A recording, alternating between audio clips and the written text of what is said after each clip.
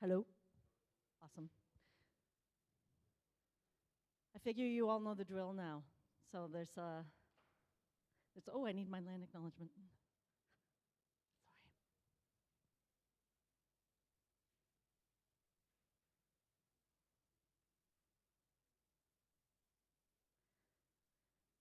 Okay, I'll put it back up in a second. Good morning, everyone. We're in the home stretch. Just today, and then you've got the weekend to relax. Some of you are probably starting classes on Monday. The weather actually is cooperating, so it's a little warmer today, which is good. It's actually 10 degrees warmer than it was yesterday. I don't know if any of you were here yesterday, but I know some of you were here earlier this week, and I recognize many of your faces.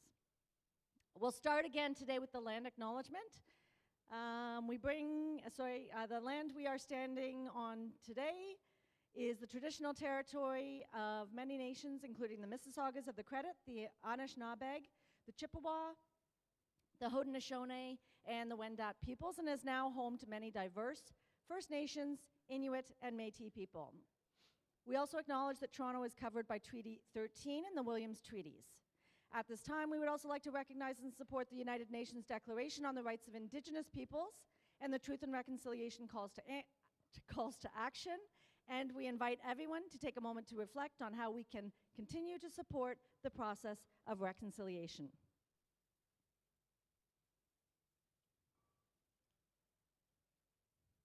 Thank you. Okay, so I'm going to put the QR code up there for a second. You can scan it for a chance to win a prize. We also have some other prizes today because we're doing a scavenger hunt later. Caroline, is it teams of 5 for the scavenger hunt? Yeah. So that'll be a blast for you. If you haven't had a chance to check out the campus, it will be an opportunity for you to walk parts of the campus that you have not been in up until now. Just making sure that, we've got still a few people scanning. We'll keep it up throughout the day, so if you don't get a chance to do it now, that's fine. We'll make sure that you get your name in there for the draw later on. We've got a Choose Your Own Adventure again today. And I haven't actually looked to see if these ones, oh, perfect. Okay, so we have several new sessions today. The sessions from 9:15 until 12, they're all 45 minutes long. Again, we've put a little break in between. If you're planning on doing any research, and I'm sure you will, many of our courses require you to use APA documentation. Those sessions will be running this morning.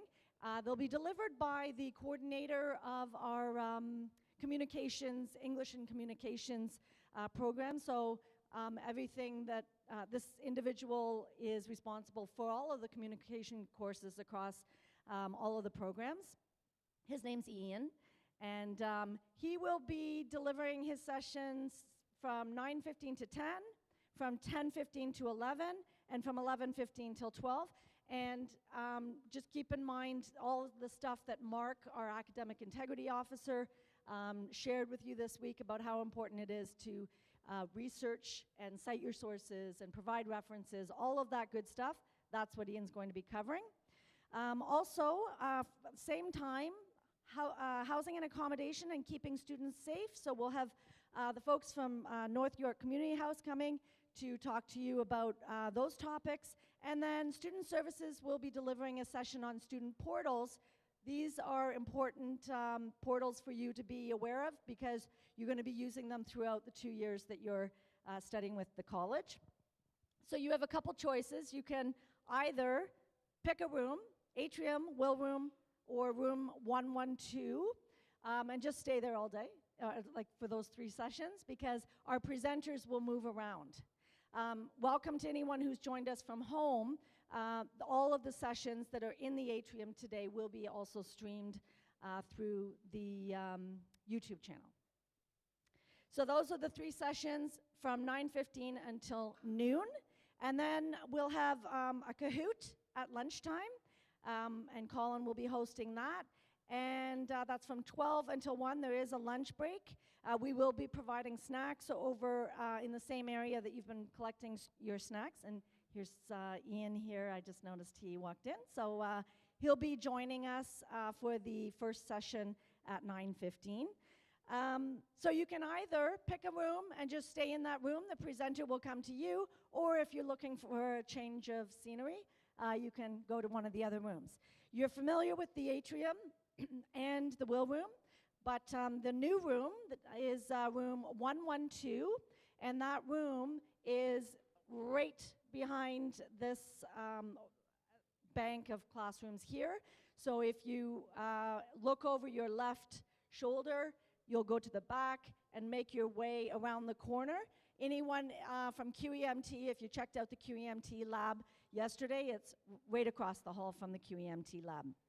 So again, room 112. After lunch, you'll be meeting a Canadian police officer here in the atrium. He's going to be sharing some tips with you about safety here in Canada. And then we'll have a little break, and then we have 3 new sessions for the afternoon. So from 2 to 4, we'll be offering campus safety. This is the coordinator of our occupational health and safety program. I don't know do we have anyone here from that program? Occupational health and safety? Yeah, so you would have, he joined us remotely earlier this week, but he will be joining us on campus today, so you'll get a chance to meet Sandeep. He'll be walking you through lockdown drill and fire drill and all of the safety things that you should be aware of while you're on campus, including the fire exits, all of that good stuff. We will have a fire drill. We have a fire drill every semester. We will also have a lockdown drill. We do that every semester for your safety. We will also, this one, I think a lot of people will attend. I know a lot of you have spoken to me this week about part-time jobs. You're going to be looking for a part-time job.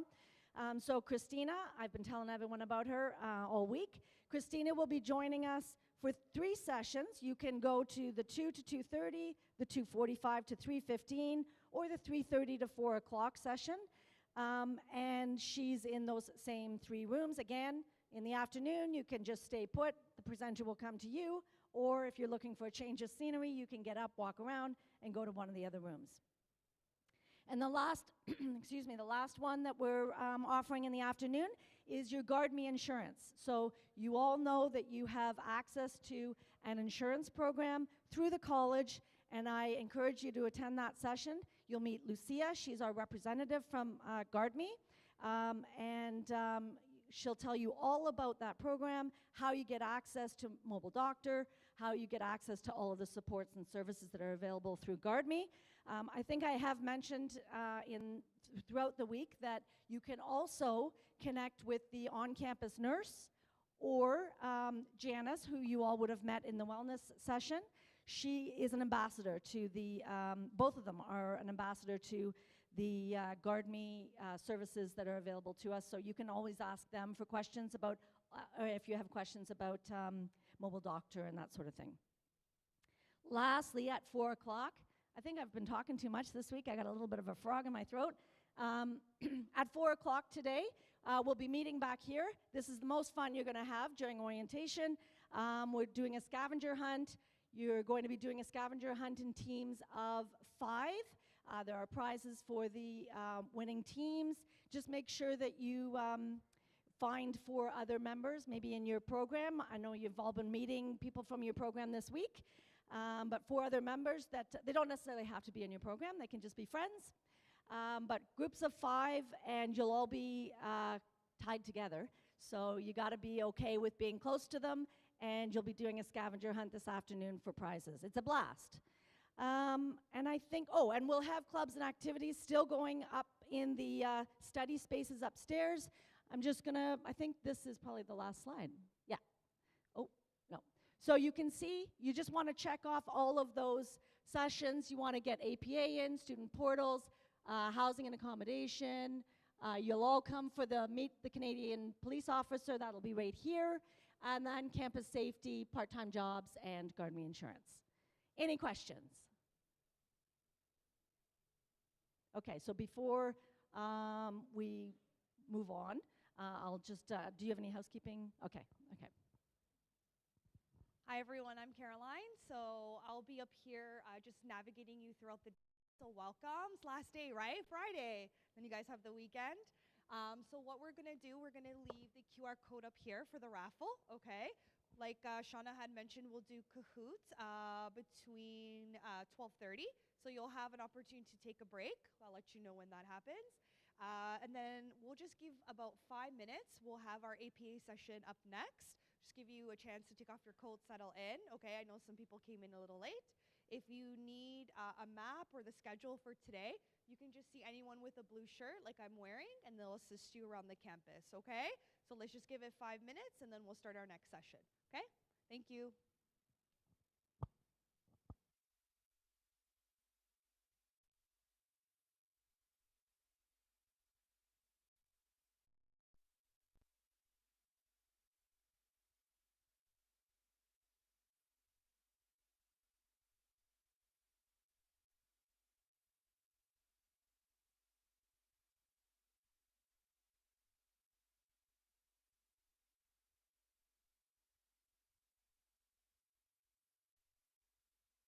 Okay, so if you want to stay for APA, you can stay here, but you may want to check out student portals in room 218, the Will Room, or,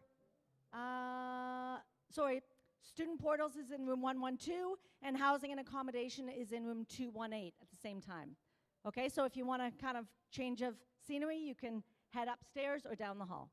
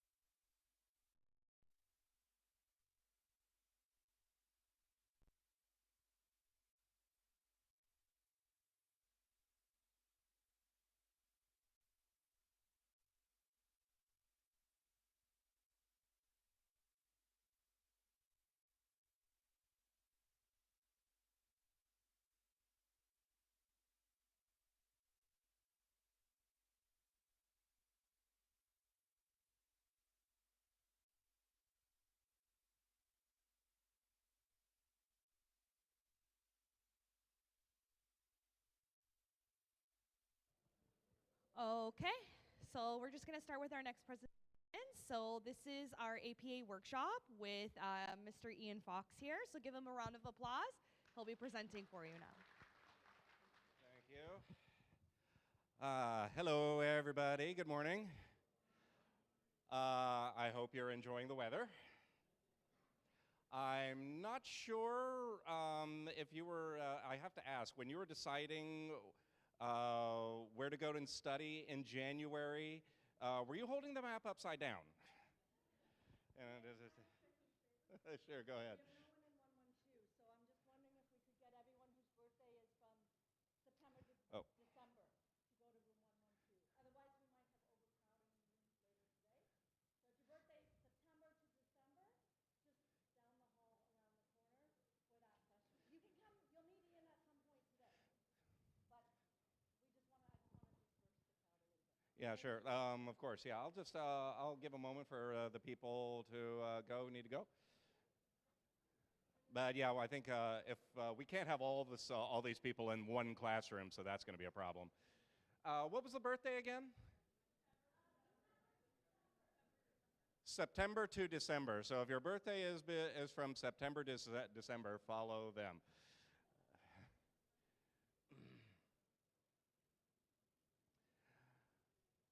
All right. Is this are we going to have some people in the wheel room too? Are they already there? Or okay. All right. Sorry about that. Getting everybody organized. So, well, good morning again. There's my little opening there, so we already did that. I'm here to talk to you about the wonderful, wonderful world of APA, and you might be wondering, what is that? This is the thing that you use to help you avoid any kinds of plagiarism charges during your time here at the school, and you most certainly don't want anything to happen like that to you. So our agenda today is not too terribly complicated, but yeah, we have a couple of things to do. First of all, we're going to take a look at what is plagiarism specifically, so that you know what to look out for. Secondly, what are the penalties? And then we're going to be looking at how to avoid plagiarism. And we're also going to throw in a little bit about AI in the middle of that as well. So this is what we're going to be doing to help you avoid charges of plagiarism, and you most certainly don't want that to mar your academic career. I don't want to say that I'm here to scare you, but yeah, I'm kind of here to scare the hell out of you. So anyway, there we go. So yeah, here we go. I'm Ian Fox. I'm the coordinator of the English department, and I also teach several of the classes. If you're really unlucky, I'll be one of your teachers during your time here at the school. So the first question that we need to ask, and this is the question that's going to pervade everything that you do at the school when you do any kind of writing assignments. The question is, how do you know this? How do you know this? And you need to you need to answer that question during your writing assignments so that the teacher knows, okay, where did you find this information? The teacher's going to be asking this. How do you know this? And if that question's not answered, then there might be a problem. So we're going to be taking a look at how we answer that question. At the very least, you want to answer that question, but there is also a proper way to do it that we're going to get into. Plagiarism includes, and I do apologize for this slide, it's a little bit of a, it's a little bit cluttered, but you'll see why in a minute. Submitting as one's own work, material which was wholly in part written by somebody else. There are 4 items here. They all have a commonality. Check them out and see if you can guess what they are as we go through them. So next one, failing to give proper credit from information retrieved from those things. I'm not going to read them all off to you. You can see them. Next one, presenting ideas from an existing source as if they were new and original. And then finally, downloading material from the internet, examples, and presenting the information without proper credit. Like I said, there is a commonality between all of these things, and that commonality is this.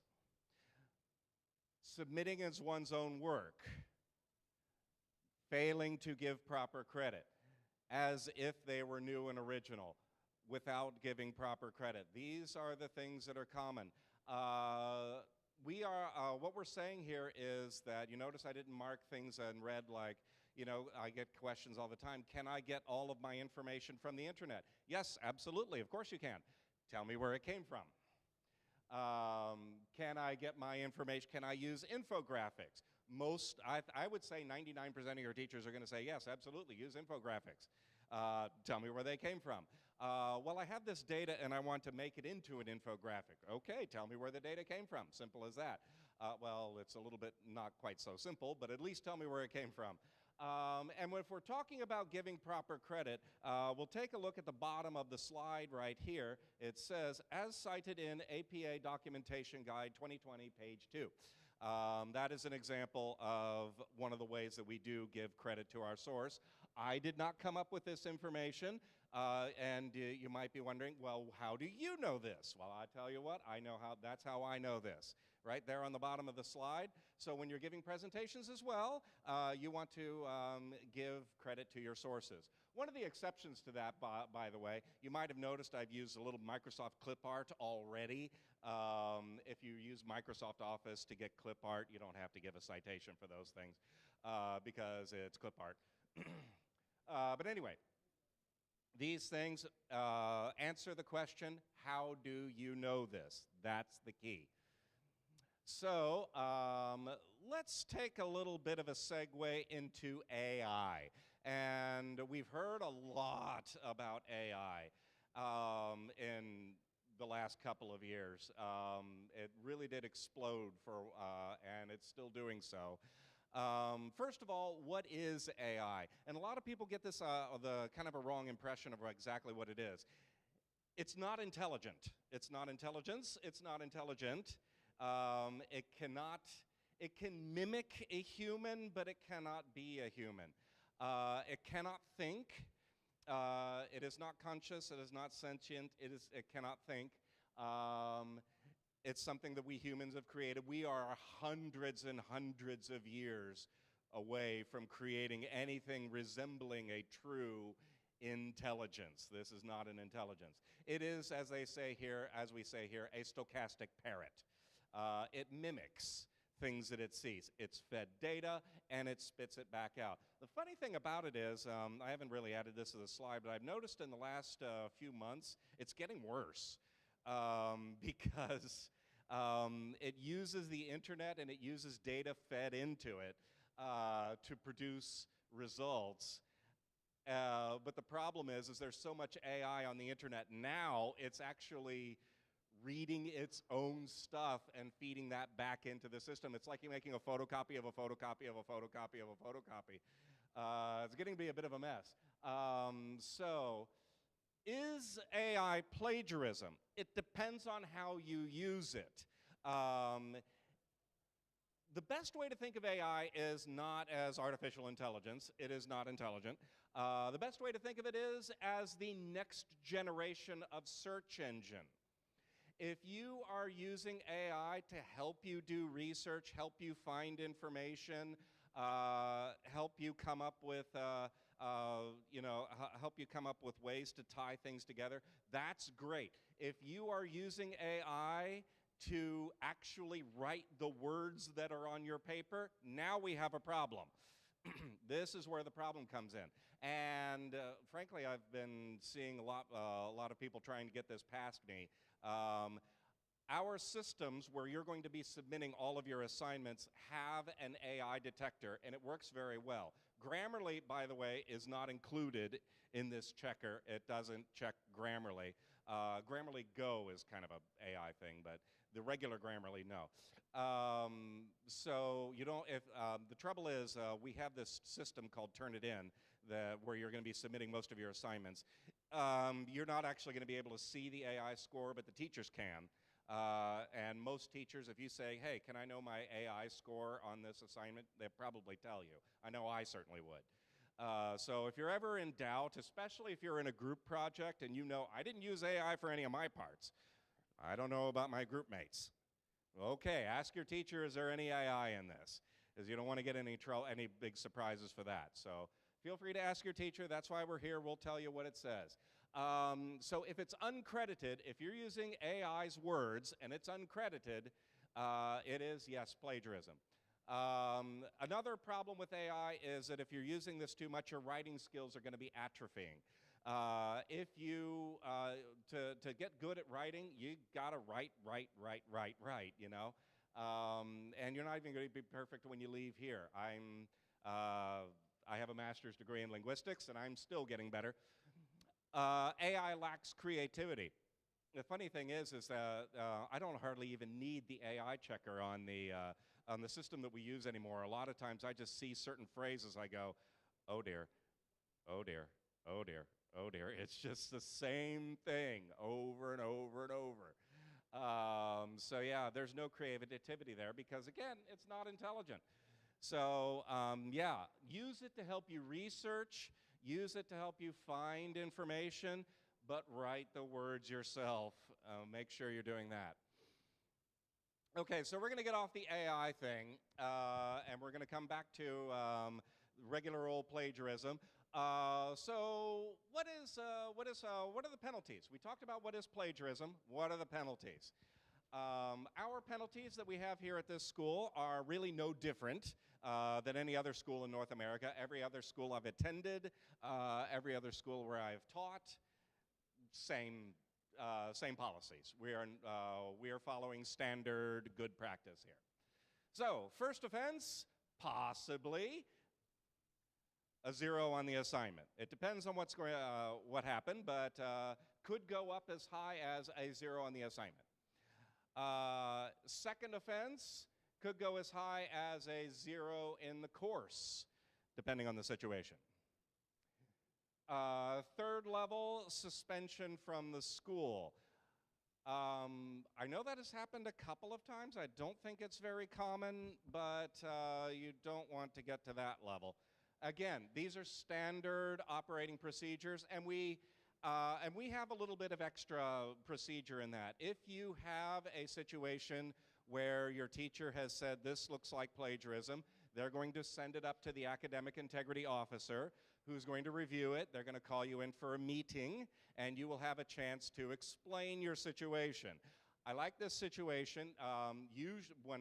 Every other place where I've been besides here, it's always been the teacher said plagiarism, therefore done. It's over. You don't really have a chance to defend yourself. Here, we have a procedure in place, and I think it's a good one, and it works very nicely. But still, we don't even want the first level. So your Student Rights and Responsibilities Handbook will have more information on that. This is simply the summary of the situation. But yes, check your Student Rights and Responsibilities Handbook. It's not, that's a good thing to read through. A lot of people don't, but do read it because it doesn't just tell you this is what happens when you get in trouble. This also tells you what rights you have. I mean, it literally says rights in there. You do have rights, and you can exercise those rights when the time comes under many circumstances. So why are our penalties so severe? So plagiarism goes beyond yourself, essentially. A lot of people think of it as a victimless crime. It isn't. We have a very good reputation, and that is important to us because we have a very robust co-op department. I know the person who's in charge of the co-op department. He's very good at what he does, and our co-op partners like us very much. And one of the reasons why they do is because we have a good reputation. If we got a reputation for just letting academic dishonesty go, okay, I'll just let that go. No, that's going to get out eventually, and then they're going to go, you have a reputation. I don't know if we want to work with you anymore. So we have a very good co-op department. Part of that is because we have our standards, and they like that. We have excellent faculty, again, because we have standards. Our teachers wouldn't want to work here if we just let people do whatever they wanted. So, yeah, this is not a victimless crime. It does expand outwards from that. I've been working at this school now for 13 years, and yeah, I like it because for many reasons. One of which is because we do have standards. I feel confident and I feel comfortable working here that when we send somebody, graduate people out into the world, they're going to do fine. But, and if you think our penalties are harsh, it gets worse when you get out into the world. So, you know, we have that 1, 2, 3, and it might not even follow that. You might have lower levels of penalties before you even get to those 1, 2, 3s. Some examples: Chris Spence, former superintendent of the Toronto District School Board, was found to have plagiarized an article that he wrote, what was it again, for the Toronto Star. After they found out about that, they started looking into his other writings, and they found more plagiarism. And he was fired immediately. And the last time I heard, he was still trying to get a job in education. He's never going to work in education again. And this just happened recently. The president of Harvard was found to have plagiarized part of her dissertation. Out. I mean, of all the things, I mean, she was under some really serious scrutiny for a while there for a lot of things, but it was the plagiarism that got her out. It's kind of like how Al Capone ultimately got thrown in jail for tax evasions. Not for all the people he killed, it was tax evasion. So plagiarism's kind of like that. Another example, if we get out of education for a minute, Philip Mewson was once an editor for an IGN. I don't know if any of you like video games here. I'm sure we have a few people who do. IGN is a major publication for video games. Turns out that he was finding small YouTubers who were doing reviews for games, and then he was taking their words, changing them around a little bit, and then publishing them as his own. Hundreds of documents. Fired immediately, still trying to get his career back on track. That was years ago, not really working out very well for him. And this is bad for IGN too, because they suffer serious damage to their reputation. They have to take hundreds of articles down that were on their website. They can't have them on their website anymore. And so we've got that problem. Another situation happened recently. There's a YouTuber called H Bomber Guy who took down a whole bunch of other YouTubers, I think like 5 of them. It's a 4-hour video if you're keen to watch it, but if you want to check it out. But yeah, you might be thinking, well, what about these people on YouTube who seem to just do whatever they want? Yeah, it's going to catch up with these folks eventually. The bigger you get, the more they're going to notice. So why do people do this? I don't know. I'm guessing here. It could be desperation. Oh, geez, I don't know what to do. Just get AI or copy something from something else. Ask your teacher. Talk to your teacher. Send an email to your teacher. That's why we're here. We want to help you. I want you to be successful. When you're successful, frankly, I feel successful. And besides, I mean, if I want to put it into another selfish way, when you do well, it's less work for me. So we can think of it that way. Excuse me. We can think of it that way. Let me get a drink of water.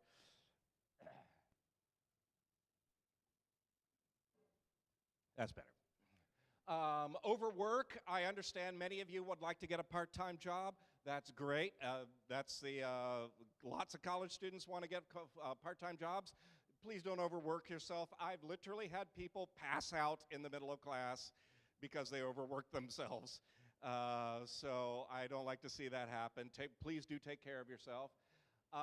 Could be carelessness. Again, talk to your teacher. How's everything coming along? Most teachers, for sure, depending on the assignment, but most of the time, if you ask a teacher, can you do a quick review of this? They probably will. Again, I can't speak for every assignment, but most, yeah. You probably do that. Or it could be laziness. I don't know. But like I said, I'm guessing here. But yeah, a lot of these things, you're in a new country. I know what it's like. I've moved to a new country before, twice. This is my second. So I know what it's like to be new in a new country and trying to figure out what's going on. You're not alone, okay? You are not alone. You've got your teachers. You got the administration. If you ask for help, we're going to give you help. Don't wait until you're in trouble and then ask for help. Ask for help before you get into trouble. So before things get bad. There's nothing wrong with that. So how do we avoid plagiarism? Well, we need to answer the question, how do you know this? And you've been seeing examples as we go forward. I showed you that citation before. The previous slide, you know, Chris Spence, Philip Mewson, how did I know that? There were citations on there. Two parts to this answer, citations and references. You need both of these things.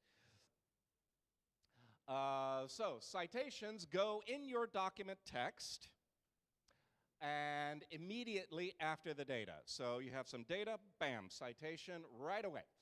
They are short. The whole idea is they tell your reader, this is where the information came from. If you want more details about that, then you can go down to the references, and that citation will help you find it down in the references.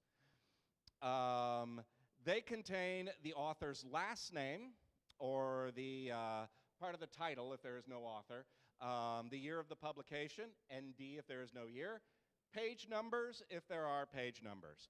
I'm going to show you a few examples of what these look like. You've already seen one. I'm going to show you some more.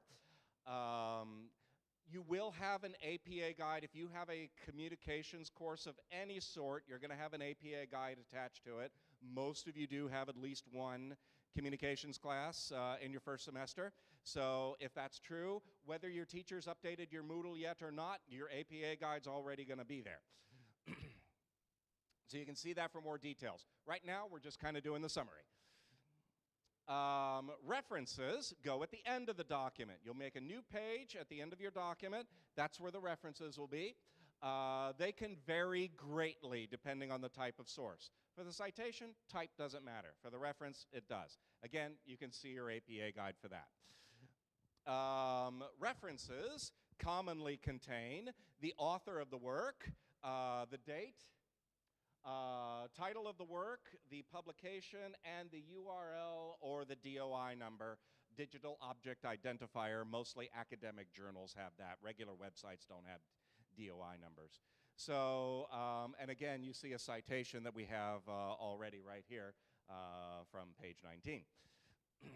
So you get an idea of what that's going to look like. Again, I'm going to show you some samples. We're going to kind of do a couple of quick examples together in a way. So let's go ahead and take a look at the next slide. We're going to get the examples in a minute, but both of these are required.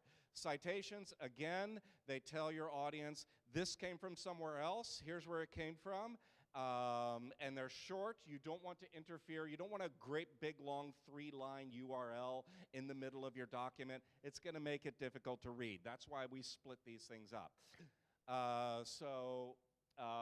They indicate that your stuff came from outside data. They help your readers separate. This is the data. Whatever's not cited, I'm going to assume is your analysis. Okay, this is what the data means. This is how we interpret the data. And it helps you find your source details in the references. References help you, if your reader says, oh, that looks like an interesting bit of data. I would like to see where it came from originally. Great. They can go down to the references and find that at their leisure. It's not going to interrupt the flow of the work. And ultimately, this is about respect for the person whose data that you're using. If you produce some data and you put it out there and somebody uses it, you would like your name to be attached to it. And in certain circumstances, you could be sued if you don't. But anyway, we're not getting into the legal ramifications. So, how do you do this correctly? The most important thing is that you do it. Yes, there is a format to follow, but at the very least, at the absolute minimum, say where it came from. Even if you don't do it right, do something. It's better than doing nothing. At least if you do something, okay, you'll lose a few points on the format, perhaps. But you're not going to have to go through the whole visit with the academic integrity officer. And so for maximum benefit, you'll want to do it correctly, of course. Your COM 3013, 2013 as well, also has APA units and lessons that we're going to be going over. So here's an example. You're doing some research. We've got an article here about lithium-ion batteries in small devices that are catching on fire. You're doing some research about lithium-ion batteries catching on fire, burning down houses and apartments and condos and things like that. And, you know, a common thing that you're going to do in research reports is use your first section to establish the problem. And this might be a good article to do that. So we find this article, and we decide, okay, that paragraph right there looks like a pretty good piece of data for establishing the problem. And you know what? It's perfectly written. I don't need to make any changes whatsoever. Not a problem. Let's copy it exactly. So I'm going to take that, I'm going to copy it precisely, and I'm going to stick it right here in my document. Okay, so there's my data. I've copied it and pasted it. I haven't changed a thing. And now that's in my document. Our system will say, hey, that information came from somewhere else.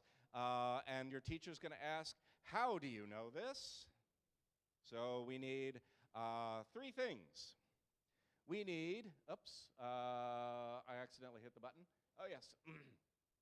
Okay, so for the citation, we need the author and the year, and if applicable, the page number, only if you have one.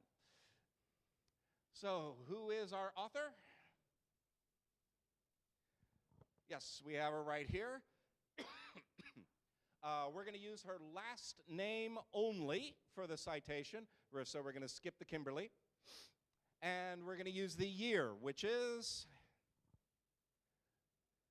2023, precisely 1 year ago. Okay, and we're going to put this in. We need 3 things to have our formatting done correctly. Number 1, we want to introduce the data. We want to signal to your reader, hello, everybody, data is coming. Get ready. An article in CBC News, that tells me, okay, data is coming. Here it comes. We need, because we copied it and pasted it precisely, we need to put quotation marks around that, double quotation marks. And then finally, at the end, we see our citation. So in this way, the reader of your document will know this is where it starts, this is where it ends. Everything in the middle was copied and pasted precisely. And as the teachers, we're going to go, this is perfect. Keep reading. And in the future, your colleagues and everybody, they'll be very pleased too. This is very easy to read, very understandable, and I can see all the stuff that's great. So this is how it's going to appear in the document text. At the end, we're going to have a reference. And that's what this is going to look like.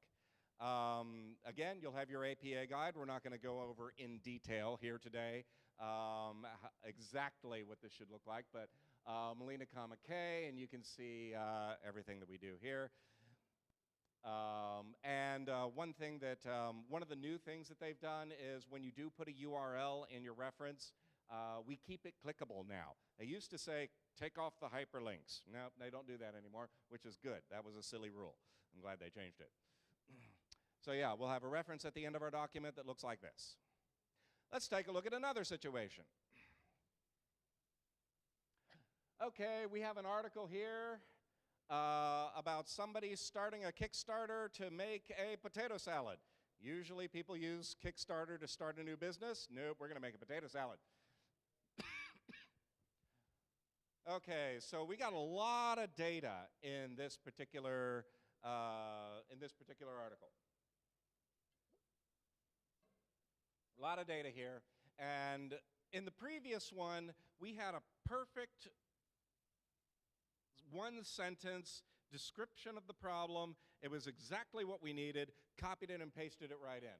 The problem that we have now, our data that we need is all over the place. We got the name of the person, $10 goal, the number of backers, the amount of money they raised, average pledges, it's everywhere.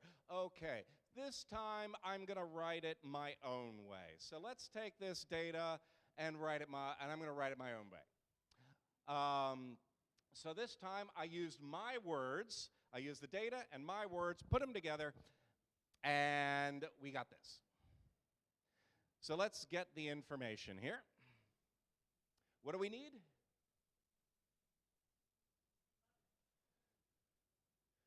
So yes, we need Kusser, and we need 2014. Yeah, so we need those two pieces of information. We're going to go ahead and stick those in there. This time, you might notice there are no quotation marks. The question still remains, how do you know this? But since we didn't copy and paste it precisely, we're not using the quotation marks. Everything else is still in place, though. CNET reports that. Okay, so we got our introduction. We got our citation on the end, just no quotation marks. That's the only difference here. I've had people tell me before, but I didn't copy and paste it. Why is this a plagiarism charge? Well, because the question still is, how do you know this? Whether it's copy and pasted or not, if it's somebody else's data, you got to tell me where it came from. And then we do our reference, where we do the author, the full date, the name of the article, and the publication, and the link. And we'll put that at the end of our document in alphabetical order for the record. Now, quoting versus paraphrasing. We've already seen kind of the difference in why you would like to do which one. Quoting is useful if the author has said the information exactly how you need it said. This is perfect. I don't need to make any changes. Okay, let's do it. Let's just copy it. Paraphrasing is very useful if the data is spread all over the place. Great. Write it in your own words. Tell me where it came from, and we're golden. Don't copy paste and then change the words. That is a complete waste of time. If the author has already said it the way it needs to be said, just put quotation marks around it and you're done with the citation reference, of course. But yeah, just quotation marks. Don't change the words. There's no reason to do that. Complete waste of time. So, and that leads us to infographics. So sometimes you'll find some data and you want to turn it into an infographic, or you'll find an infographic and you want to put that into your report or your whatever assignment that you're doing. Great, we can certainly do that. You'll want it to look like this. You'll have your infographic, whatever it is. This is just a generic Microsoft Office clip art infographic. You'll give it a figure number. So it'll literally say figure 1, for example. You're going to give it a name. Sometimes infographics have names that'll say this is the name. Or you can make up one yourself. And then you'll give it a citation just as you normally would. So that's your basic format for your infographic citations. But yes, still tell me where they came from. Example. Let's say we're doing a research report regarding the outsourcing of television manufacturing. I would like to use this infographic, figure 1, and then I gave it a name, LCD TV outsourcing, which actually it says at the top. It already kind of has a name, so I just paraphrased it in there. And then the citation at the end of that. So you have something that looks like this. And again, whether you make it yourself from data that you found or you've just found an infographic and put it in, it's still going to look like this either way. This one's getting a little old. I mean, do they even make LCD TVs anymore? They're LED TVs nowadays. Your reference for the last page is going to look like this. One difference that you'll notice, it actually has in brackets, it says infographic after the name of the web page where it came from. So that's what we do in the references to indicate this was one of the infographics. Just a little thing that we do in formatting. Okay, so we're coming close to the end. Going to summarize a little bit. What does not need citations? Okay, work that you have produced. I've had students many times in the past say, survey their classmates. What do you think about this? Do you do this? Do you do that? They do a survey, and they present the results. That's great. You don't need a citation, but you're going to want to take credit for it, of course. You're going to want to say, we did a study. Well, fantastic. Tell me about it. I want to know all about your study. So yeah, do a survey of your classmates or something like that. Do a study, find out that information. Common knowledge. You do not have to put a citation on common knowledge. Pepsi is a soft drink. Yes, we know that. I don't think there's anybody in the world who doesn't know that. This one is a little bit of a, of a weird one. Excuse me. Public information. Something that is contained in things like official city records or something like that. That one is a little bit of an odd one. And even common knowledge can be a situation where, like, you're looking at this and thinking, is this common knowledge? Ask your teacher. If you're ever in a situation where I'm not sure if this is common knowledge, or if I'm not sure if this qualifies as public information, then ask your teacher about it. They'll tell you. Sometimes even I look at things and I go, ooh, geez, I'm not really even sure. But I'll say, well, go ahead and cite it, or maybe something like that. Of course, if you're in doubt, just do it. It's better to do it than not, just in case. But if you have a chance to ask your teacher beforehand, do that, And yeah, sometimes I look at things and I'm like, I'm not really sure about this one. This is right on the line. But I'll give you an answer. I promise you that. So some people ask about the Microsoft Office References tab. There are many tools besides this that will help you do your citations and references in your documents. Go ahead and use those, no problem. But be careful, because most of those will do them incorrectly. Microsoft Office References tab especially, they haven't updated that for 12 years at least. It is way out of date, and it's going to do them very, very wrong. So you always want to, that's why you have your APA guide. Check whatever tool that it is that you use to put these together. Check it against the APA guide. And there are also things that Microsoft Office References tab can't do. You'll still need to do those yourself. All right, so yeah, conclusion.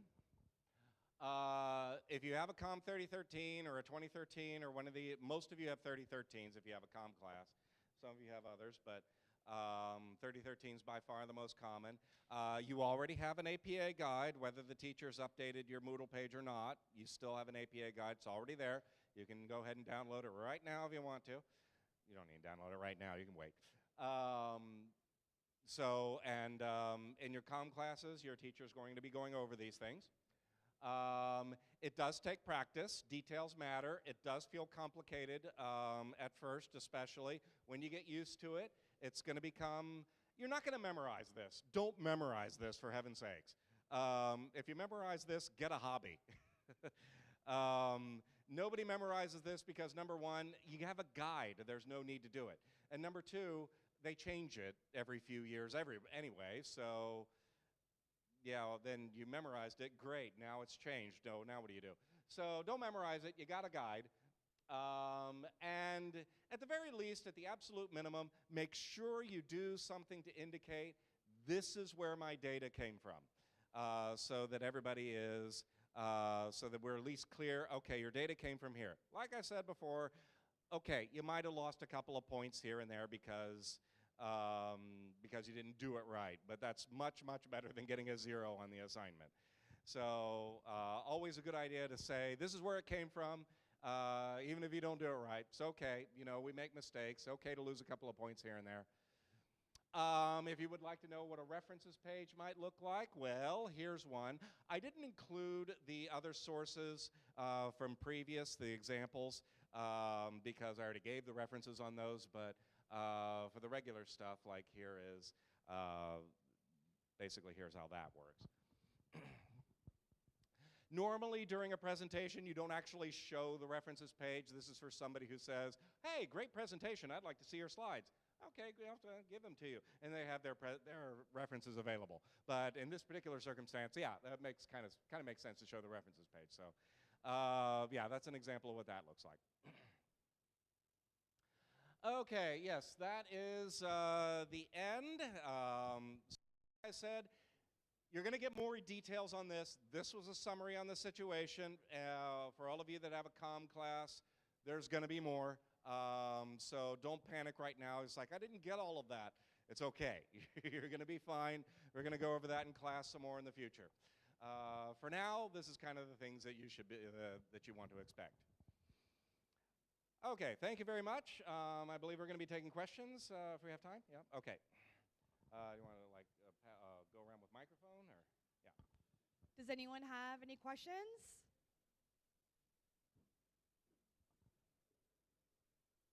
Okay, looks like his presentation was great. You know the answers, so everything's good. Okay, guys, so what we're going to do is we're just going to take a break, okay? So coming up, thank you so much, Ian, for that amazing presentation, as always. We're going to take a break. We'll be back here in the atrium at 10:15 for housing. If you would like, you can also visit, you can also join the Student Services presentation, which has student portals, from 10:15 to 11 in room 218, which is just up the stairs, just at the top there in the wool room. Or if you know anyone who hasn't attended Ian's session, they can go in room 112, which is just down the hall here to the left at the end, and you can just let them know. So enjoy, take a little break, and we'll see you back at 10:15, okay? Thank you.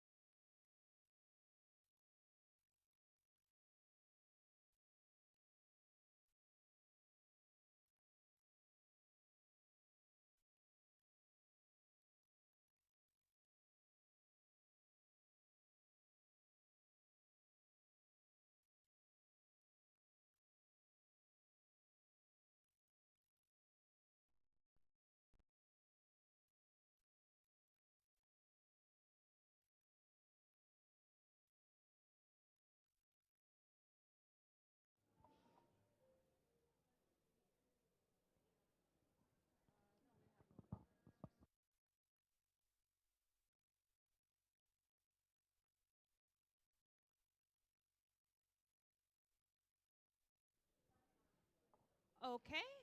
Good morning, everybody. Welcome back. So we are going to have our next session, which is housing and accommodation and keeping students safe.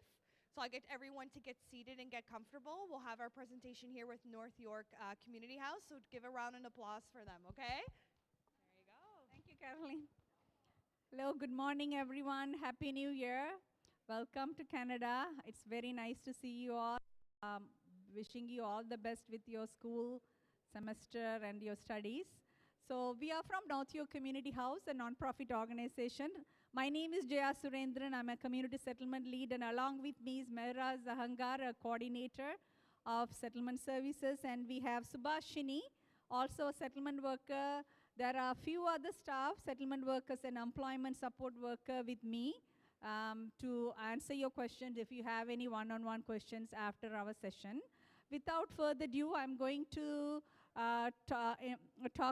start with the land acknowledgement because we do value indigenous values in our organization. So I'm going to start with the land acknowledgement. Land acknowledgement. Where is land acknowledgement? So we at North York Community House acknowledge that the land on which we are gathered is the traditional territory of many First Nations, including the Haudenosaunee of the Six Nations, Confederacy, the Huron-Erie, Wendat, Anishinaabeg, and the Mississauga of the Credit, whose long-standing history have helped shape the world we live in now. In the spirit of reconciliation, we honor indigenous histories, worldviews, and cultures, and acknowledge the enduring presence of First Nations, the Métis Nation, and the Inuit people. Hope you also value our indigenous Inuit people. Then the next slide will be a little bit of highlight of who we are. So we are a non-profit organization partnered with Lambton College to provide settlement services for international students. So that's how we are. We are not inside Lambton College. You will not see us every day when you come to the college, our staff. So you need to contact us separately because we are a non-profit organization outside of Lambton College. So it's a non-profit organization, over 20,000 residents. We provide mobile settlement services. We have different departments of health, financial literacy, employment, and etc. During your leisure time, I encourage you to go to our website, www.nych.ca, and get to know us a little more further. We also have our flyer today. Please feel free to take one. This is the flyer. Please feel free to take one. All our contact information is there. A little bit about the project. This particular project is called International Student Connect Program. The goal is to provide settlement support to international students and their families to improve access to resources. Say, for example, all the resources that we give to you is all reliable, carefully researched, carefully identified by the experts of the International Student Project partner, who's called COSTI Immigrant Services. So all those resources are reliable resources. And this program is funded by Ministry of Citizenship. That's why you don't need to pay any fee if you contact us. All the services are free. And also to get to know a little more about our program, www.internationalstudentconnect.org is the website. So I will also recommend you to take a look of the website at your leisure time. The next slide, this is the QR code. You can take a picture and visit it later. So today, the given topics are, they are taking pictures, sorry. Good. The given topic today is living off campus. Of course, Lambton College do not have in-campus residences, so your choice is to live off campus. And landlord and tenant rights, very important. Right now in Toronto or even GTA, housing is a huge crisis. That's high rent, demand, not enough affordable rent. So that's a huge crisis. So we are really considering those facts. We are really sharing some of the resources that we put together with you. That's one of the resources. And then, there are always advantages of living off campus because it can be cheaper. You have a chance to network with others. You can explore the city a little more further. You are independent, and then less distractions. Some of the advantages. So it's always good to live off campus in an independent way. The next slide will be types of accommodation. You will hear types of accommodation called rooms in houses, room and board, bachelor and studio flat, apartment, roommate. You can share a roommate in an apartment. You will also hear about basement, which is very, very common to live in Toronto, basement rentals. The next slide. So once you decide where to live, you really need to think about, do I live closer to my college so that I don't need to travel a lot? Or is it affordable me to live? Or is it okay to live a little bit further in Brampton and take the TTC, different streetcars, and come? So it's all your personal choices that you need to decide where to live. And then find about the rent house includes all the amenities, parking, and all those details that is included in because sometimes in the lease, you need to know that what's included in the lease and an agreement, right? Condition is house is very important. It might really look very nice when they give virtual tour and everything online. It might look so sophisticated, but when you go in person, you will see everything is broken, the tap is not working, there's not water, there is a leak in the roof.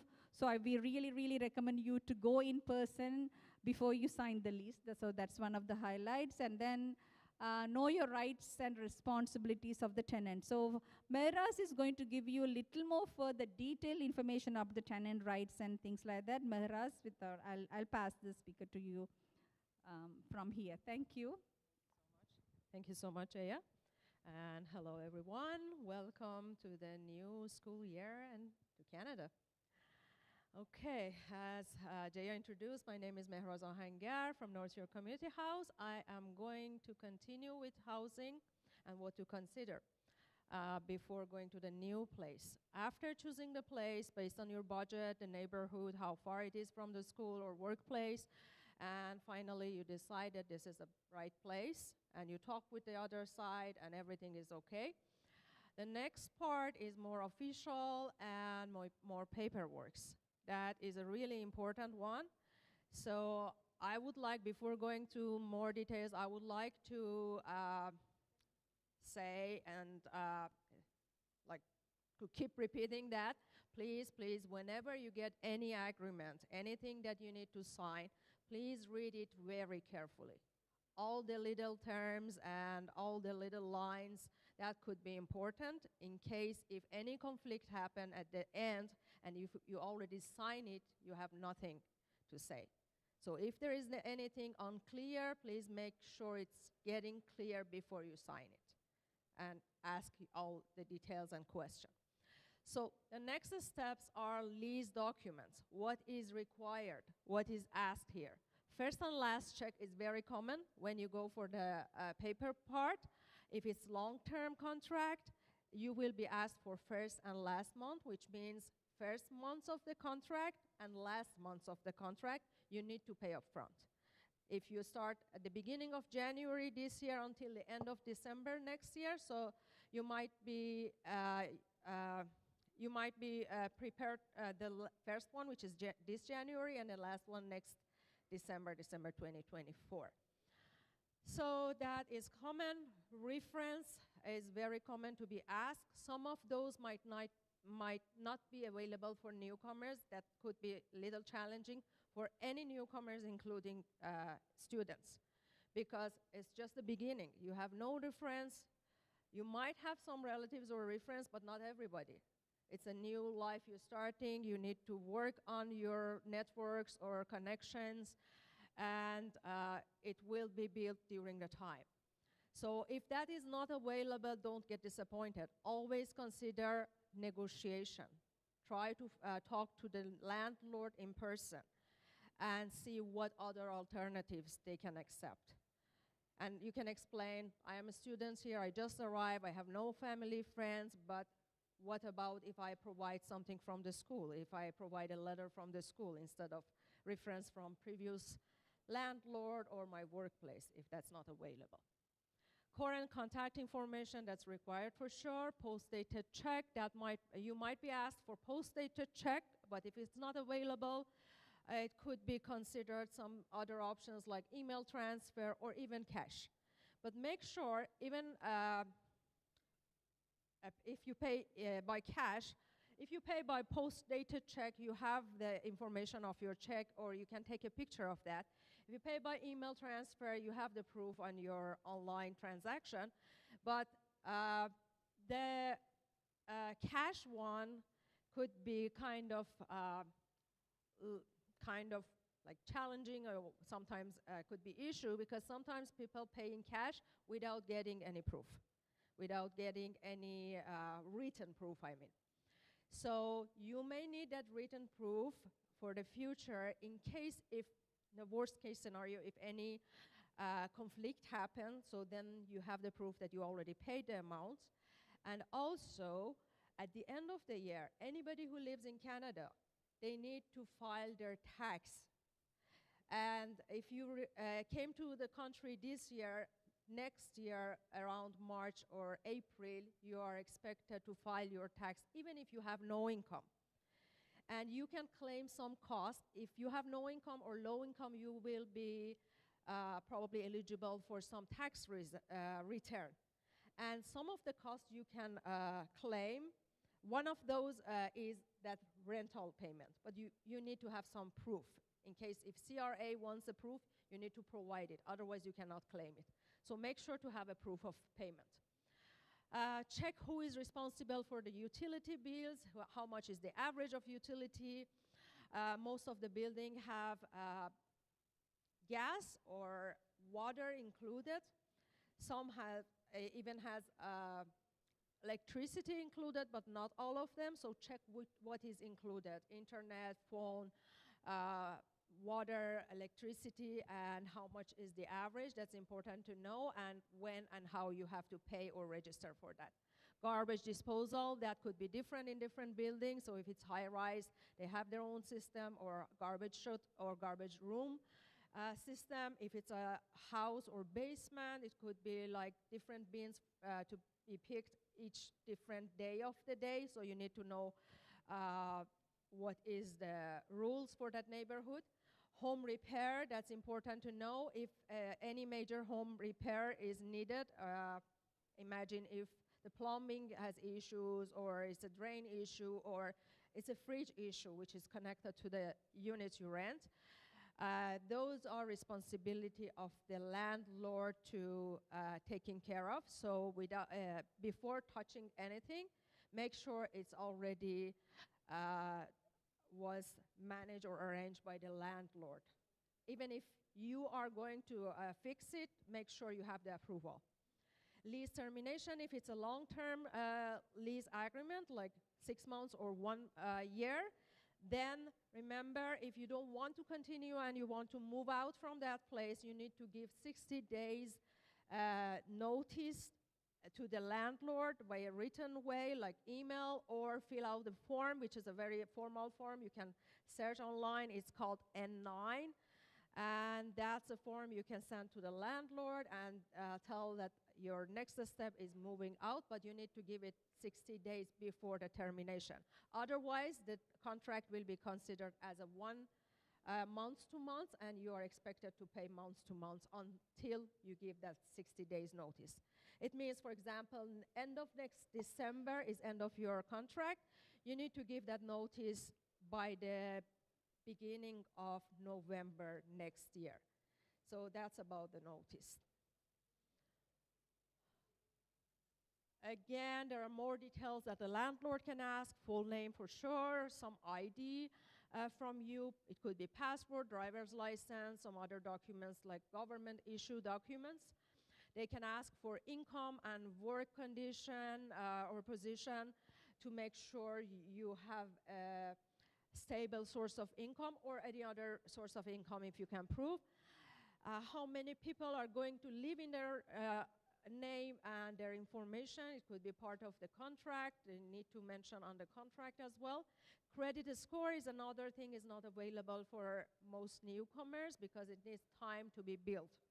So that shows how you can manage your financial. If you have a higher score, it means you are good in financial management and good with financial, but it takes time. At the beginning, you don't have access to that, so you need to talk with the landlord to see what all other alternative they can accept. Reference of past landlord, as we talked, so if it's not available, talk with the landlord to see what else is accepted. Pets, if it's allowed or not. These are all about the rules of the buildings. Some buildings are allowed to have pets, some not. And what cannot be asked, more personal or private information like your status in Canada, pregnancy status, or future planning. If you're married, single, any ethnic background, sexual orientation, religion, beliefs, age, or if you receive public assistance or not. Those are not allowed to be asked, as well as you might see in some contract they ask for SIN number. And that is another thing. So you can leave it blank because it's not allowed to ask for SIN number as well.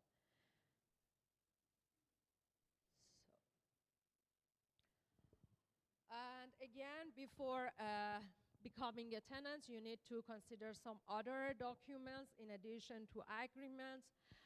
You might, depends on the buildings and the agreement, you might need to have house insurance and prepare it and see what is included. And you need to make sure you are aware of the house rules. Most of the high-rises, they have their own package of rules and declarations. The landlord is expected to share a copy of that with you, as well as houses, they have their own rules. Make sure you are aware of all the rules and follow those, otherwise you might face some challenges or issues. Some very common rules could be like making noise or having pets, or who is responsible for repair of a specific part of the building or units.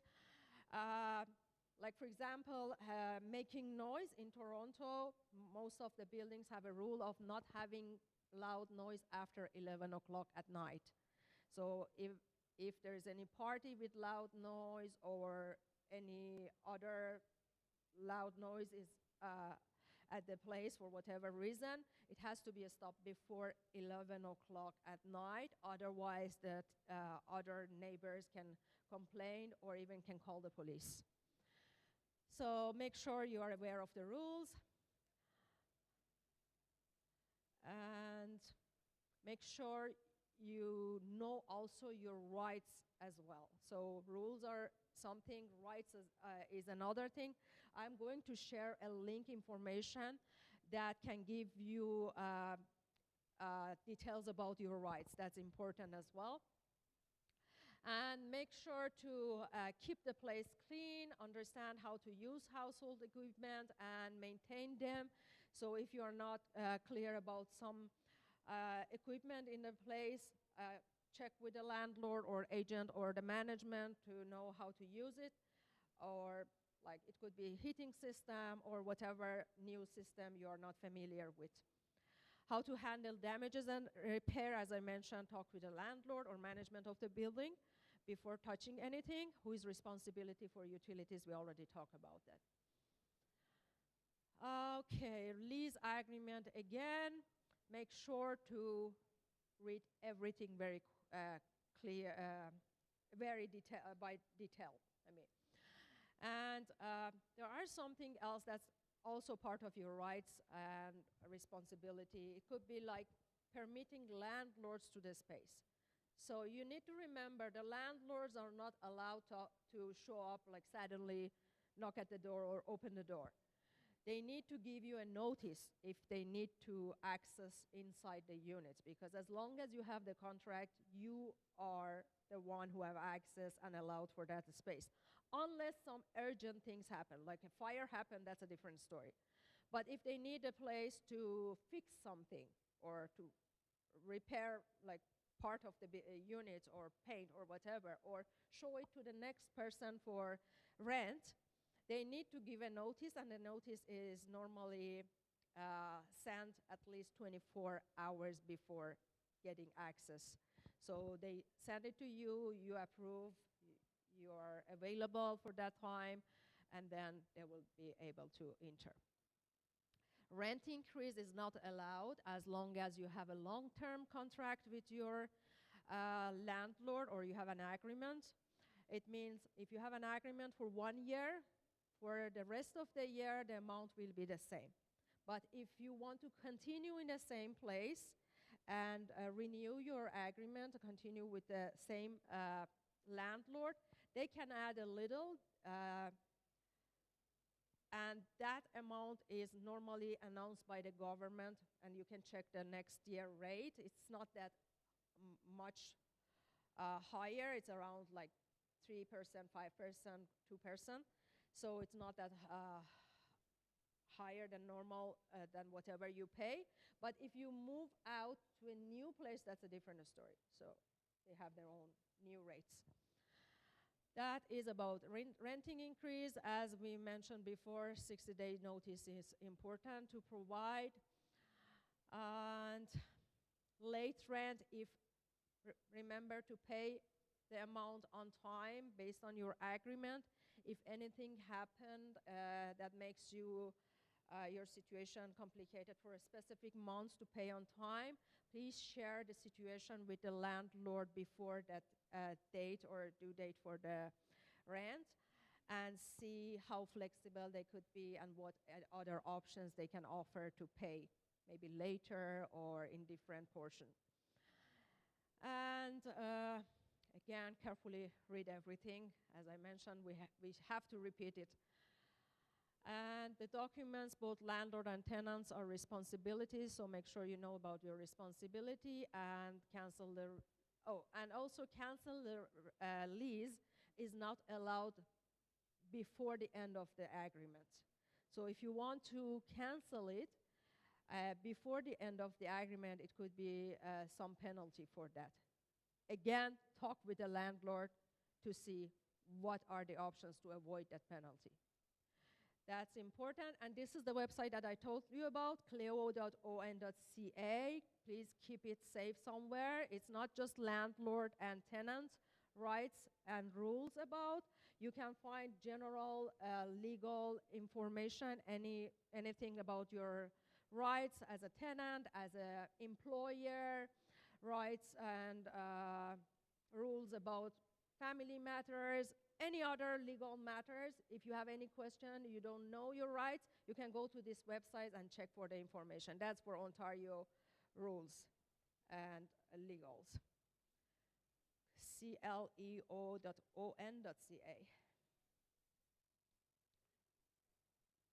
Okay, we already mentioned most of this. Pay full rent on time, respect the rules, clean and maintain home. When you move out, make sure everything is exactly the same as the time you received the place.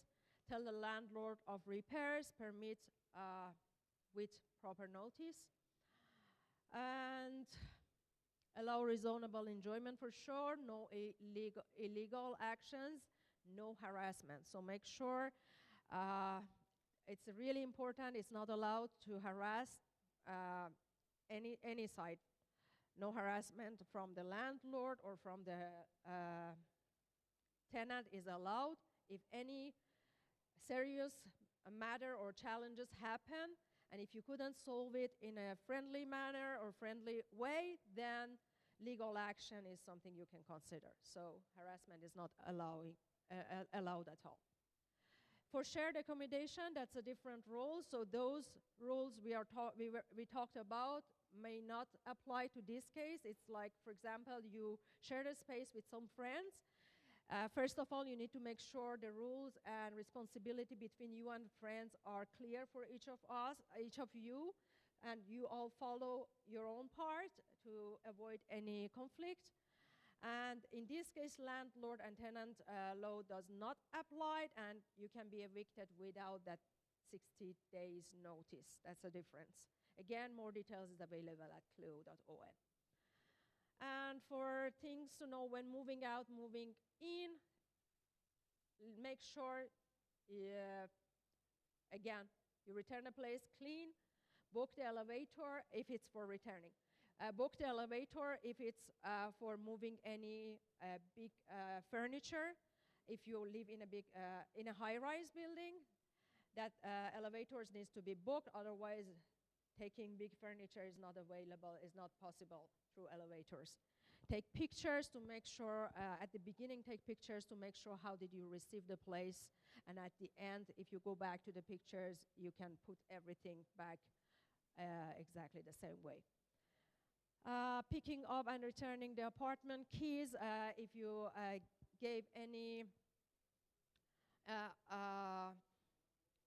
additional amount in addition to rent for the key, at the end when you give the key, remember to get that money back. Picking up and returning the setting house rules, so that's a beginning part.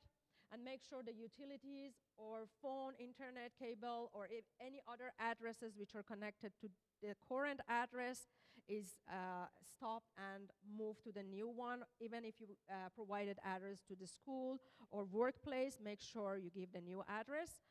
And consider the truck cost and book the truck if you need. Arrange and organize your belongings and don't leave any belongings back, even if they are brand new. Don't leave it at the place when you move out. This is a map that gives you some idea about the rent range in different part of the city. This map is updated for 2021 for 1 bedroom based on the closest subway station. So as you see, close to Young Street, that yellow line from Finch to Union. The price is a little higher. When you go more south, which is more downtown area, it's even higher. When you go to the east and west, it's more reasonable. But again, consider when you are closer to subway stations, the price might be higher as well. So if you are far from subway, it could be more reasonable. And some more additional websites could be helpful for searching place, Toronto rentals for the rental buildings, and those could be more affordable. Realtor.ca are more reliable because everything are checked by the certified realtors. And then after that, they can post it. Kijiji or more casual, so make sure if you find anything from Kijiji, check more documents, and probably you need to see the person, like the owner in person, and check everything more carefully because it's not scanned before by another realtor or someone licensed. Rentals for newcomers as well. That's another website, and these are some more resources. You can take a picture if you need.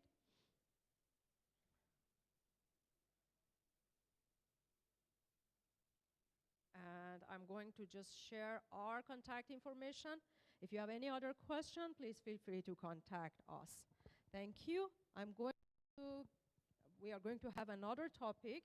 I'm going to pass it to Sebastiani, my colleague.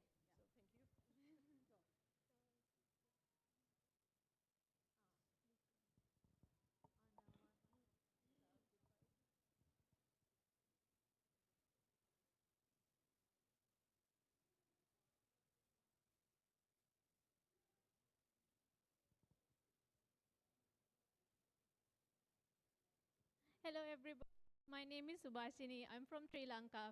I'm also an international student like you. So this particular topic is small. We have a small presentation, but this is very important for us as international students because most of the international students are getting scammed day by day. According to the statistics, it's going to be most of the victims are international students, senior citizens, are the most victims. So be mindful that even experienced people get scammed. For our organization, North York Community House, somebody hacked even our website and told us to purchase things. So it's there. So yes, so be mindful about fraud and scams, and also the cyber crimes. I'm not gonna tell everything line by line because some of the things are self-explanatory. Um, the one of the things that we can talk about, phishing scams, they individually fish for your details and then talk directly to you. So you will think like this is very, these people know me, so I have obligation to reply to them, and then you're getting scammed because of they know your individual details. And lottery scam, most of the time people fall for this because they are telling you like you won a vacation or something like that, or you won a lottery, something like that, and then just click the button, ask your details, right? And then people fell for that as well. Most of the time, for me coming from Sri Lanka, I didn't know Canada has this much of scams going on. I almost fell one of those things. So I'm just telling you, some of us are not familiar with these type of things. So beware of these scams. And also, like, for example, this one is really famous, the relative in trouble scam, because of the AI, the voices and everything. If I hear my supervisor JR's voice from the phone, and then if she's asking money, I'm not gonna say no. Because one, she's my supervisor, I wanna be like in the good side of her. The other one is like she's in trouble. So most of the time, if you feel like somebody is asking you money, just disconnect the call and you call them back, just to know that this is the right person and you're doing the right thing. For example, most of the time, international students fail for this one. You get call from IRCC. IRCC never gonna call you, okay? So most of the time, you're receiving call from IRCC, and then you end up giving your SIN number and all of the details that you're not supposed to give you. IRCC never contact you by phone. It's always an email. So do not answer that call and do not give any of your email, information. And debit and credit card scams are also very much like popular. For example, do not use your debit card for purchase things. Credit card would do, because if you are suspect of something, you can dispute that purchase, right? So debit card is, that's your direct, all of your money is there. So do not use debit card. As much as you can use the credit card, that would be great. How to identify fraud and scam? This is also very self-explanatory. Please take a picture of this website, the link underneath. That would be helpful for you. Do not click any suspicious email or like things like that. If you feel like this is a link, even from Lambton College, if you receive something, just do not click it, because it could be spam. I am a Seneca student. My school is Seneca. We get email scams from Seneca email addresses. So like it's there. People are taking your information before you know it. So, and also the government agencies. The government agencies will not call you. IRCC will never call you. Again, I'm just reminding this because most of the times, even Lambton students email us and saying like, hey, I receive a phone call from IRCC. I end up giving my this email documentations, and then now I feel like I got scammed. So be careful about that. And one of the biggest scam is housing. Last year, one of the students got $8,000 scam because he deposited his money from Hong Kong to Canada. The homeowner, landlord asked 2 months or 3 months upfront the rent, and then when he come to Canada, there's no house. So beware of what are you doing. Just always check the source, always check with the people, always go to there and then talk with the people before you purchase something or deposit money for anything. What do you do if you are a victim? Lord forbid, I pray for you, do not get a victim, but if you are a victim, these are the places that you have to call, and then these are the numbers that you need to get familiar with. Just take a picture, Toronto Police, and then call credit bureaus. These are like these credit bureaus, those two numbers, you can use that to check your credit score and stuff. Also, do not, Toronto Police is financial crime, this number, and also non-emergency line is also there.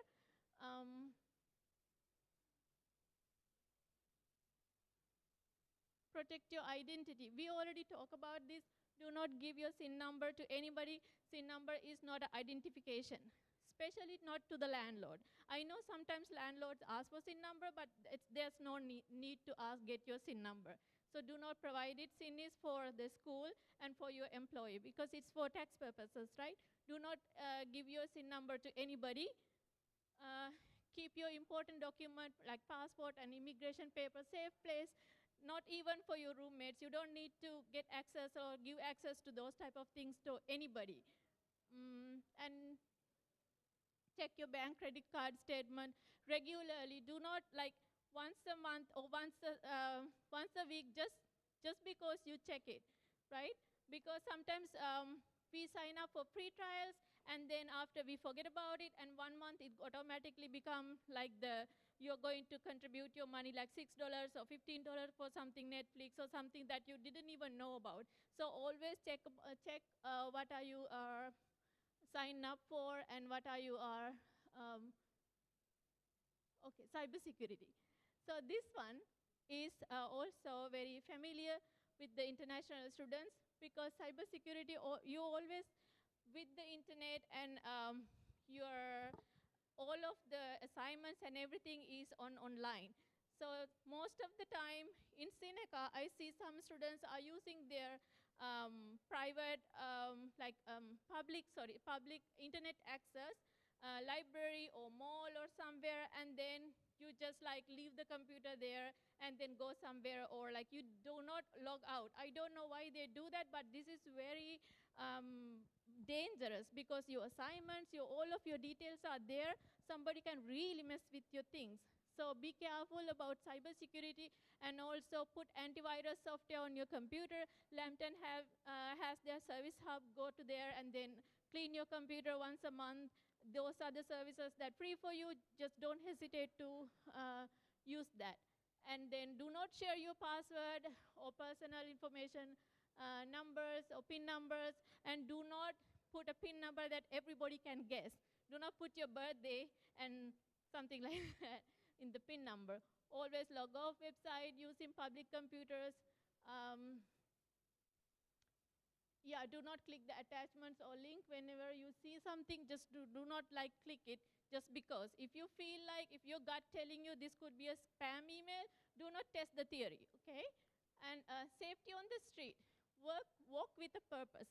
This is, I think, like this slide speak to me because sometimes when I walk in somewhere and then when I feel I get lost, I look up and down and everywhere so people know that I don't know where I'm going, right?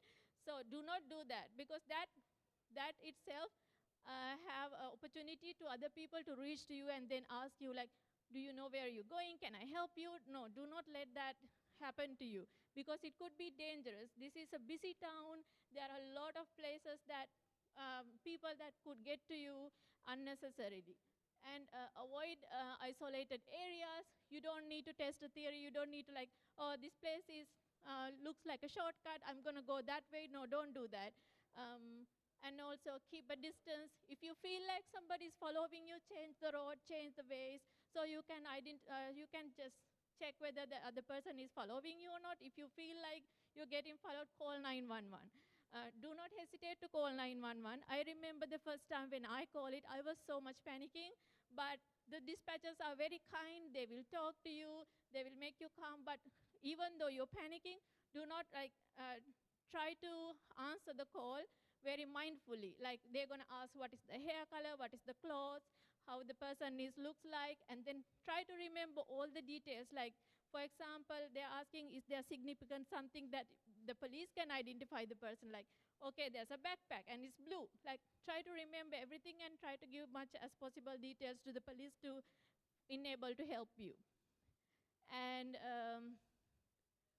pack lightly. This is winter. You don't need to pack too much heavy. It's very hard for you to move and then make your safety if you are having too much backpacks and too much things in your hands and stuff. And also tell others where are you going. I know this is like, we don't do that back home sometimes. We don't tell everybody where we're going, but here, this is in Canada. Just find one good person and then tell that person that where you're going and who you are going with. Sometimes it is necessary because you don't know. Sometimes, because when you go to another country, your social life change, right? I'm not the person who I am as the person who I came to Canada. I changed. So your social life changed. The people you are interacting, everything is going to change, right? So just be mindful. Do not, if you're meeting new people, do not go to isolated places. Always meet people in public and get to know them. Maybe then you can go wherever you want to go. Just talk to them, send your location to one of your best friends, or take pictures, keep it in your phone. Do something to make yourself safe. And when you're talking on the phone, do not get lost. Most of the time people, when you talk in the phone, you're just lost in the environment because you are talking to these people and then you forget where you are. Just do not be too much lost because someone else is also watching you, right? Emergency services, we already talked about it. 911, I told you. When you call 911, if you wanted to call 911, do not hesitate. Just call them. It's okay. It's your safety, right? So when you call, just make yourself calm as possible and give as much as details to the police in order to get you help. These are some lines that you might need in the future. Lord forbid, I don't want you to have any situation to use that, but it's better to take a picture just in case. And also, this is distress helpline. I advise you, I can see like most of the people are coming from South Asia. So we are coming from sunny countries. The winter is new to us. You're gonna get depressed before you know it, because like we are missing sun. Most of the time people get upset for no reason and you couldn't figure out why it is. It is because the winter blues, it's a real thing. So reach out for help. Talk to these crisis hotlines or mental health lines. Reach out to campus mental health facilities. Make yourself protected. Did you take a picture? Can I move? Okay. Okay, that's it for today. Thank you very much for listening to me. The registration is going around. The purpose of that sheet is we are doing many sessions like immigration pathways, tax, and also helping for international students, like how to apply PGW work permit and things like that. We are running sessions, and when we are running sessions, we are sending the emails that this is what we're doing this month, and this is the time and date. So if you wanted to participate for those webinars, it's all online, so you can participate when you get our email. So make your email address as we can read. So I saw some of them are writing cursive. I don't know, I can't read cursive, so just try to write it readable, please. Thank you. Thank you very much. We are done with our presentation. So thank you, Kathleen. Thank you so much. Awesome. Thank you so much. So for timing, we're at 11. So let's just take a quick break. We'll be back at 11:15. So we'll have student services here, APA research and documentation in the wool room, which is above us. And then we have housing again for anyone who's missed it or came late. Again, just down the hall to the left. Okay, so take a break and we'll see you back at 11:15. Thank you. And we'll leave the QR code up for you guys to scan.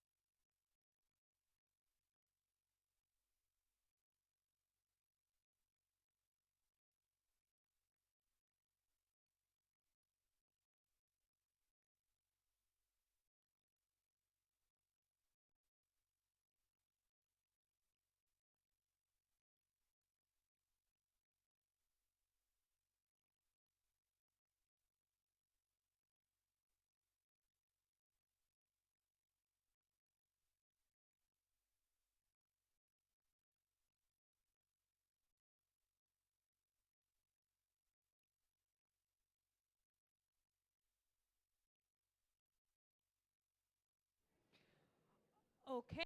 Good morning again. So we were going to have student services here, the lovely Tenny, talking about student portals, so how to navigate through My Lambton, Moodle, Sester database.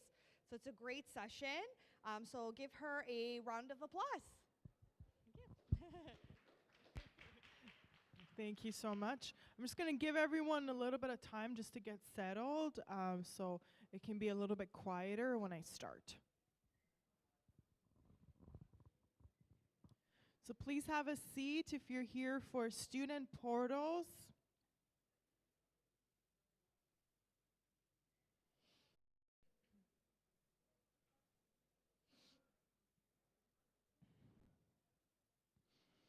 Everyone's found a good seat.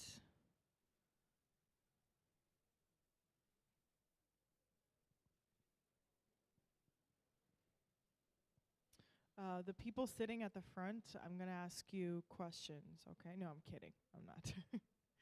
All right, is everyone ready? Good to go? Okay, so we're going to start. Student portals. What are student portals? Okay, first, introducing myself. If you were listening to my student services presentation earlier this week, then you already know who I am. My name is Tenny. I'm one of the student services advisors. You have Caroline's picture up top there as well. She's the other student services advisor, and that's Caroline. Of course, she's running the orientation session, so you'll see her running around as well. Okay, so what are student portals? So student portals are just essentially databases or platforms you have to log on to access various things. You, of course, have Moodle, you got My Lambton, Sestar database, self-service, or web advisor. So we got a lot of portals here. Unfortunately, when I was presenting earlier this week, I was talking about Sestar database and My Lambton, and I can just tell some people's faces like, why is there so many different portals? It's unfortunate, but that's how it is here in colleges and universities. Now, do you have to log on to every portal every single day? No. Moodle is going to be the one you're going to access daily for your courses, but just want to tell you what the different ones are, because if you need to get information, at least you know where to go. Okay, so we're going to start with Moodle. Of course, like I mentioned, you're going to log on to Moodle daily. That's where you access your course content, right? So all of the instructor communications, course material, assignments, tests, announcements, all of that stuff is going to be available through Moodle. So it's not the only thing that is available there. Again, I mentioned during student services presentation, you're also going to find announcements there, right? So when you log on to Moodle, actually, sorry, I have to tell you how to log on to Moodle first. So you're going to log on to Moodle with your student ID without the C0. So just the number that comes after that. When you log in first time, your password is going to be your passport number, okay? Once you put that in, it's going to ask you to choose a more secure password, and then you're good to go with that password for the rest of the time. And just to note, Moodle and Sestar database logins are going to be the same, okay? So the same way you set up your Moodle is the same way you set up your Sestar database login. Okay, so you've logged onto Moodle and you're going to access your courses. What else can you access here? The default page when you log in is going to be the home page. And that home page is essentially the news/announcement page. So please, every week, try to check out the news. You're going to see wonderful information about school events, dates and deadlines, registration, job fairs, co-op fairs. So a lot of important things. Of course, the school does email you about some of this information, but often not, and there's only a post about it on Moodle. So it's always a good idea to read this page. I believe you can also subscribe to various topics. So every time there's a post about it, you're going to get an email to your My Lambton email saying that you, from this forum, there's been a post about it, and then you can be reminded to actually read that on Moodle. Okay, what else available? Of course, like I mentioned, you're gonna mainly log on to Moodle to access your courses, okay? So you're gonna log on and you're gonna click on My Courses at the top, and that's where you're gonna find a menu with all of your information for the course. There's also other options at the top in the menu, in the homepage, such as student services, co-op, and careers. So if you want to find out more information about anything that was presented to you this week about, for example, student services or co-op, that those information is also available through those tabs on Moodle. Okay, My Courses. Of course, when you start your classes, your instructor is going to go over the material that they have specifically posted on Moodle for that specific course. So I'm not going to go into too much detail, but I want to let you know, when you click on My Courses and you click on a specific course, you're then going to see in that page all of the announcements or the latest announcement that your instructor has posted about your courses. And then, of course, on the side, there's going to be a menu about, your tests, your readings, instructor or course syllabus, instructor information. So it's not going to look the same for every single course. So when you guys start your classes, your instructor is going to go through how their specific Moodle course page looks like. Okay, so we're done with Moodle. Easy peasy, it's the easiest portal to use. The next one is CESTAR database, okay? So, why do you need CESTAR database? Very important. It's the database that this college uses to keep track of all of your files and information, and you have access to that as well. So you can update your personal information, you can view your grades, you can see your calendar, and also you're gonna select your groups. Not only your groups, but you can also register for makeup courses if you fail a course on this portal. Okay, so group selection, how do you do that? Let's say you read an announcement on Moodle that says tomorrow at 10 a.m. for your specific program, it is time to select your groups.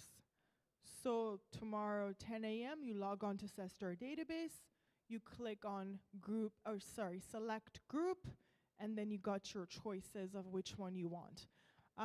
Select the calendar for group one, look at the calendar for group one. If it's more in the lines of what you want, then you're gonna check that box beside it. You're gonna click confirm, and now all of a sudden you are a member of group one and you have that schedule. Now, if you don't go on CESTAR database at 10 a.m. tomorrow for your program, again, this is hypothetical, and you decide to go a day later, right? What's gonna happen? Well, maybe the group of your choice is gonna be full, okay? Selecting groups, it's like buying concert tickets online. On that time, everyone's gonna try to log in and try to get the groups that they want. So if you're very particular about the schedule that you wanna plan ahead and make sure to log in on that specific time for your program, for your term, to be able to select groups. If you log in later, you're maybe out of 3 groups, it's only gonna let you select maybe one between the 2, or maybe you won't even see 3 options, you only see 1, because that's the only group there is available spots in. So that's how you select your groups. Okay, academic calendar. So you've selected your groups, now you wanna know how to look at your schedule week by week, okay? So you're gonna click on academic calendar, and you're gonna see this on the slide. So it's gonna show you every week what classes you have. And the reason it does that is because for the most part, every week is gonna look similar. However, every now and then, let's say you have a holiday on a Monday, right? So the college is closed, now that you have a makeup class for that week on a different day, right? Doesn't happen often, but the reason it shows you every week what your schedule is like, because you can't just assume it looks the same week by week, okay? Also, you guys probably should check your schedule before your classes start. Maybe Sunday night, take a look at your calendar, because sometimes last minute changes happen to maybe a room number or the day or the time of the course. So you want to make sure always you have the updated schedule for the week that you're about to start, okay? So you're going to see per week, for example, this student, this is what their first week of college looks like. So they have a class on Tuesday, right? So this class, the code is EPM 2074. That's the course code. Okay, great. There's a room number, B104. Okay, that's it. What about the time? Where's the time? Where is the instructor? How do I know this information? Don't worry, it's only going to show you the course code, but when you hover the mouse over that course, it's going to show you the time, okay? So this student has a very long class from 2 to 7:30. God help them. Very long. Okay, what else is it going to show? I'm going to move to the next slide. It's going to show you the semester. So it says F stands for fall and the year that this course is, that the student is taking this course. What else is it going to show? Number 3 is the room number. So if you see a B in front of your room number, it means your class is in this building, okay? B is this building or the 271 building. What happens if you see an A? If you see an A, that class is in the next building, the 265 building, okay? So depending on that, now you know which building to go to, depending on what it says there. What else is it going to say? I should also mention, if you guys forget this A and B, just go to the reception desk, right? At least you know where that is. They can always guide you the day of if you forget. The next thing is going to say, number 4 is the instructor name, okay? Of course, the instructor will introduce you and share their name and contact information when you start class, but this just gives you an overview. Okay, personal information. I think I went through this also during student services. Please update it. So you're going to click on student information. You're going to put in your Canadian address, your Canadian phone number, emergency contact. Very important in the case of an accident or if the college needs to mail you anything. Course grades. So your course grades are also going to be, of course, on CESTAR database.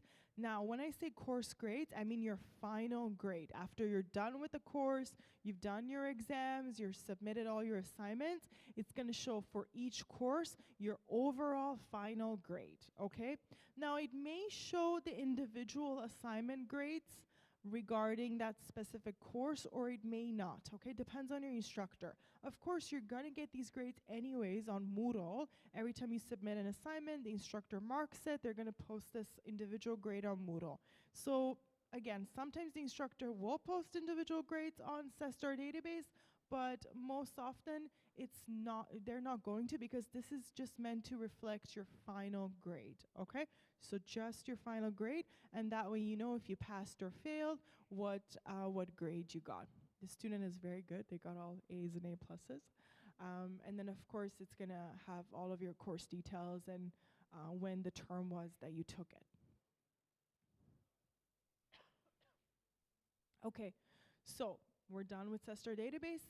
We're gonna move on to My Lambton.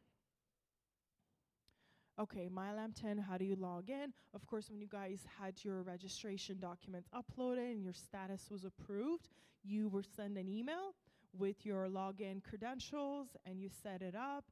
In case you haven't still, please email orientation@cestarcollege.com.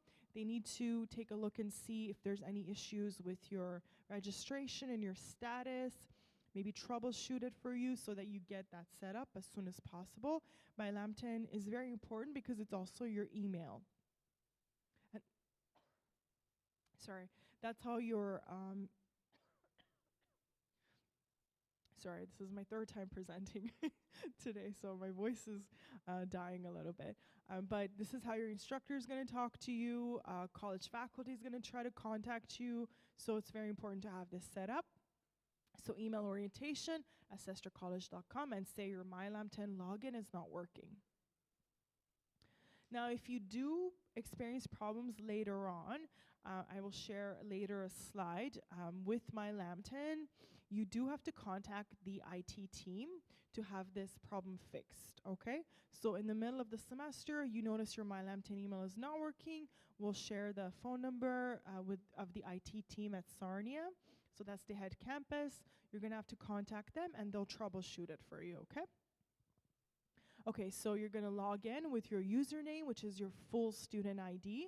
So that this includes the C, and then of course the password you chose when you set up your account. Okay, so why MyLambton? There's a lot of things that are offered on there.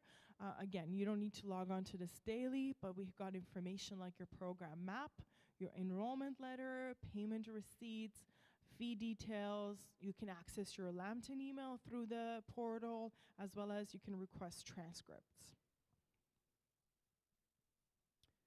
Okay, so you log on to MyLambton. This is what it's gonna look like on the main menu, okay? So you got a menu at the top, at the very top, and on the side here. So I've highlighted some important ones that I'm gonna talk about: enrollment letter, payment receipt, transcripts, your Lambton email, and your program map. So this is the contact name of the, phone number of the IT team at the Sarnia campus.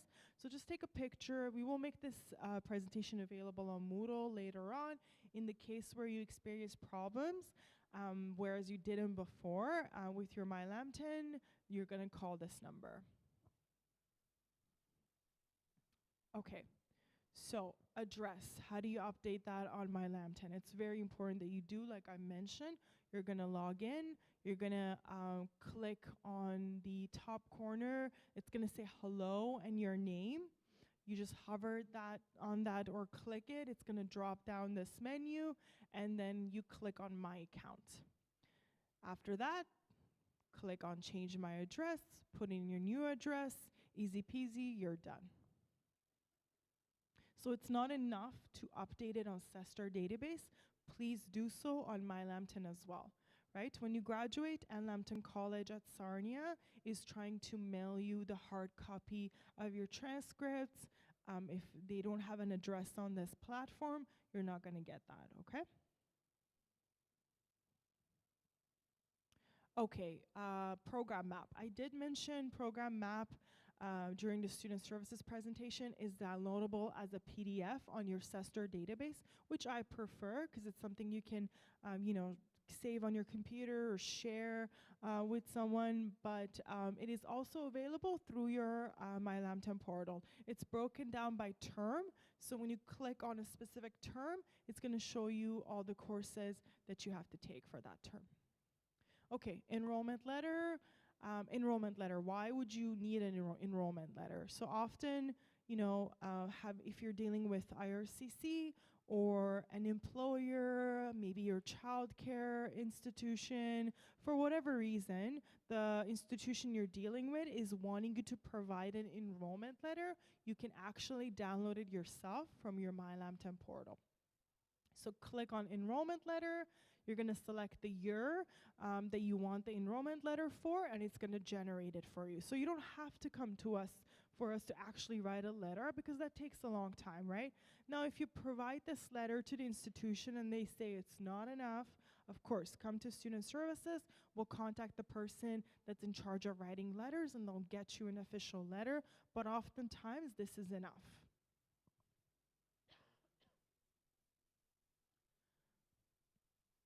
So just a sample of what this letter looks like. So the Sarnia campus has recently updated this letter. So it's also going to include, on top of all of this information that you see, it's going to include a column or a row for when your academic break is.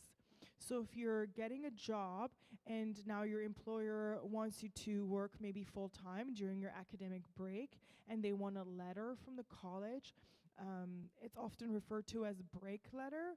So they want you to actually tell them whether it's officially your break. It's going to say that on your enrollment letter. So give them your enrollment letter if your employer ever asks you for a break letter. This should be enough. It has all of the information. When do you start the program? When are you completing the program? All your personal information, school information. So this is good. Okay, payments. So we're gonna watch a quick video. This video is made by one of the social media ambassadors at the Lambton College at Sarnia. So this video is for the Sarnia students. We're gonna watch it, and I'm gonna tell you how it might be a little different than how you make payments for this campus, okay? But for the most part, it's gonna be the same. So I want you to watch this video and get a break from my voice.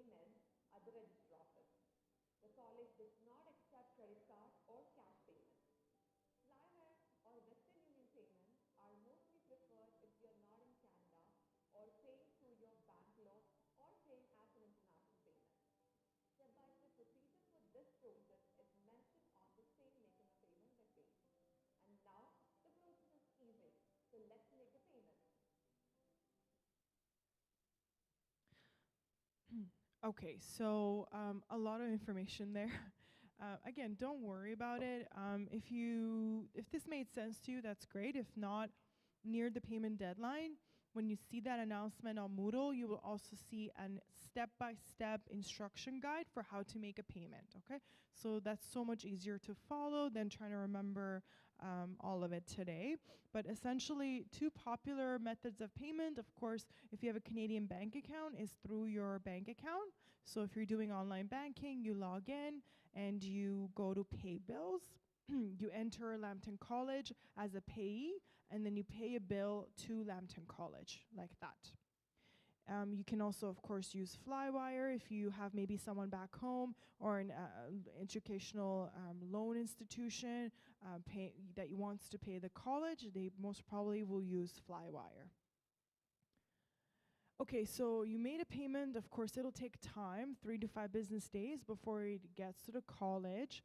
Now you need a receipt, okay? So once that 3 to 5 business days is passed, you're gonna see a receipt on your My Lambton portal, okay?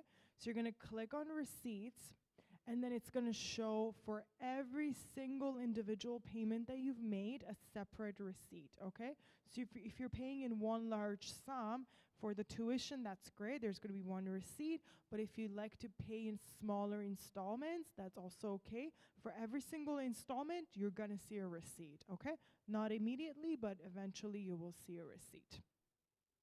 So this is how you access that. You're going to click download, and then now you have a PDF copy of your receipt. And of course, it's going to look like this. You're already seen this because you had to upload it during your registration period. Okay, transcripts. How do you access transcripts? So it's important to note, as far as transcripts, they're not available right away when you see your final grades, okay? So your instructor gives us the final grade, we put this document together, we will send it to the Sarnia campus, and they are the ones that will be generating your transcripts. So there's a little bit of a time that you have to wait from when your marks are posted and from the time that you can actually request your transcripts, okay? So ideally, you see your final grades or your last day of the course, wait about a month before you try to access your transcripts, okay? Okay, so you're going to access your transcripts, of course, through My Lambton.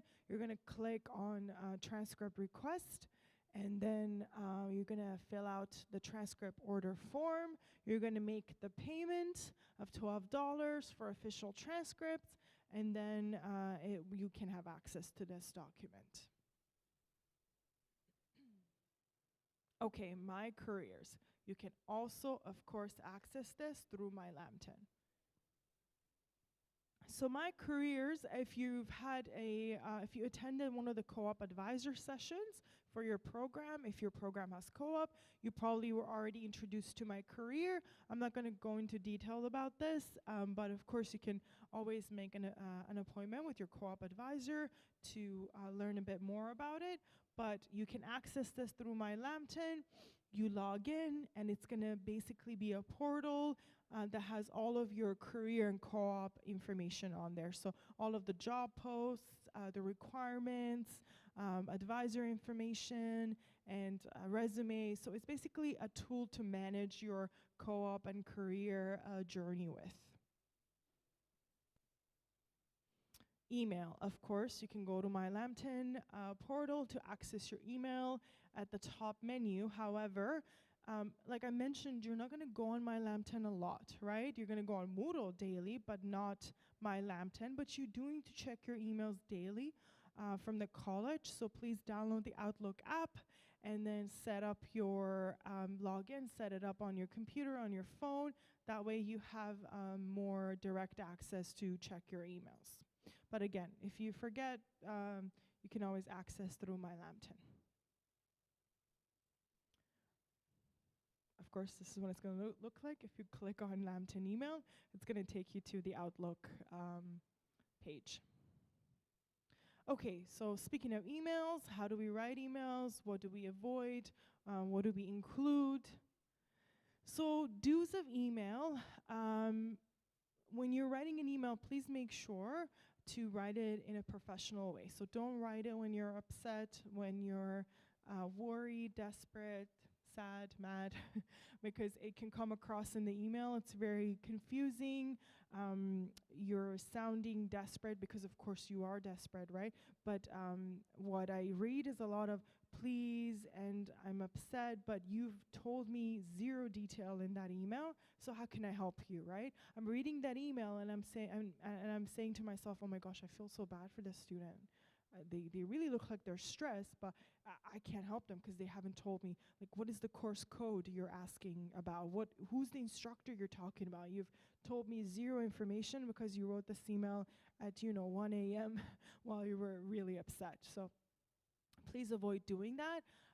Use your My Lambton email, of course, to send an email to any member of the college faculty. If it's not working, of course, you can use your personal email, but it might go to the junk mail folder. So do that, of course, as a last resort, but always try to contact the IT team and reset your My Lambton email. Of course, you want to include a signature. You want to thank the recipient of the email. So maybe say, thank you for your time, thank you for your attention. You know, butter them up a little. Maybe they'll do what you want them to because you were polite. And useful sentences. Use commas, periods, just like how you're writing, you know, your assignment. That's how you should be writing the email. And of course, allow time for the person to get back to you, okay? People will often write instructors the same email 5, 6, 7, 10 times. It honestly just at that point feels like harassment. So the instructor will get back to you. If you haven't received the delivery failure notification email, most probably the email went to the right person, especially at the end of the semester. The instructor will end the class, will post the marks, and then they will go on a holiday break for 2 weeks, okay? So now you, of course, email them, but don't expect a reply back, okay? When the new semester starts, of course, they will reply back to you, maybe a couple of days after, so they've gone through their emails, but don't expect an immediate reply back. Give them time. So allow at least 5 to 7 days to receive a response. If it's an emergency, you will have to then come meet the instructor in person or come meet an advisor in person, okay, or call. Okay, so the don'ts. First don't. Don't send an attachment without a context, right? If you're going to attach a form, a document, say in the body of the email why you're sending the person that form, okay? I'm surprised how many times I'll get an email and I'll open it up. It's someone's study permit. Okay, what am I supposed to do with this study permit? I have no idea, right? Because you haven't told me. Don't use words like hey, please, like all the texting language. You know, if you see me on the hallway, please say hey, or I'll say hey. But, you know, if I read this in the email, it'll come across as unprofessional and rude, so don't do that. Don't write your email in the subject line. I know this may sound like common sense and funny to you, but I swear to God, I do get emails when the person has written the body of the email in the subject line. Okay, guess what? It's going to take another couple of days because I'm going to reply back saying, please write the email in the body. And then that's just going to take longer, right? So take your time. And what else? Oh, don't use all caps. That means you're yelling or you're shouting. So that can be extremely offensive. And yeah, that's it. I'm just going to skip over this slide, but it's basically reminding you that the person you're emailing may never meet you in person, okay? But of course, you're corresponding, you're dealing with them via email. They have to solve the problem for you. The only impression of you that they have is how it comes across in the email, right? So you may be a polite, nice, professional person, but your email is not going to look like that. The person's not going to know, right? So it's almost what you're sending out into the world as far as what kind of a person you are. Okay, Web Advisor. So I think this is the last portal that I want to talk about. So Web Advisor is, you will often hear Web Advisor, but on the My Lambton portal, where you access Web Advisor, it's actually going to be called self-service, okay? So if you see self-service on My Lambton, that's Web Advisor, okay? Click on that. It's going to ask you to log in again using your My Lambton credentials, and now you're in Web Advisor. So for Web Advisor, yes, I did mention you're going to use your login credentials that you set up when you set up your My Lambton account. A lot of the reasons why you would go on Web Advisor, it also is the same reason you would log on to maybe CESTAR database, right? You can also see your grades there, as well as on Web Advisor. You can see your graduation requirements from your program map on the CESTAR database, but you can also see this on Web Advisor. So there's going to be a lot of repetition. It's not like, oh my gosh, which one is it? That you're telling me I can go on both to see my grades? Yes, it's both.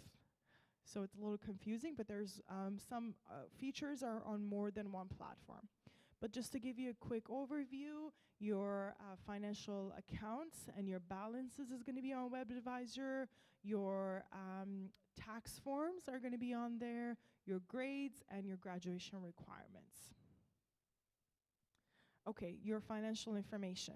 You're going to go onto WebAdvisor, you're going to click on your finance, and it's going to pop up this window.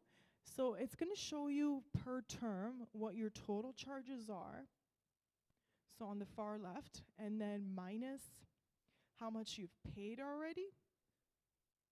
And then of course equals your balance. So how much money you owe, or whether you have paid extra. Now it's going to obviously have it's going to have more money there under balance. If under balance you see a negative number, it doesn't mean you owe money, it means you have paid extra, so there's now extra money.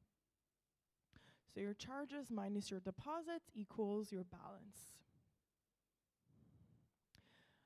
Your grades. Of course, you're going to click on your grades per term. It's going to show you the courses you've taken and your grades for those courses. But again, of course, give it time. When your class ends, your instructor needs time to grade those exams, put together all of your marks, and post it on WebAdvisor or SESTAR database. So it will take time. If you don't see it there immediately, don't panic. Okay, tax forms. So why would you even need to access these tax forms? Well, of course, every year you're going to fill out a tax return to submit to the government for tuition that you've paid in the previous year, right? So in 2024, I'm going to fill out a tax return for my financial activity in 2023. In 2023, I filled out tax information from my financial activity in 2022, right? So when you fill out your tax return, you of course have to either hire an accountant or download a tax return software. We don't do this at the college. You do have to go seek this outlet out on your own. And for the first time, of course, we highly recommend you get an accountant to help you out with that. But your accountant, for example, is going to, when they're filling out your tax return, they're going to want you to give them the T22 form, okay? This form is going to have information about your tuition that you paid in the previous year. So this T22, we are going to provide that for you, okay? So every year, close to end of February, beginning of March, we're going to send you an email. We're going to say your T22 forms are ready to download, okay? So you're going to go on WebAdvisor. You're going to click on tax information, and then you're going to click on T22, and then you'll put in your SIN number, and you have your T22 form to give to your accountant, or use it on your own to fill out your tax return. Of course, there's also T4, but we do not provide that form to you unless you're an employee of the college, okay? So if you happen to be employed by the college, then of course we will give you the T4, and it's going to be on WebAdvisor. If you're employed by any other employer, you would have to go to your employer in order to get your T4. So T4 is for employment, T22 is for tuition, okay? So you have those two forms. Now you're good to fill out your tax return. In case there's any issues with that, so your T22 forms are also given to you by the Sarnia campus. So we do have an email address, t2202@lambtoncollege.ca. So give them an email, and of course they will troubleshoot the issue for you. But again, don't do it now because you wouldn't have forms available now. The college will send you an email whenever the forms are ready to be downloaded. Okay, review requirements for graduation. Of course, you can go check out your program map on SESTAR database to find this information out. Also available on WebAdvisor. It's going to tell you what courses you took and what courses you still need to take to be able to graduate. Okay, library. Your assignment is due. Your instructor has told you you need to use maybe some peer-reviewed academic journals for the research for the assignment. Now you're going on Google, you're looking for articles, who knows what pops up on Google, and also sometimes you have to pay to look at these articles, right? Well, we have this free of charge here for you, okay? So you're gonna click on library resources through so when you log onto Moodle, on the side, it's gonna have the library link. Click on that, it's gonna take you to this portal. You're going to log in with your My Lambton, and you have now access to a database of research articles for your assignments, okay? So you're going to click in the search box, whatever topic you want. It's going to generate professional articles for you to be able to use for your assignments. We also, of course, have a library, so if you want to use that, it is in this building. It's kind of hard to give instructions now, but it is close to the reception desk. So if you look at your maps, maybe if you have one, you'll see the library. Drop by, they have study rooms, they have computers, of course they have books, articles, so you can ask the librarian there to see if the specific textbook or research article or a book you're looking for is available there, and then you can of course borrow it. They are available Monday to Friday, 8 to 6, and Saturdays till 4. Okay? And yeah, that's it. That's all I have for you guys. If you have a question, I can of course answer it. If not, like I've mentioned, you can always come to student services this week, next week. But any questions anyone has right now?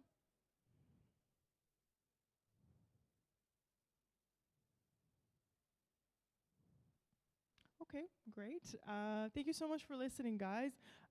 Sorry again if it was boring. I mean, portals, there's no way to make that fun, okay? It's a boring topic. But best of luck. If you guys ever want to come to student services, I can bring your laptop, okay? I can show you where to go, where to click. So don't worry if you don't remember much from today's presentation, okay? But thank you so much for your time, and we'll see you around, okay? Thank you. Great job. Great job, Tenny. Thank you so much. So I guess no one had questions. So you guys are all good, okay? So we will leave the QR code here to enter for the raffle draw. So I think you guys need a break, right? All right, let's take a break. We're going to give you an hour today, okay? So break is from 12 to 1. However, we'll have Kahoot here in the atrium.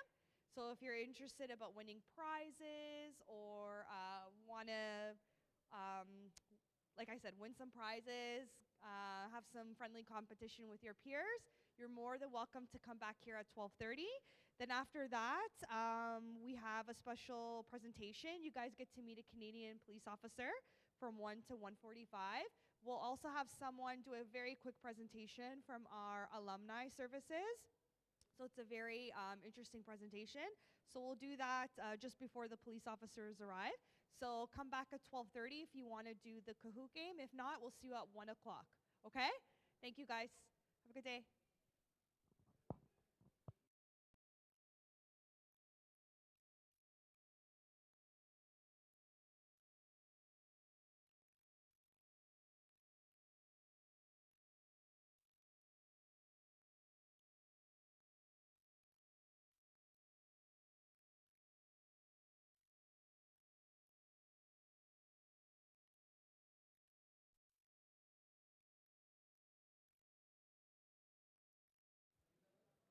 Sorry, one more last thing. If you guys want some snacks, this is important, right? If you guys want some snacks and drinks, some sugar, chips, and chocolate, what I would like you to do is just make your way down this hall where you see the Virgin sign.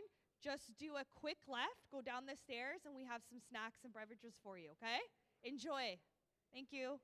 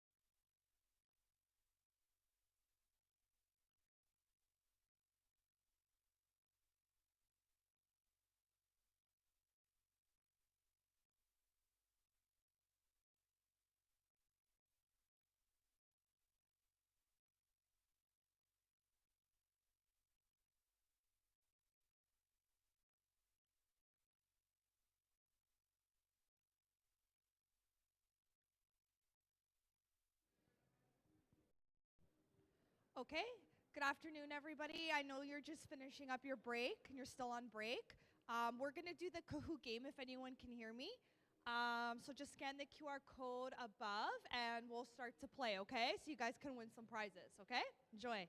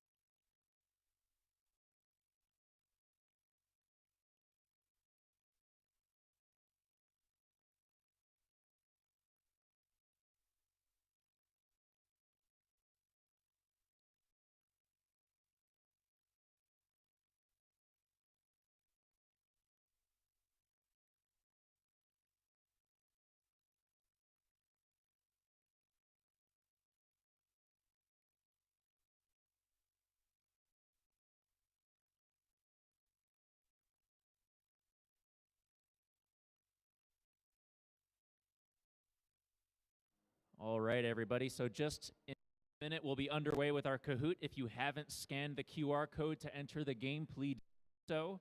You have a chance to win prizes. So first, second, and third place will receive prizes. And if you were here any of the previous days, Tuesday, Wednesday, or Thursday, these are different questions that we have today. So today we will be doing general Canadian and Toronto trivia. So different questions.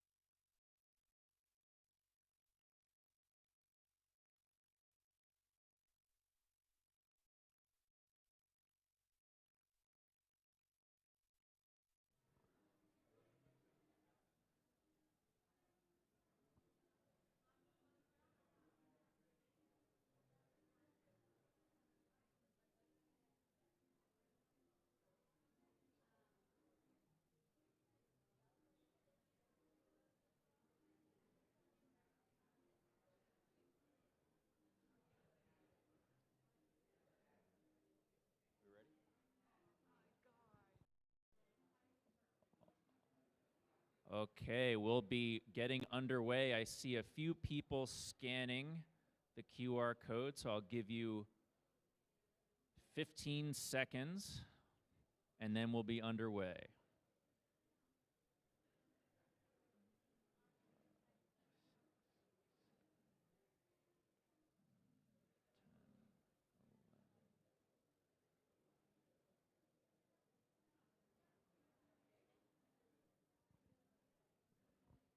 Okay, is everyone good to start? Anyone still trying to see a few phones up in the air?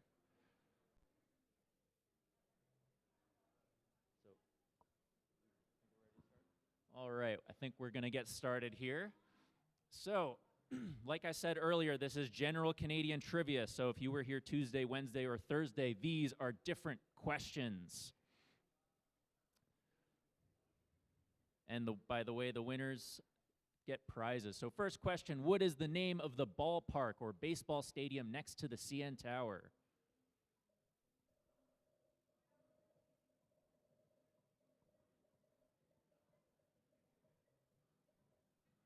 The Rogers Center. Most of you got that one right, the Rogers Center.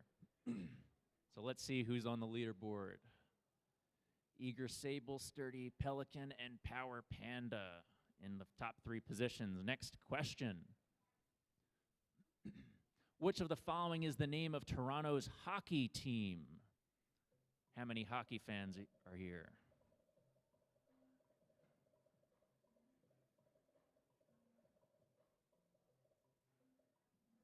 The Maple Leafs. The Maple Leafs. So that's our Toronto's hockey team. Their basketball team is the Raptors, and the baseball team's the Blue Jays. The Penguins are Pittsburgh's hockey team. So little change. Power Panda coming up in first place. We can go to the next question. What is Canada's national animal? You may have learned this in Canadian culture. Lots of notable animals in Canada. But the beaver is Canada's national animal. The busy beaver. Mountain hawk coming up in first, Power Panda hanging on in second, and smiling stork in third. Next question. Who was Tim Horton? You see Tim Hortons all over the place, but who was this man? A hockey player, a prime minister, a mayor of Toronto, a musician? A hockey player. Tim Horton was a Canadian hockey player. And Smiling Stork coming up in first place. Daring Crab and Mountain Hawk following close behind. Next question. What does this symbol mean? You'll see it in a second. What does this symbol mean?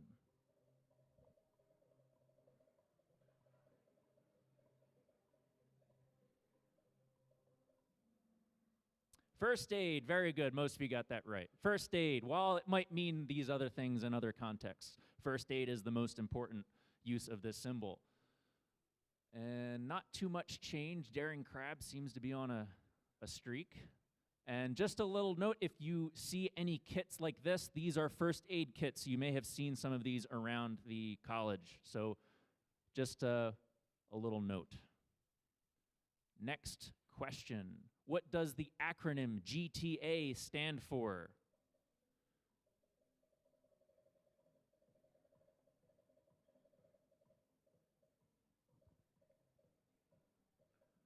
When we're talking about Toronto, it means the Greater Toronto Area. Greater Toronto Area. Daring Crab coming up in first, Mountain Hawk and Snowy Shark in second and third. Next question. Which of the following are mass transit agencies operating in the GTA? Choose all that apply. So multiple correct answers here. You may have used one of these on your way to campus today. All of these are agencies in the GTA. So TTC is in Toronto proper, YRT, York Regional Transit, Zoom, I believe, is in Brampton, and Go Transit is Ontario's regional transit agency. And Smart Rooster coming up in first, Knowing Squid and Daring Crab still in second and third. What should you do when you see a goose? You see a Canadian goose. You're on your way to class. What do? Leave it alone. Yes, just leave the geese alone. Do not throw something at it. Do not feed it, and do not run towards it. They may look peaceful, but they can sometimes be aggressive. So please give them their space. And no change on the leaderboard. Smart Rooster still on first. Next question. How many subway lines does the TTC have?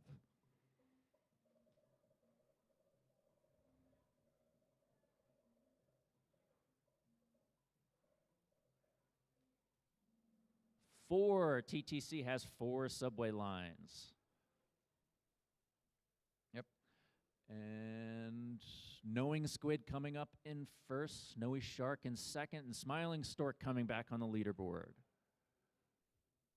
In the event of a fire, what are you supposed to do? So let's say you're in class, the fire alarm goes off. What do you do?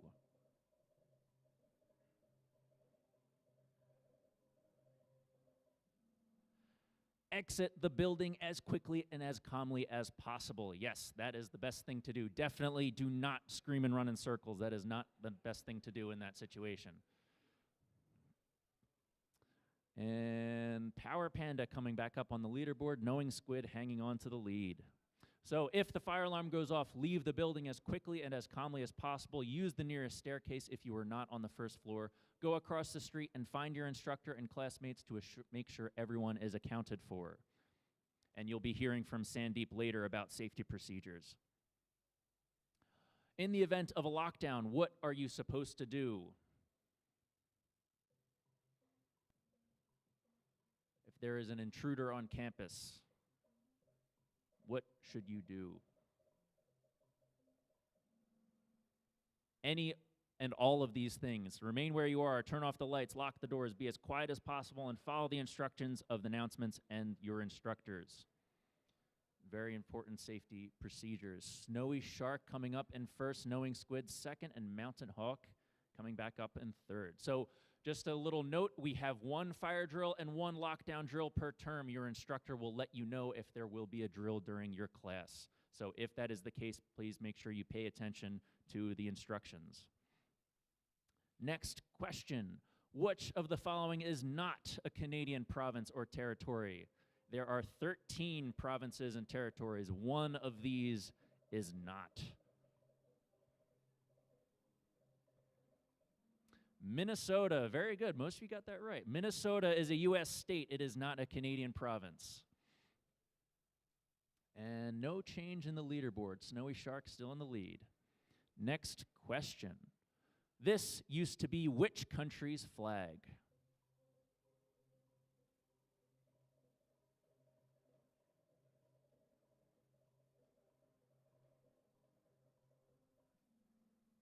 Canada. This used to be Canada's flag up to a certain point in history. Not sure how many Canadians even realize that. Knowing Squid in first, Snowy Shark coming down to second, Mountain Hawk staying in third. Next question, related to the previous, when did Canada adopt its current national flag, the one we see right here?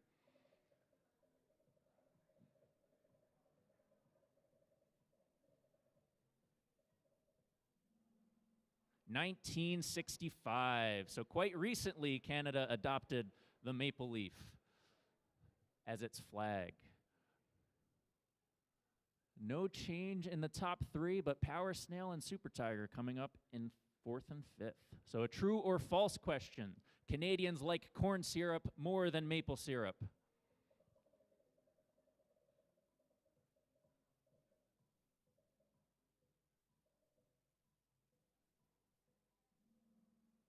Almost all of you got this one right.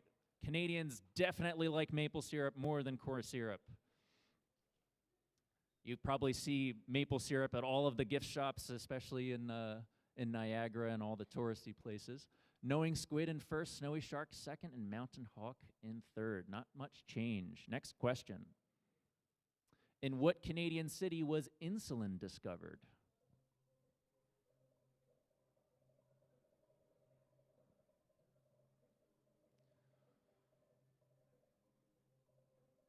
Insulin was discovered right here in Toronto. So let's see the leaderboard. Snowy Shark overtaking Knowing Squid, and Amicable Seal in third. Amicable, that's not a word you hear every day. What is the term for a $2 coin in Canada? Or is it just called a $2 coin?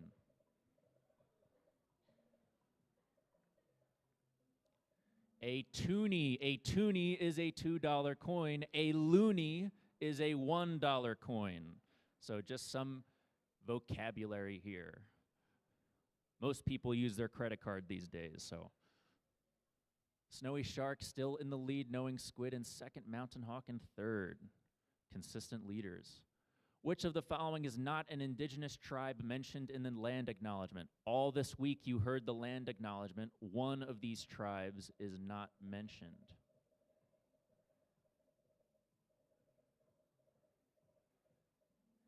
The Apache. The Apache are not mentioned. That is because they are an indigenous tribe from the southwest United States. Snowy shark still in first, daring crab and power snail coming up in second and third. Next question. Which Great Lake is closest to Toronto?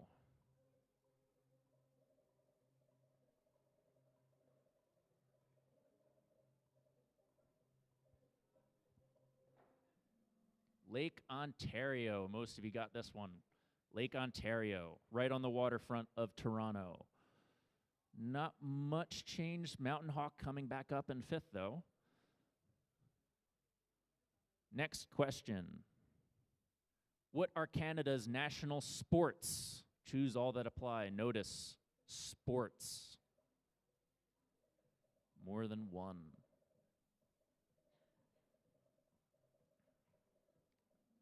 Ice hockey and lacrosse. So lacrosse is the summer sport.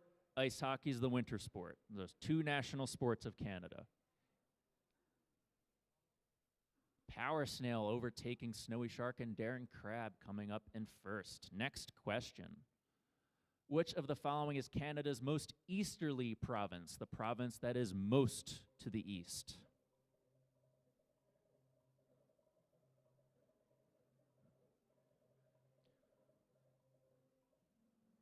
Newfoundland and Labrador is the most easterly province of Canada.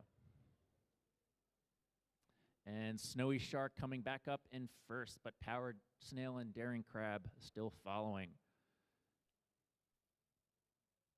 Next question. Which of the following celebrities are Canadian? Choose all that apply.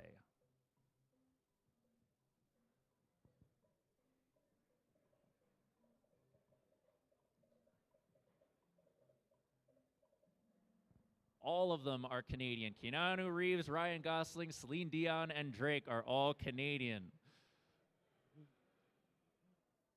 And Mountain Hawk coming up in third, but otherwise no change. Let's see. Next question coming towards the end. Which of the following things would a Canadian definitely say? Very common, perhaps stereotypical phrases. Any of these things. Nice weather, eh? Sorry, sorry. Oh yeah, no for sure, which really means yes. And hey bud, did you see the Leafs game last night? A Torontonian would definitely say. So let's see the leaderboard. Knowing Squid coming up in fourth, but other than that, no change. Last question. It's a tough one. So we'll see if anyone gets it right. In what year did Canada officially become independent from British Parliament?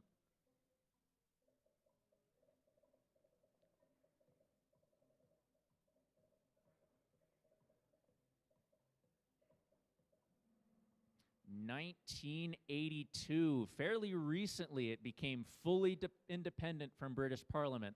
1867, it was established its own parliament. It was considered a commonwealth at that time, but not till 1982. A very tough, obscure question, but figured I'd throw you guys a curveball. So let's take a look here. Oh, and just a reminder, follow us on Instagram at Lambton College in Toronto. And thank you all for playing. Let's see who has won. So if you are on the leaderboard, the top three, keep your phone open so you can prove. So Knowing Squid in third, in second, Power Snail, and in first, Snowy Shark. So Snowy Shark, Power Snail, Knowing Squid, please come forth to receive your prizes.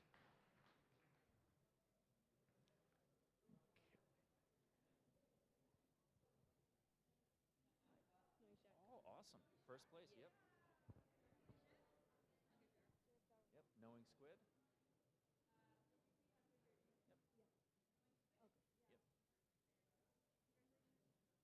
Power Snail, awesome. Yep.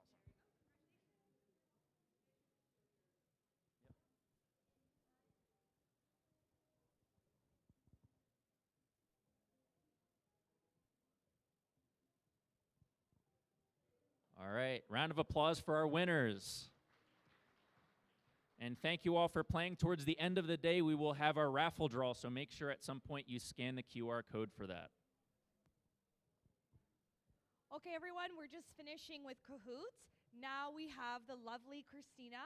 She is actually part of our new alumni services that we offer at the 265 building. Not in this building here, it's in the next building over. So she'll just talk to you about all the services they provide. So give a round of applause for Christina.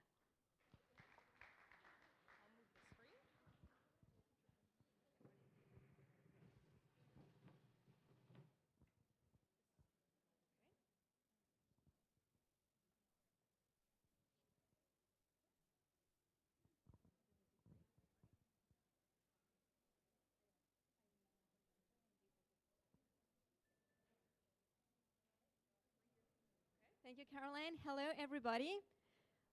Well, first of all, welcome to Canada. Welcome to Lambton. I hope you're all doing great.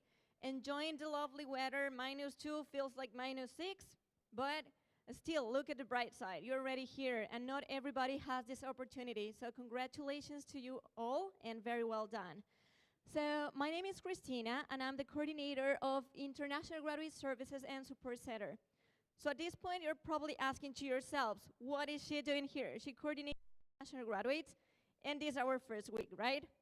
But the good thing is that I wanted to present a Saturday for you, so you know that you will have these services once you graduate, okay? And I want to leave you a couple of messages through this presentation. And one of them is like, try to start thinking in advance, all right? Do not let time pass. And start thinking about what's coming next. All right, so there's some information I want you to keep in mind. There's about twice as many international students as there are places for the PR, okay? So just keep it in mind. Last year, we had 42 draws for express entry with 505 average score, okay? So if you scan the QR code over there, you will be able to look at your own profile and how can you assess your score. All right, so you can know how many points you have right now, how many points you will have in a couple of years after you graduate. And this is a great tool because with that, you can start thinking in advance and you know, like, what can I do to enhance my possibilities of getting the PR if that's what you want, right? So the message, keep it very clear. I wanted to emphasize this. Start planning in advance, all right? So, who's ready to thrive in Canada? Raise your hands. I need to see all hands up. Yeah, everyone should be ready, right? I'm ready as well. So, well done, everybody. We're here to help you, right? So, one of the purpose of today is that you're still thinking about, as I mentioned, your PR. There are about 15 programs in Ontario you can apply. So, don't wait 2 years until you graduate. Just start thinking right now, what can I do, okay? That's the message. Okay, so what about the resume? How many pages a resume have back home? 1? All right, that's good. Back home 1, 2? All right, back in my country we have like 10. So that's way too much. It's good that you have probably 1 or 2 because here in Canada, again, you will have 1 or 2 depending on your experience. Unless you know you wrote 1,000 books, you can probably afford a couple of pages more, but generally speaking, it is 1 or 2 pages.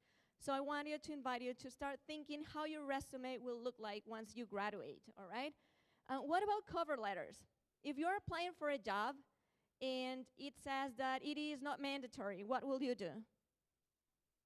You'll send a cover letter as well? Yeah, that's the recommendation because even though it's not mandatory, someone will do it, right? And they will probably get the job instead of you. So again, just start thinking in advance. That is the message. Okay, so how many of you have an Instagram, a LinkedIn profile? We will go back to Instagram in a moment. All right, yeah, everyone, pretty much everyone, that's great. Who can tell me about an example of a terrible, terrible picture from a LinkedIn profile? All right, let's come over here. Sorry, I'm walking all the way. Thank you. I would say like a terrible picture will be from a night out or something? Well, that is a terrible picture. Thank you.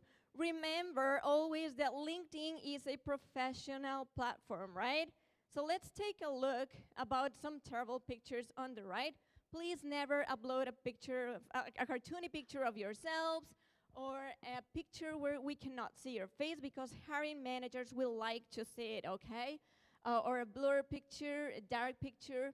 I know you had probably the most amazing holidays ever, but you can leave that for Instagram, not for LinkedIn.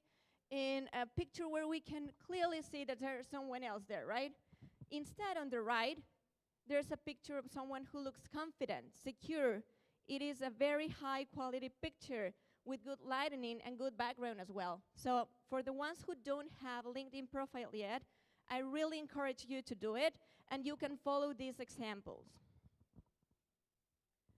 But if after 2 years when you graduate, you go to me and you say, Christina, I didn't follow your advice, and still I don't know how to create my LinkedIn profile, what can I do? No worries, we cover your back, we're here for you. So the center is going to be supporting you after you graduate, and that's what I love about Lambton. We are thinking not about today, the present, but as well as what's going to happen in the future, right? And we are here for you once again. So the center has 3 main services: immigration, career advice, and networking. What we're going to do with our alumni, we're going to develop several events during the whole year, and they will attend. Right now, it's not for students, but once you're alumni, you will be able to attend. For instance, immigration, and just a quick disclaimer here, I'm not an immigration expert or consultant, but for our events, we will invite immigration consultants and experts, and you will be able to ask questions for them if you wish to get your PR or your PGWP.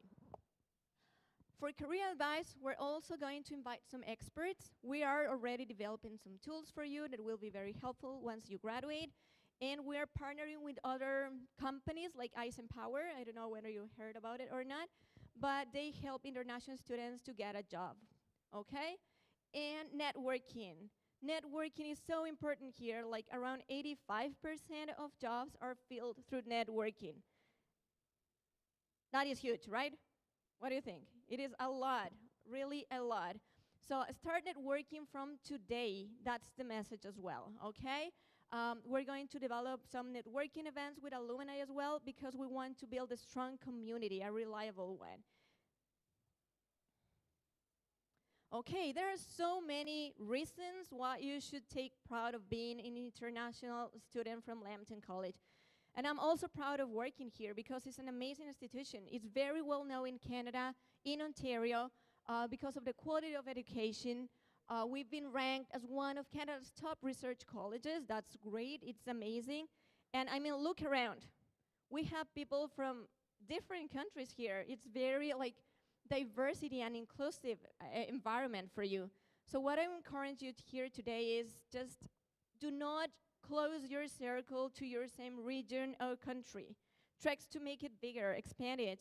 You will see how rewarding it is. Try to get some knowledge from different cultures. So go and talk to people from other countries. That's amazing. And you have the opportunity to do it right here, okay? Also, 70% of study permits approved. That is a lot. It is the highest of the province, while other public colleges have between 50 and 69%. We are number 1. So that is also a very good reason to take pride. And finally, we are going to be here for you. We will accompany you since this first week until after you graduate. So these are very good reasons why you should take pride of being Lambton alumni and right now students. Okay? So I'm almost done. I don't know, this is our Instagram profile, the center Instagram profile. If you wish, please feel free to scan the code and you can like follow us. I know it is for graduates, but in a couple of years, you will be part of our community. All right, it will happen in a blink of an eye. It will be very fast and flies. So it is a good opportunity for you as well to start communicating with people, previous alumni, and they can probably help you and you will build connections. All right, seeing a couple of phones over there, still scanning. So if you wish, you can you're free to follow us. And I hope to see you all successful in a couple of years. I would love to meet you as well. The center will be for you. And all right, I don't know whether you have questions for me. All right, no? So, oh. All right, there it is. Thank you so much, everybody. I wish you the best in your academic journey. Well done. Well, good dog. Thank you very much. Bye-bye. Thanks. Amazing job. Amazing, amazing job. Thank you so much, Christina. So we have now Joel, who is a police officer. So he'll come up and speak to you about safety around Toronto. So give him a round of applause. He'll be coming out now.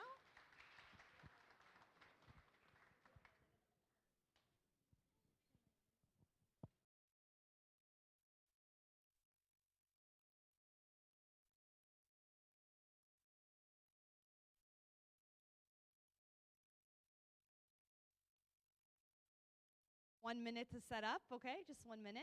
How is everything so far? Good? Yeah? Did you guys have a good break? Excellent, excellent.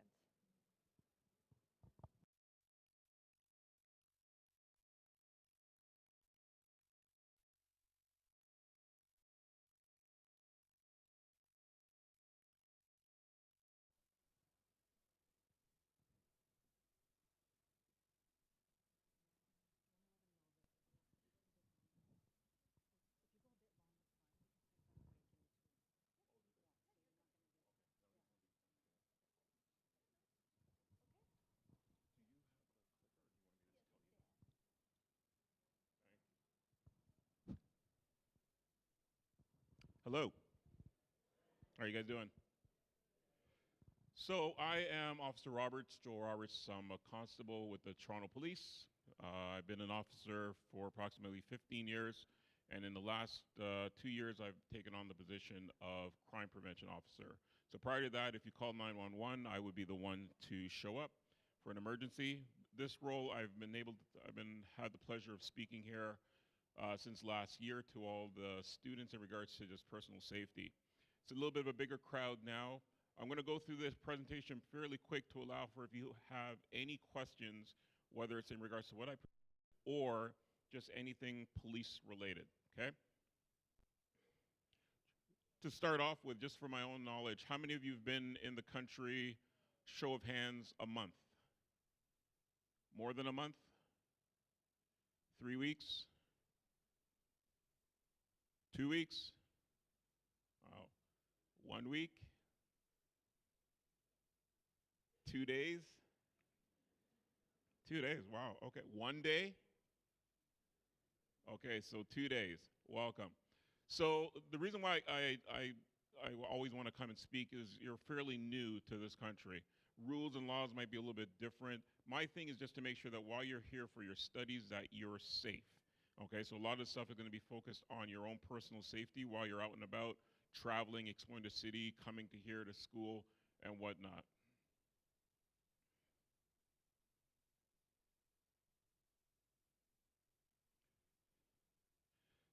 So I start off real quick in regards to just, these are uniforms. This is my uniform for the Toronto Police, but we also have uniforms for different services, the OPP, York Regional, Peel Regions. Just by show of hands, how many of you are living in Toronto? Okay, good amount. Anybody in Durham? Mississauga? Brampton? Okay, so fair view, most of you guys are in Toronto, so then you're going to be governed by the Toronto Police. Just depending on where you live, it just might be a different police service. But this is our uniform. They're all pretty much the same. The color scheme might be a little bit different, but pretty much you can tell a police officer, it's going to say police on the front. Most of the time you're going to see police, it says on the back.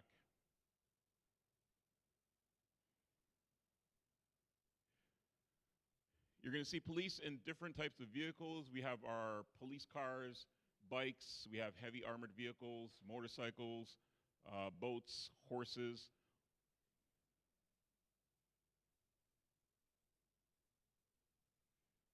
For those that are living in Toronto, you are now in 33 Division. So our borders are Steeles, Eglinton, Victoria Park, and Bayview.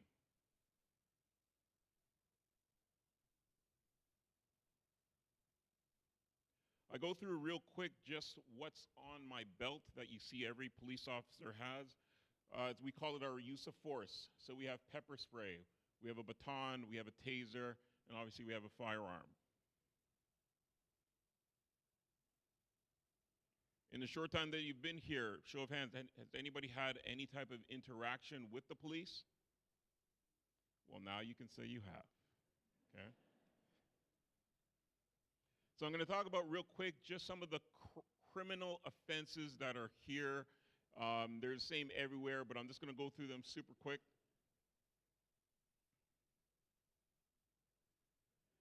Everybody remember this?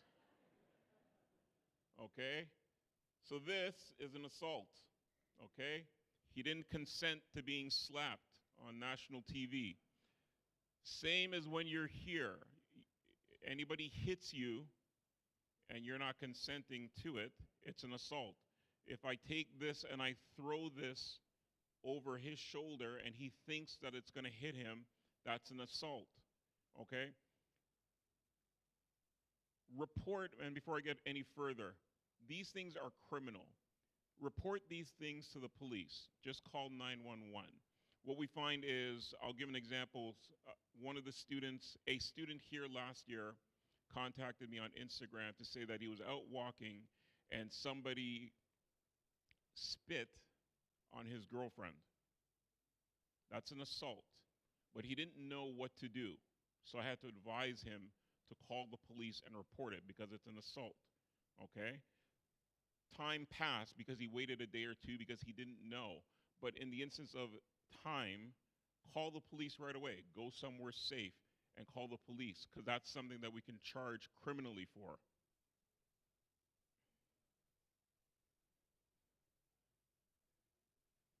Theft, taking of belongings.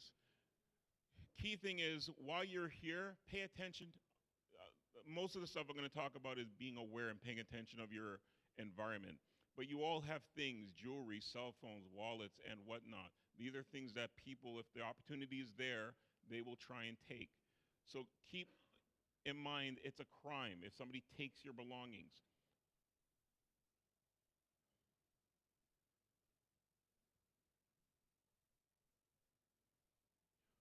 Robbery. Robbery is a theft, but by force, okay? This bag is laying on a chair right here. If I just take this, and I'm not a police officer, it's a theft. Hold on to your bag. Just hold on to it. If I push her and then take this, what is it? It's a robbery. So whether I use physical force like pushing, if I did something like this, what would you think I have? And if I said, give me your bag? Robbery, because she might think that I have a gun. Or threat, give me your bag or I'll kill you. Okay, if she believes what I say to be true, robbery.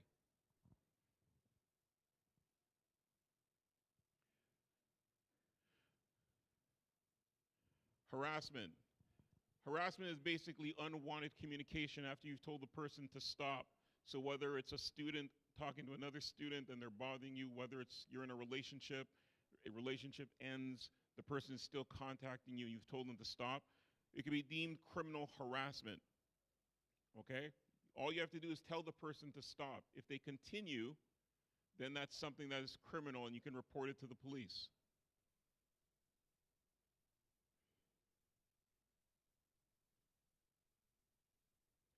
Break and enter.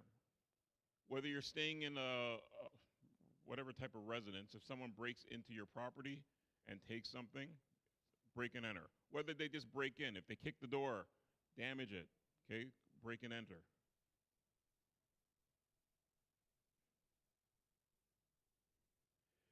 Mischief. Think of it as basically destroying property, okay, or defacing property. If I had a spray can and I wrote, "I love the police," though that's good, it's still a mischief because I'm defacing the property. So think of it also as if I, let's say, you had a cell phone and I took your phone and I threw it on the ground. Okay? That's a mischief. That's a criminal offense. Domestic violence, whether it be you're in a relationship, okay, whether it's same sex, male, male, male, female, anything. If you're in a relationship, here we deem a domestic as, let's say you went on a date with somebody 2 years ago and you met up again today and you were assaulted. We would deem it to be a domestic assault, okay? Still a crime. Report it to the police, okay? Nobody has the right to put hands on anybody in a relationship here. Yep, have a seat. I'm going to pick on you guys because you guys are up front. I'm joking, I'm joking.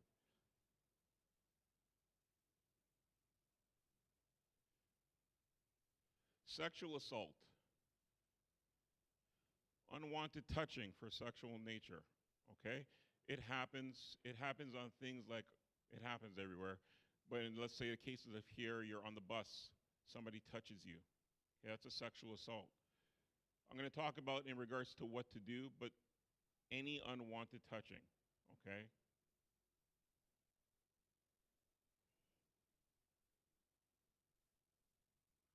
Fraud.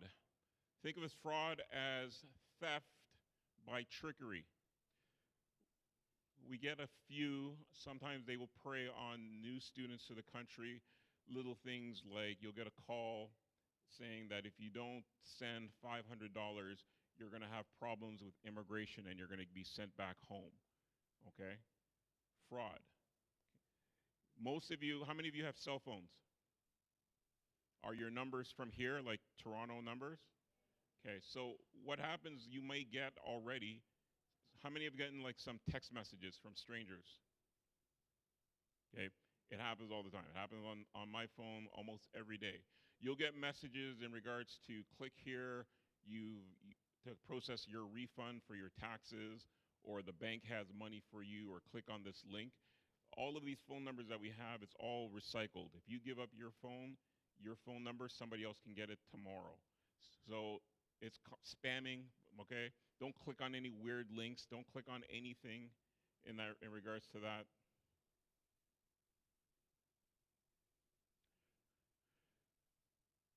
Any of you drive? Not yet? Good. That means I don't have to talk about it, okay? Drinking and driving pretty much should be illegal everywhere.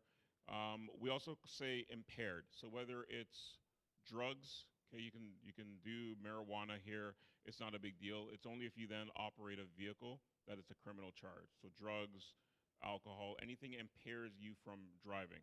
But if none of you drive, then don't worry about it. Same as here, distracted driving. We have a lot of deaths related to people that are texting and driving. You're going to see it everywhere, okay? So if you drive, don't text.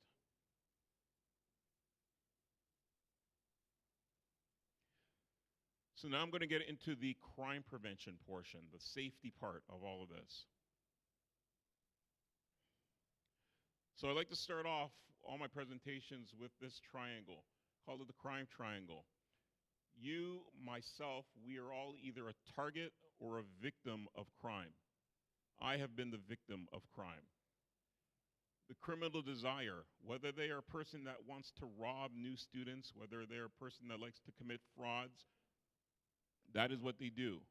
Rarely would they be going to work a 9 to 5, and then after work they go out robbing people, okay? The opportunity is the crime prevention part. I'm going to tell you some stuff that hopefully will take away their opportunity to harm you, okay, to do criminal things to you. I always say you can't prevent being a target, but you can lessen your chances of being a victim.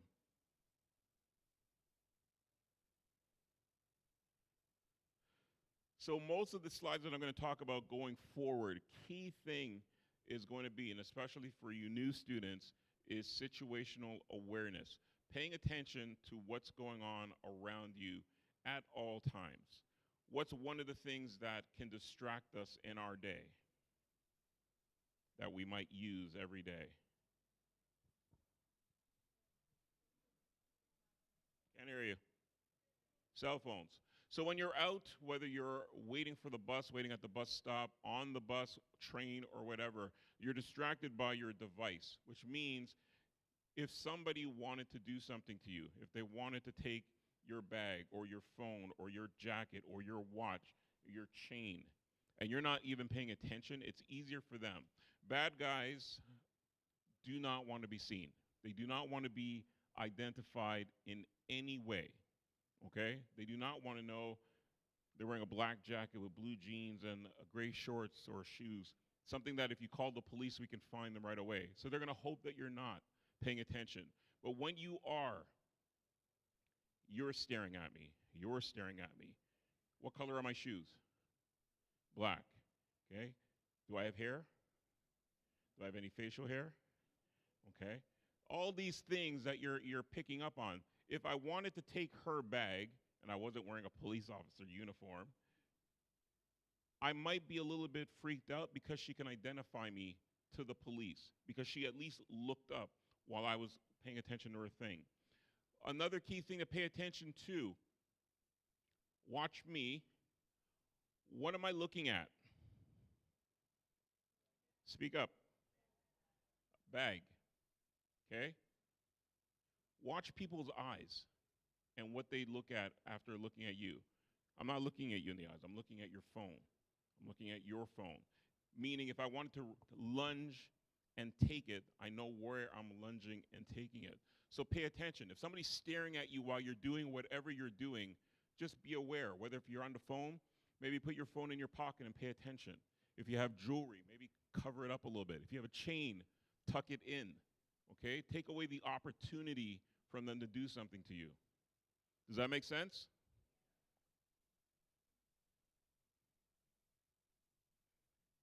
I'm going to play this.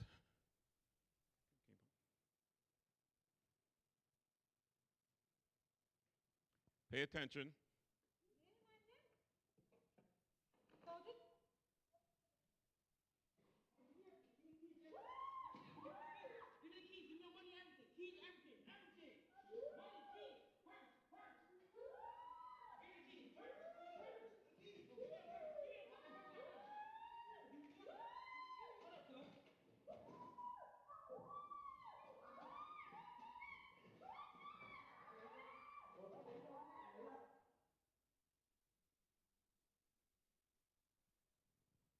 Was that a theft or a robbery? Can't hear you. Robbery. Why was it a robbery? Force. What did they have with them? Good. Okay, that's as easy as that. It's a robbery. They used force. They had a weapon. So not even saying, I have a gun, give me your thing. They showed what looked like a weapon. It looked like a gun. Okay, robbery. How many suspects were there? How many weapons were there? Okay. One or two? Show of hands, how many says one weapon? Show of hands, how many says two? Okay. For the first person that you saw come onto the screen there, was a male or female? What were they wearing up top? Speak up. Okay. What about on the bottom? Okay. Did they have gloves? Okay. Do you know what color shoes he was wearing? Okay. What about the second person? Was it male or female? How old do you think the second person was? Speak up. 30s? 20s? Okay. Good. Now, I want you to pay attention. I'm going to play this again. Let's play again. Pay attention to the victims.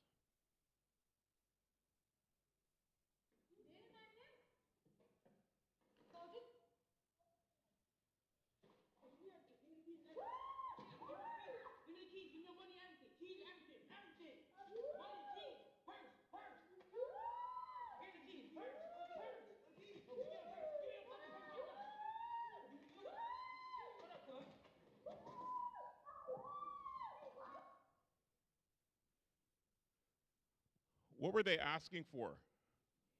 What else? Okay. Anything else? Keys, purse, money. I said to pay attention to the victims.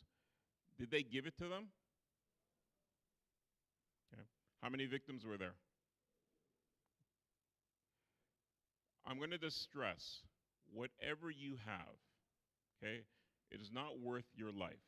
I believe that to be a gun. Could be fake, I don't know, but I believe it to be. They made very specific demands on what they wanted. Keys, purse, everything is what they said, okay? What that means is give them whatever you have. If it's your bag, if they said, give me your phone, whatever it is, give it to them without any type of resistance, because you never know. That was a mother and I guess a daughter or child, okay? When I talk about situational awareness, where did this incident happen? In front of the house, in front of their house, okay? You're at school having to make your way to your home after school.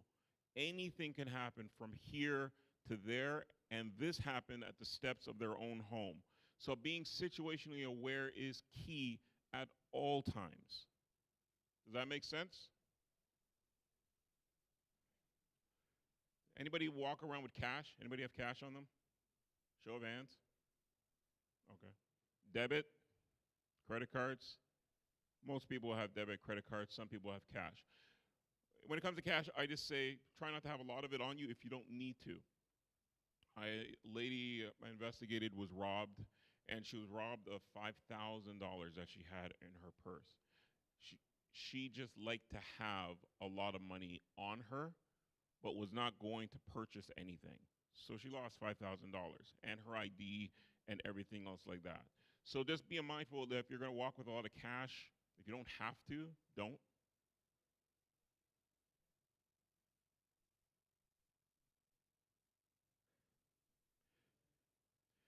Just safety tips while you're leaving here. You know how to get home. Think of an alternative route if something was to happen. Think of an alternative route if somebody was following you or someone made you feel uncomfortable and you didn't feel like walking directly home, okay? Just to change up your patterns, because let's say we know, what time is school over here?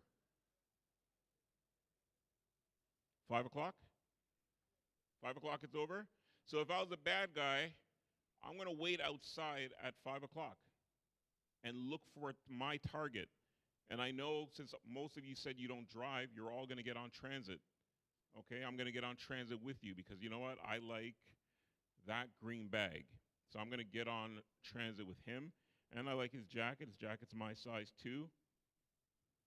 And it's matching, green and green. So this is now my target. Okay, and I'm going to get on the bus with him. I'm going to follow him. I'm going to follow, see where he lives. Okay, maybe he has more stuff. He looks like he has a lot of money. Okay, but if he was to now pay attention to me at some point, noticing me, looking at me, I might get a little uncomfortable to continue on because he can easily identify me.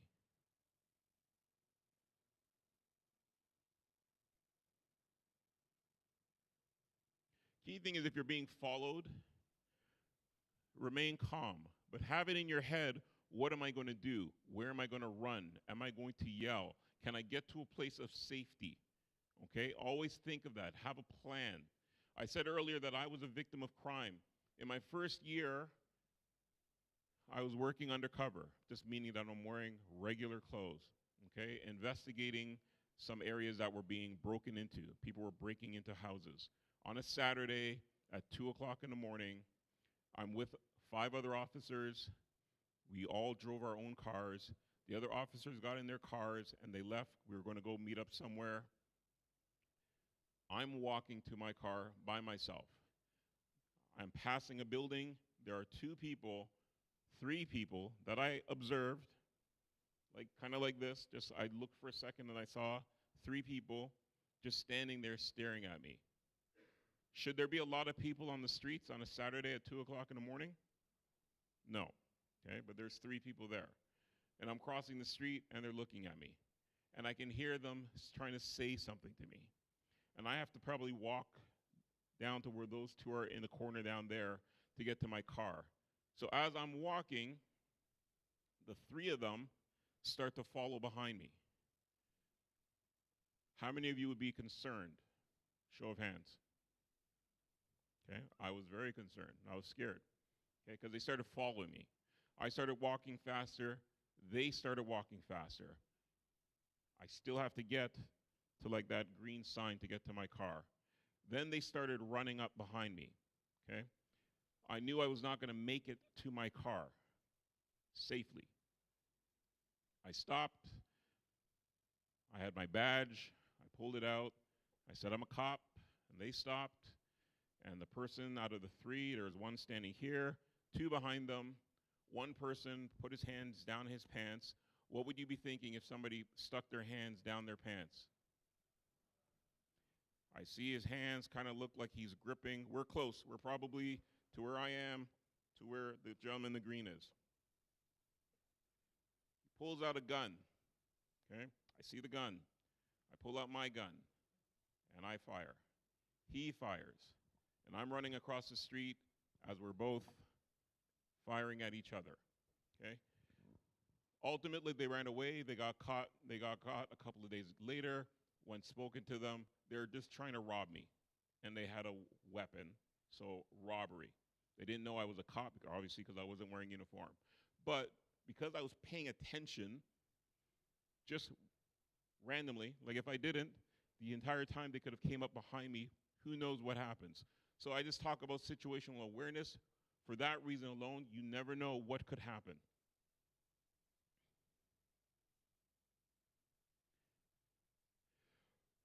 In regards to getting attention, I put this on here because some people, how many remember what a whistle is?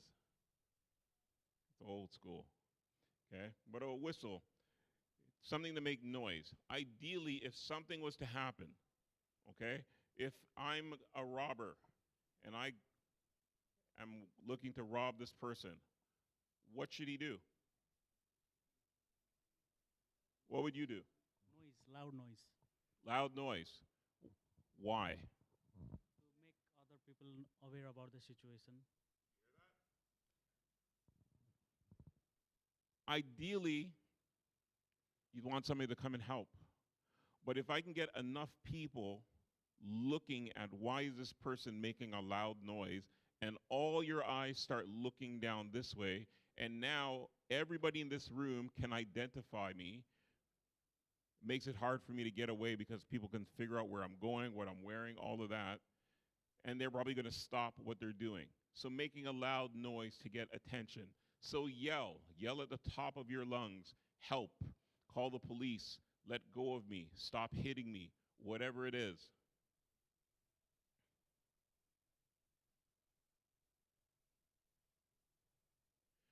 Show of hands. Does anybody have a weapon on them right now? Anybody? I promise you'll be okay. It's your one time to tell me you have a weapon and I won't do anything. Okay, good, I'm lying.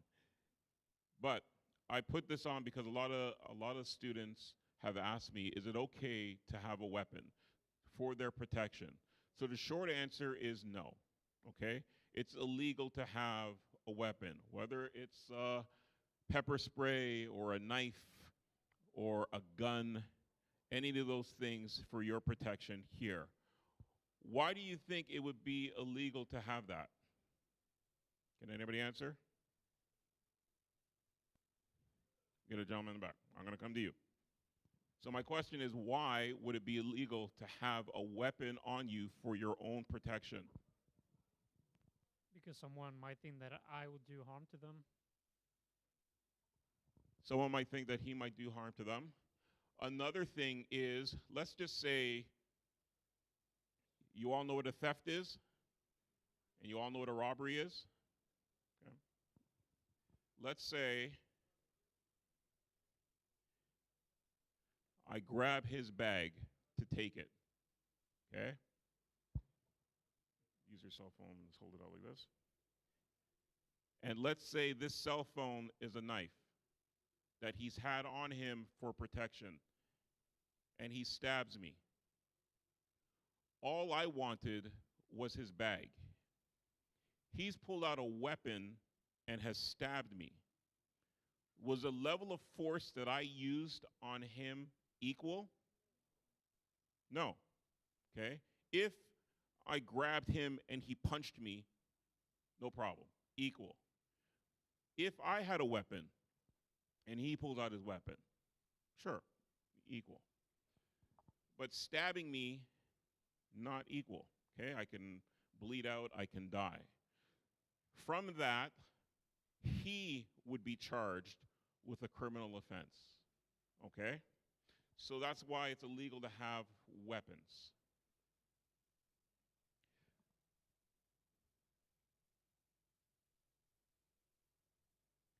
I said earlier how many of you have cash on you. Basically, pay attention if you ever have to go to the bank machines. Why? Because bank machines are where the money is. And if I want money, I'll just hang out where the money is. Okay, so if you're going to use the ATM, take out some money. Before you even get to the machine, pay attention, situational awareness. Who is by the machine? Is there anybody just standing right by the wall, just watching me as I get to the machine to make my transaction? Let's say this is the kiosk for the machine right now, the ATM. And she's right there staring at me. How many of you would continue to make your withdrawal? Show of hands. How many of you would not? Good. She might literally just be there, standing there, but use your gut. Okay, if your gut thinks something is wrong, maybe it's dark, maybe there's more than one person, whatever it is to you, if you're uncomfortable, you don't have to continue. But if you do, and you take your money out, how many of you count your money when you take the money out? Show of hands. I still do. I don't trust the machine. I don't. One of these days I'm going to say they're wrong. They never have been in all my years, but I always stay there and count my money. I stop now, but pay attention, because if you're standing around counting your money and somebody's off at the distance watching you, and they know you put it in your wallet, and they know you put it in your bag, or you put it down your left pocket or wherever, that's what they're going to go for. Okay, so if it's a matter of just getting your money and going, go.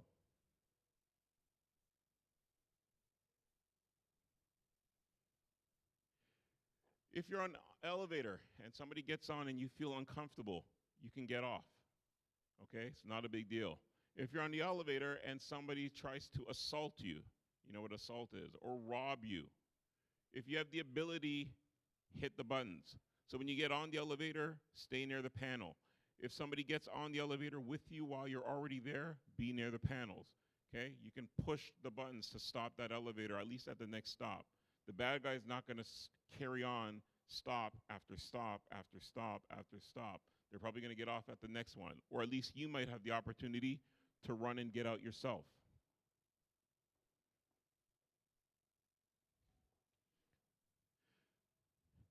Show of hands, you take the bus? Okay, fair majority. So this is applicable in regards to our bus shelters. These little things, we don't have a lot of them, but you see them every now and then. Back in my day, when I won't say how long ago that was, there was no glass. It was very kind of, once you were inside, you couldn't see out. Okay, so it took away from my situational awareness because I'm in there. And back in my days, we had a lot of people that would get robbed because all it would be a matter is they follow you and then they lock you in. Give me your wallet, give me your keys, give me your phone. Okay, you don't see them coming and then they leave. Now they make them out of glass and sometimes even less. So basically you can see what's going on around you. So think about that the next when you leave here and you have to be waiting for the bus or whatnot. Look around, okay? If something is blocking your vision, put your head out for a minute. Look around, okay? Pay attention. If you see a bunch of people coming that make you uncomfortable, step out, okay? Step off to the side. You're still waiting for the bus. You just don't have to have yourself locked inside with no ability to get out.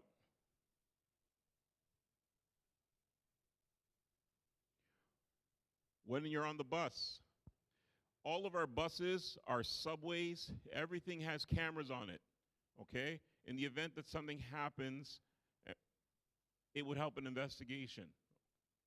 But the driver's job is to drive. If you're on there and someone gets on or makes you uncomfortable, you can get up, you can leave the bus, or you can sit closer to the driver. The driver won't have the ability to see what's going on within the bus. Okay, they don't have a camera that's facing the back so they can see. So they're not going to be aware. Okay, if you see something going on to somebody, let the driver know. They have an emergency button on buses and trains. When they hit it, it's a direct call to the police, and we just come. We don't even speak to anybody. It's literally just going to say, bus number 683 at such and such intersection is stopped, and they've hit their panic alarm. And we get their lights and sirens because we don't know what's happening, but somebody's pushed a button to get us there quickly.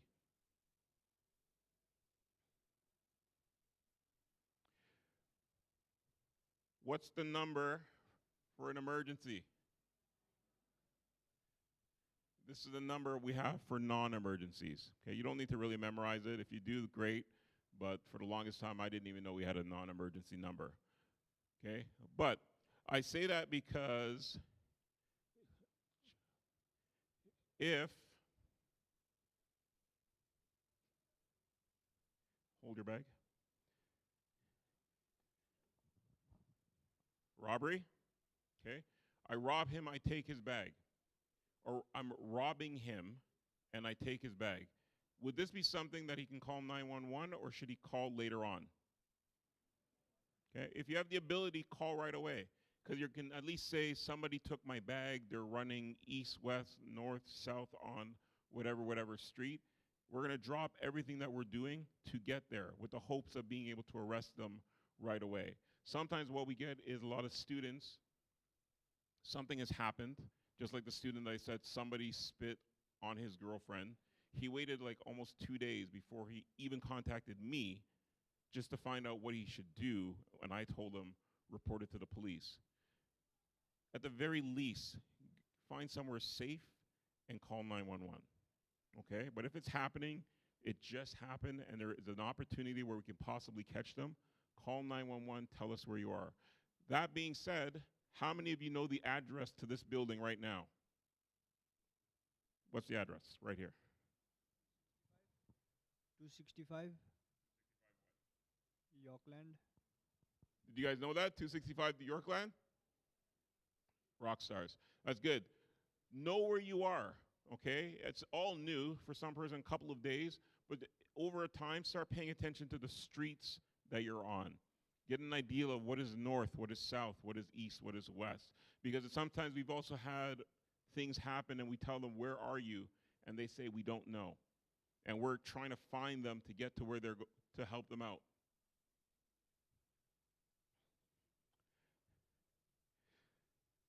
And that is it. That is me. I leave my number. Nobody ever calls me or emails me, but everybody loves Instagram. So if you have any questions about anything at all, add me on Instagram. I don't usually use Twitter, and you can use our Facebook if anybody still uses it, but I do check my Instagram. If it's an emergency, don't send me an Instagram. Okay? It's my work Instagram, so I don't check it all the time. So if it's an emergency, call 911. But if you have any questions about anything, a lot of students reach me on that, so add me, whatever. You're just going to see me working out pretty much on all my stuff. That is it. Do we have any questions at all?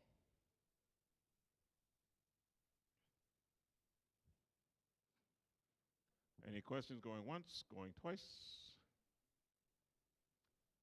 Thank you all very much. Enjoy your studies and your time, and be safe.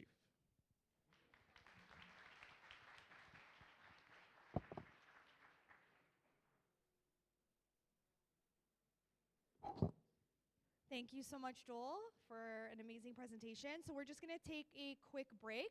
We will come back at 2 o'clock for campus safety here in the atrium.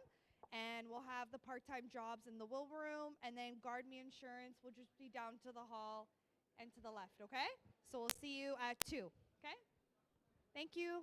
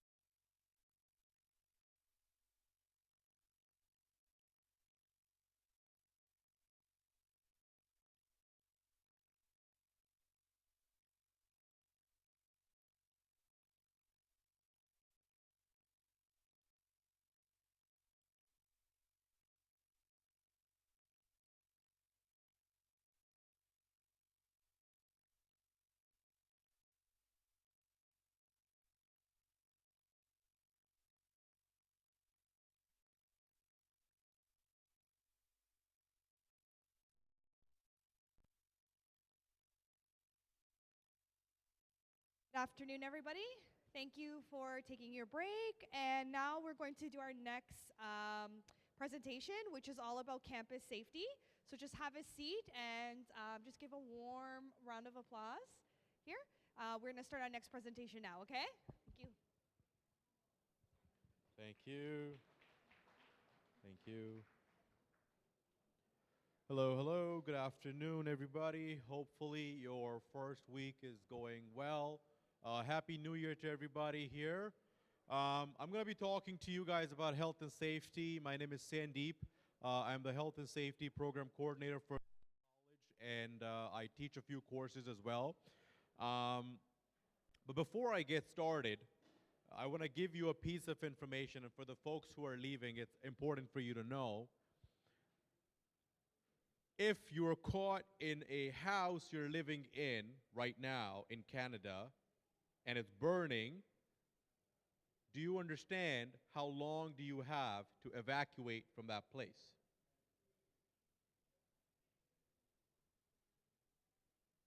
There's a fire in the basement or the apartment that you're living in currently. Do you know how long do you have to evacuate so you can survive? So the fire load of a residential household in Canada is 30 seconds. So if you leave your stove on, there's a fire in your basement, you have 30 seconds to react and get the hell out so you don't get caught in the residential fire. Right? These stats, they come from the fire department that I last worked with, okay? And these stats come from the prior incidents that have happened in the international student community. So it's critical for you to know these things. This is not to scare you. This is not to fearmonger. This is to educate you. This is to inform you. And I don't want this session to be an educational one. I want this to be an engagement session. So if you have a question while I'm speaking, please raise your hand, and I would love to address that question for you, okay? We're going to talk about our evacuation strategies in this college and what we are doing to make sure that you guys are safe when you come to school, okay? And what are some of the do's and don'ts that we need you guys to sort of follow, and some of the things we expect from you as students and patrons of this college, right? Now, in North America, in Canada, every organization has a responsibility under the legislation to have an emergency action plan. We do as well at this college, okay? We're fully prepared for that action plan to come into play if there's an emergency, okay? But what we're not prepared for is you guys knowing that action plan, okay? We could have a great book filled with great actions, but if you don't know what's in that book, that action plan is deemed useless, okay? It's rendered useless. So today is the day that we talk about this stuff. Now, what do you think an emergency is? Can you name a few emergencies? So when they say an emergency action plan, what comes to your mind about an emergency? Sorry? Earthquake, yeah, that's an emergency. Kills a lot of people. What kind of disaster? Fire. Fire kills a lot of people. There's a lot of people in this college. If a fire breaks out here, tons of lives at risk, right? What other kind of emergencies can you think of? An active shooter. What would you do if an active shooter showed up? Are you brave enough to fight them? Are you Sonic to dodge the bullets? Good answer. What else is an emergency? Snowstorm is an emergency, yeah. Yeah, so we could get locked in here. Who's got granola bars? Right? So there could be a snowstorm, an ice storm, a thunderstorm. That's an emergency. But what about in this college? What kind of emergencies could happen that we should be prepared for? Sorry? Lockout? What do you mean by that?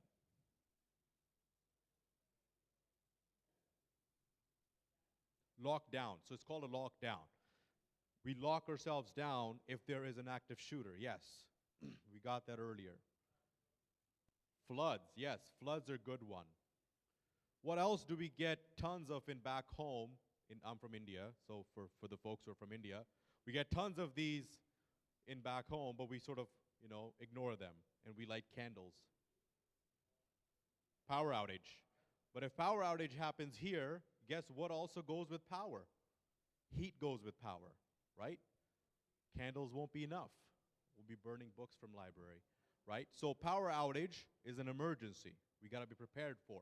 All right, so we're going to talk about these emergencies, and what we've done is we've put together a plan that is necessary to be taken, an action that is necessary to be taken in case any of these things happen, okay? And we're not heroes in any of these emergencies, just so you know, okay? What we're doing in these emergencies is we're trying to survive. We're trying to make sure that we don't get hurt, we don't get injured, okay? We live another day to be a hero. So we have emergencies such as fire, severe weather. We spoke about that. Nobody spoke about a hazardous material spill, right? If in this hall, somebody brings in a vat full of hydrochloric acid and it drops in here, it's going to start to smell, right? Toxic fumes will go inside of us. Big problem. Okay, we have laboratories here who are WMIS-trained people. They learn about this stuff. Gas leak. Why might we have gas in our buildings? Do you know? Oops. Why might we have gas in our buildings? Sorry? Heaters, yeah. Our heat is gas-powered.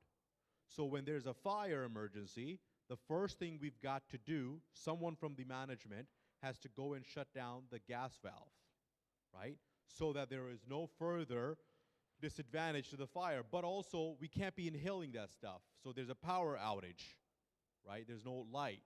There's no power. We don't want to be tripping and falling. We don't want to be cold without the heat. Workplace violence. Workplace violence. This will come in handy for you when you go out to get some job or something, right? Nobody should be harassing you. There's policies in workplace that are related to workplace violence and harassment, okay? But you've got to be aware of the fact that these things exist so you don't bear the workplace violence. Situational emergencies, carbon monoxide emergencies, right? There's some of the emergencies that I've listed here that could potentially affect us, and we're going to talk about our actions, that what we need to do. So first things we need to understand is that we need to evacuate and take shelter, and we need to know about the procedures, okay? Now, what we do to train you guys on these procedures is every semester we have 2 drills, mock drills, okay? We do a fire evacuation drill, and we do a lockdown drill, okay? And before those drills happen, your instructors, they get notified, okay? So they have an opportunity to train you on letting you know about what to do, right? So I teach health and safety. I talk about this stuff all the time. However, we have tons of other courses and programs here. What program are you a part of? What program are you a part of? Business. Look at this. Real champion and participating, right? So business folks, they love to talk about spreadsheets, but they never know which way is the fire exit. So how many of you, when you walked into this building, looked for that green sign over there? You looked for it? Good. Why did you do that? In case of fire. Anybody else? You did? Why did you look? Emergency exit. He wants to care for his life, right? So until I got into health and safety, I didn't care about this stuff, right? But one of my professors made me realize, you're in a mall, you're shopping with your kids, and there's a fire, and you don't know what to do. Man, that's a stressful situation. So starting from this point onwards, anytime you go into any new building that you don't know anything about, first thing you look for is these green signs, okay? They are your signs to show you which way to go in case of an emergency, right? Whether you know where you're going to gather up outside or no, that's besides the point. But you should know where the nearest exit is. Then we need you to understand the actions that you can take to prevent an emergency, right? How can we prevent fires? That's why we have these regulations: no smoking inside, no vaping inside. And we need you to abide by those. There's a no smoking policy within the 9-meter diameter of the building. There are designated smoking spots outside, okay? Anybody who smokes, they've got to get to that smoking point and only smoke there. Why do we want nobody to be smoking around the perimeter of the building? Sorry? Maybe the smoke detector will pick up. So this is perimeter of the building. They're outside. There's no smoke detectors outside. But why do we care if somebody is smoking by the walls of the college? Sorry? So gas lines are outside, yeah. But also, we don't want any fire hazard around the foundation or the perimeter of the college to avoid any kind of emergencies, right? However, it sometimes becomes very hard for people to understand because convenience trumps safety, apparently. You know, it's cold, you still got to smoke, you open the door, and you take a few puffs. That's problematic, right? That's problematic because it now endangers everybody who's in the college, because the person who wants to smoke was too lazy to walk to the smoking spot, right? So these are certain actions that we need folks to take to prevent any kind of an emergency, right? Understand their individual, and by the way, these rules don't just happen overnight. We don't dream of these rules.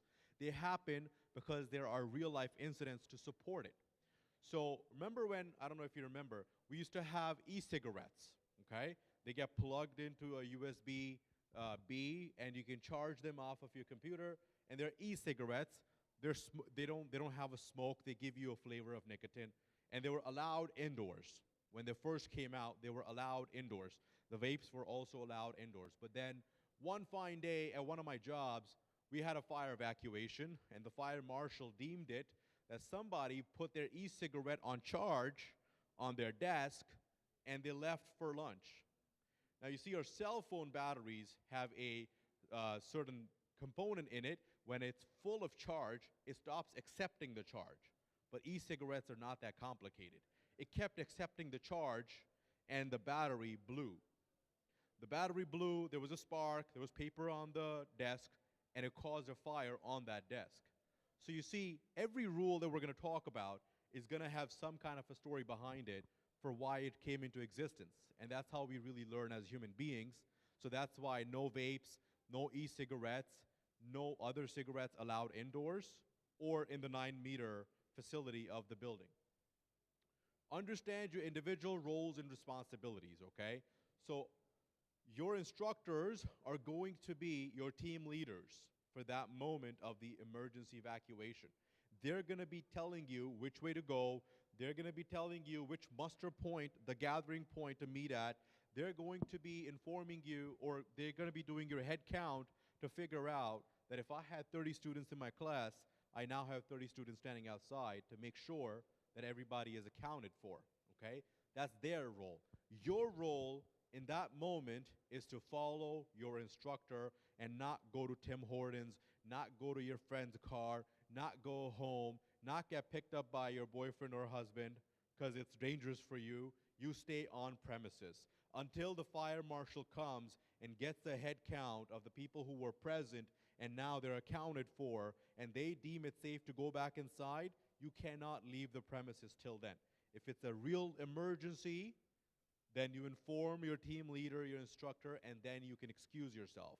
But if it's not an emergency, you stay in that emergency, okay? So that's what we expect from you. You gotta identify and respond to the notifications and communications. So we have fire alarms all around this building, okay? When they go off, we expect you to immediately act and just get the hell out. If your team leader is not acting, I expect you guys to act because you're a part of this orientation, okay? If you hear a fire alarm and nobody moves in your classroom, you move. You be the leader. You take the charge because you were part of this orientation. Not everybody who's going to go to term 1 is present today, but I'm assuming you're going to spread out into other programs, and you're going to take this information and apply it in real life, And then they might look at you weird, but who cares? Protect yourself. Know the location of common emergency equipment, right? We've got fire extinguishers all over this college. When you're passing by the hallways, make sure you know the locations of them, right? Don't use it if you don't know how to use it. Just know the location so that you could tell somebody who knows how to use it. We have first aid kits all around this college. We have first aiders who are, your instructors are first aiders, some of them. Your college staff is first aiders. Know your first aiders. We have a health and safety board by the front desk, and the list of first aiders is mentioned there, right? How many first aiders in the room right now? Even from back home. Anybody know how to do CPR? 2, 4, 3, 4.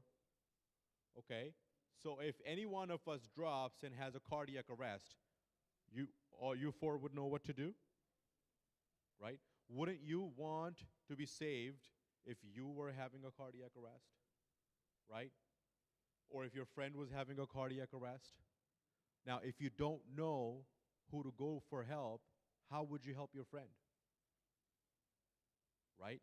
So you ought to know who is your first aider. My class is lucky because I'm a first aid trainer. So anybody, if I need first aid, then I'm the unlucky one, I guess, if my class doesn't step up. But you ought to know who to call for help when help is required, okay? So educate yourself about the emergency equipment and people who will come in handy for your emergencies, right? So our fire alarm system has an audible and visual indicator, okay? So if you see back here, that's our fire alarm. There's a big red speaker and a big circular light underneath it. If it goes off with an annoying sound and the lights are spinning, that's a fire alarm, okay? That's your sign to get out. Now, the fire alarm system is designed to detect and warn occupants of the fire, and your immediate response must be to evacuate out of the nearest exit without hesitation. Never assume it's a false alarm or just a drill. You never know. Never assume if it's just a drill. Act as if it's a real alarm, okay? Our brain works in mysterious ways. If you don't train your brain, it doesn't operate even in the time of emergency. I usually give this analogy. If you wanted to survive the floods, would you learn to swim during the floods or before the floods? Right? But how many people know how to swim? All hands should go up. It's a life skill. Everybody should know how to swim, okay? Everybody should know how to swim. Again, another safety tip, okay? If there's floods, if there's an emergency and you don't know which way to go, you're flustered, you're confused, at least follow the crowd. Follow the crowd to the outside, okay? Muster points. This is our gathering points. This is where we get together. We have two. We have one across the street at the Korean church, and we have one across this street by the school, by the Christian school. Whichever gate is the closest to you, exit is closest to you, you get out of that exit, you get to the muster point, your instructor should know which way you're going, okay? And you follow them. They do a roll call based on the attendance. And now this brings me back to my instructor hat. Never, ever, ever, ever, ever tell your instructor to mark you present when you were not present. Okay? If you were not present and you requested them to mark you present, we're going to be looking for you in case of an emergency. You got to go to work, take the hit. We don't want to send in a firefighter to look for you when you are making money at work. And your instructor was kind enough to give you that mark on the presence. Okay? Because guess how we're going to do the roll call? We're going to pull up the attendance sheet. And we're going to say, is everybody here present in the muster point? Oh no, this one dude's missing. Right? He's gone. And now the instructor doesn't want to get caught, or they don't want to get in the hot water. So they will say, I don't know, we can't find this person. So don't do it. Okay? I don't do it for my students. They usually hate me in that moment. And then when I explain the situation, then they kind of calm down. But they still hate me, but it's okay. Right? First aid kits we spoke about. You should know where your first aiders are, where your first aid kits are. Now, during the emergency, we expect you to follow orders. We expect you to follow the guidance that your instructor is giving to you, because that is a life safety matter. Whether it's an evacuation or it's a lockdown. We didn't speak enough about lockdown. What do you think you should do during the lockdown? Take shelter. Where would you take shelter? You don't even go to this school. I love your championship. But it's okay. Where would you take shelter?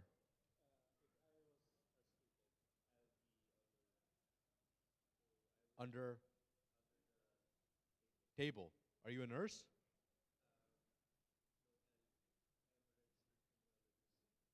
Wow. Wonderful. So he says, he's a registered criminologist. He says he will take shelter under the desk. How many of you would do the same? Every hand should go up.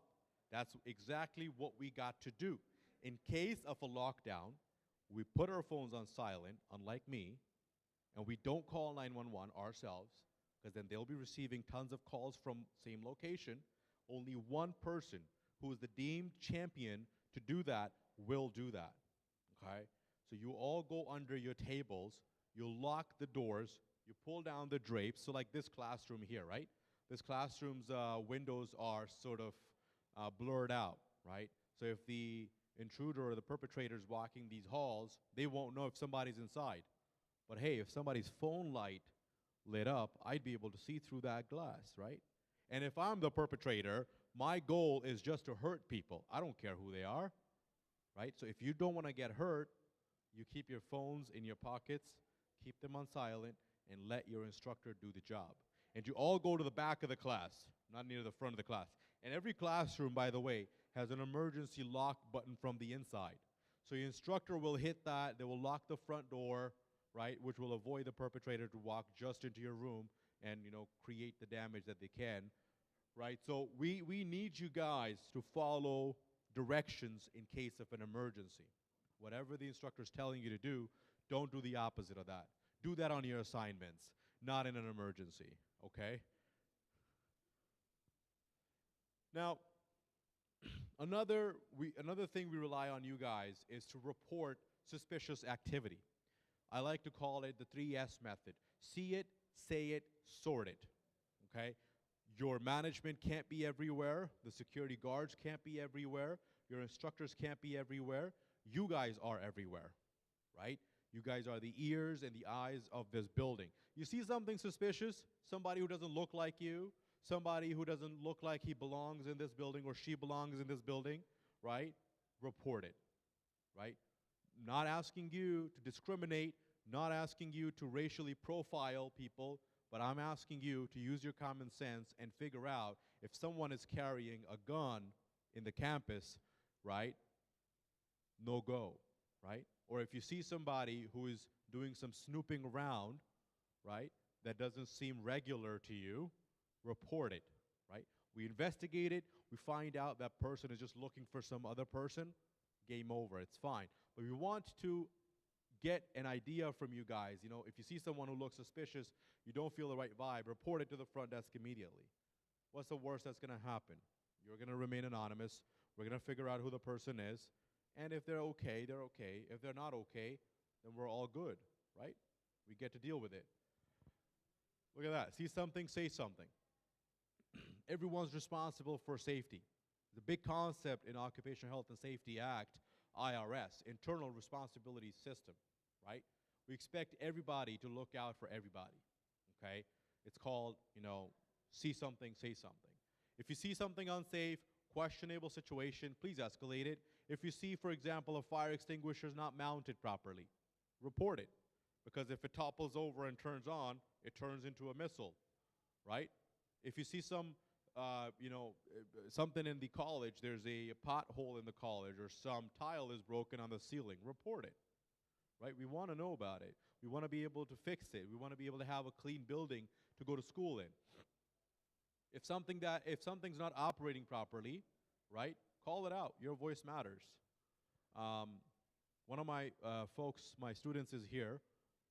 One of the tables he used to sit at the front desk, the plug was broken on it. Somebody had broken the plug, and it was exposing the elements of that plug. Clearly, it's a safety risk.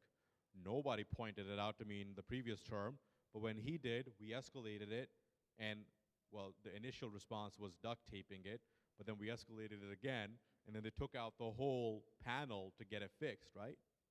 But the goal is to hear from you guys, right? Because if you don't raise your voice, we won't get any solutions for it, right?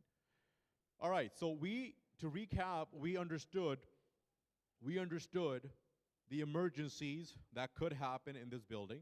We understood what to do in case of a fire emergency, which is evacuate, follow your team leader, get to the muster point until the fire marshal allows you to go back inside. We understood in case of a lockdown, you stay in the classroom, you go to the back of the class, turn off your phone under the table, don't call anybody, don't talk to your peers, stay in the room, and the instructor takes care of the locking mechanism, right? And we understood about campus safety. If you see something, you say something, you escalate it, and the issue gets resolved, right? So that is the crux of the presentation. Do you guys have any questions for me?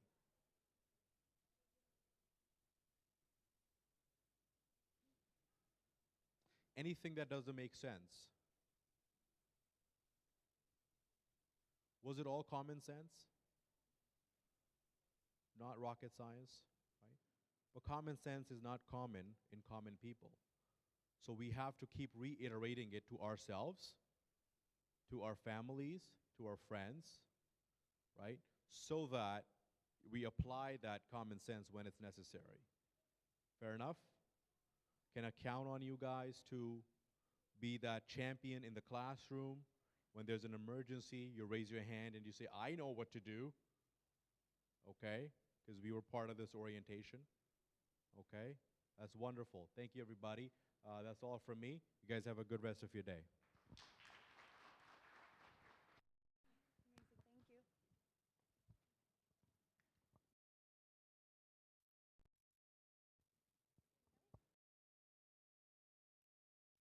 No? The battery's dead. Yeah, can you hear me now? Okay, amazing. Thank you, Sandeep. It was awesome. Great presentation. So we're just going to take a quick break. We'll have GuardMe Insurance come up. They're just presenting in another room, so they'll be back at 2:45. And then Sandeep will be in room 218 in the wool room for those who joined a little late and want to catch up. And then we'll have the part-time jobs. They will be in room 112, so just walk straight to the left all the way down if you guys wanted to join that session. But just take a break until 2:45, and we'll see you guys back in the atrium or the wool room or room 1112, okay? Enjoy the break. Thank you.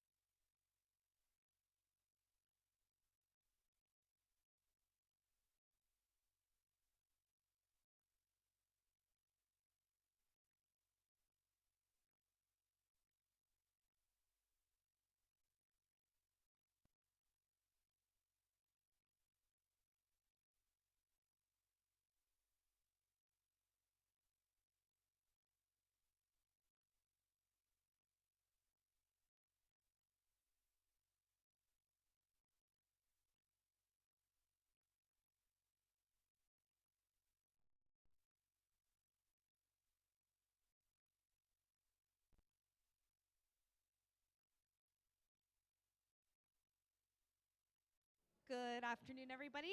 So I'll just get everybody to get seated and get arranged here. So now we're going to have Lucia from GuardMe do a presentation about the services they can offer you. So just give a round of applause for her. Thank you. Hello, everybody. Good afternoon. Thank you for your time. Really appreciate it. And this Friday, first week of school is starting. So my name is Lucia. I am the account manager for GuardMe for all of you international students here at Lambton College. So what is this presentation about? I'm going to tell you about your medical insurance, your medical healthcare insurance while you are a full-time student at Lambton College, okay? If you ever need the assistance of a doctor, if you are sick, ill, or need to see a specialist, a doctor, to get better, that's what GuardMe is about. So you all have a mandatory policy, which means you cannot opt out of this coverage. Everybody has GuardMe. It's all 4 campuses at Lambton College. So we're here to help you navigate the system, the healthcare system in Canada and Ontario, because it is different than the one in your home country. So you don't need to worry about these expenses because these all will be covered if you ever need them. I like to add this slide in my presentation because if you are here with your spouse and your children, they are not automatically added into your policy. It is your decision to purchase a policy for them. We offer the option to add your dependents, which is through the custom site. You can do that once you have your policy number. The advice I give you is do not gamble it. Do not purchase the policy once the child or your spouse is sick. You have to do it before. Insurance doesn't work when you are already sitting at the doctor's office. You don't want to risk that there may be a denial, okay? It is not cheap. I've had it, I've experienced it firsthand. So no need to risk it, okay? I'm not here to read to you the benefits of the policy. You all will receive the summary shortly. What I want to mention are the most important benefits available to you. So any sickness, illness, accident, medication that the doctor is prescribing for you to feel better will be included. Those are the details. Psychotherapy benefit also available. Very important to note, and I want to explain this. This policy is available everywhere in the world with the exception of your home country. What that means, if you go back home for a short break, whatever, a week, a month, whatever it is, and you get sick at home, you cannot claim expenses to this policy. We are assuming that you have coverage where you come from, okay? Dental coverage is different than medical coverage. The medical coverage is $5 million. The dental coverage varies, depending if it's an emergency or an accident. If it's the relief of pain or if you tripped and something blew to your mouth and tooth come out, whatever the case. So if you have questions related to any of these benefits, customer care at guard.me is the email that you will be connecting to. It's open 24/7. We're here only to answer your questions, okay? There is a benefit contraceptive coverage, $40 every month. You do need to see a doctor to get the prescription. It's not an over-the-counter medicine, okay? If you already have a chronic ongoing condition, arthritis, asthma, diabetes, some migraines, I don't know. I am not a doctor. But if you have any chronic ongoing conditions, you have up to $10,000 for the maintenance of this condition. Only up to $10,000, okay? If you do have any condition, I will strongly suggest that you connect with customer care. Again, I'm repeating this. For anything out of the ordinary regarding your health. You can see here there are 3 columns: emergency and non-emergency benefits. like the title says, an emergency is when you are sick and you need to see a doctor, you need a prescription, that's an emergency, it's a new thing. A non-emergency is you need to see an optometrist to get your prescription, your eye prescription checked. It's not an emergency, but you do have a benefit for that. So you can pay for it, keep the receipt, and then submit a claim, and you will get your money back. That's usually the way it goes with the non-emergency benefits. If you want to make sure that you are tapping into the right benefit, if you are using the right benefit for the non-emergency column, guess what? You are going to connect with customer care, and you are going to make sure that before you pay for anything, that coverage is 100% usable, okay? I usually get questions about the vaccinations. So only if they are related to your program of studies, you can tap into that benefit. You can use it. You have to pay and then submit the claim. And it's not 100% coverage. You only have $150 worth as immunization. You can use it up to $150. We will not pay for flu shots or COVID vaccinations. By the way, COVID vaccinations are covered by the government, so you get it for free. And there are some clinics that will give the free shot as well. So you just have to do your research. Other than that, it's important to mention that any insurance policy has exclusions. So if you go to the doctor, mobile doctor, and they will send you a prescription that needs to be refilled through the pharmacy, usually that's what within the coverage, that would be fine. Sometimes the mobile doctor, any doctor, will say, yes, you do have COVID, Lucia, sorry. You need to take Tylenol 3 times a day. Anything that is available, grabbing out of a shelf at a pharmacy or a store is considered over-the-counter medication. Advil, Tylenol, I don't know, Pepto-Bismol. Those are not covered. If it makes you feel any better, I still have to pay. We all have to pay for those. Those over-the-counter medications are not included into any insurance policy. Okay? I already mentioned the expenses in the home country, but it's important to know to mention the first one. Any procedure that is not medically necessary.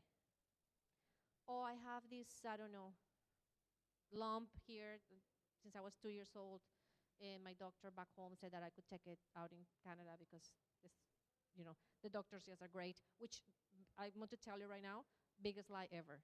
We are really facing a crisis in the healthcare system. We're navigating the best we can. And I will tell you how that's happening and how you can take advantage of the tools available to you. So anything that is not medically necessary most likely will not be covered, but if you still have questions and want to ask, go for it. I want to talk about the last one. Drugs and alcohol, well, cannabis and alcohol are legal. I'm not talking about the legality of the substances. I'm talking about the fact that they can impair your judgment, and they can cause you harm. So if you are highly intoxicated with both cannabis or any other drug and alcohol, our claims team might reserve the right to deny the claim. And so it's up to you. Use your common sense when you are using the substances. Please make sure that you are not in a position where you can get hurt. And I already explained why. Okay, so very important information. You gotta pay attention to this. Everybody here, every international student is already covered. The policy started January 1st. We're at January 5th today. However, you are going to receive an email from GARMI to your Lambton College with a digital copy of your policy. In order to download this policy, you need to open the GARMI account. It will be done, we will send you the email around January 15th, around day 10 of your program. Please, it will not be delivered to you before that. I know everybody wants the policy today. I've been here at GARMI for 10 years. Ain't going to happen. Either you call me or whoever. It won't happen. It's just a standard policy procedure, okay?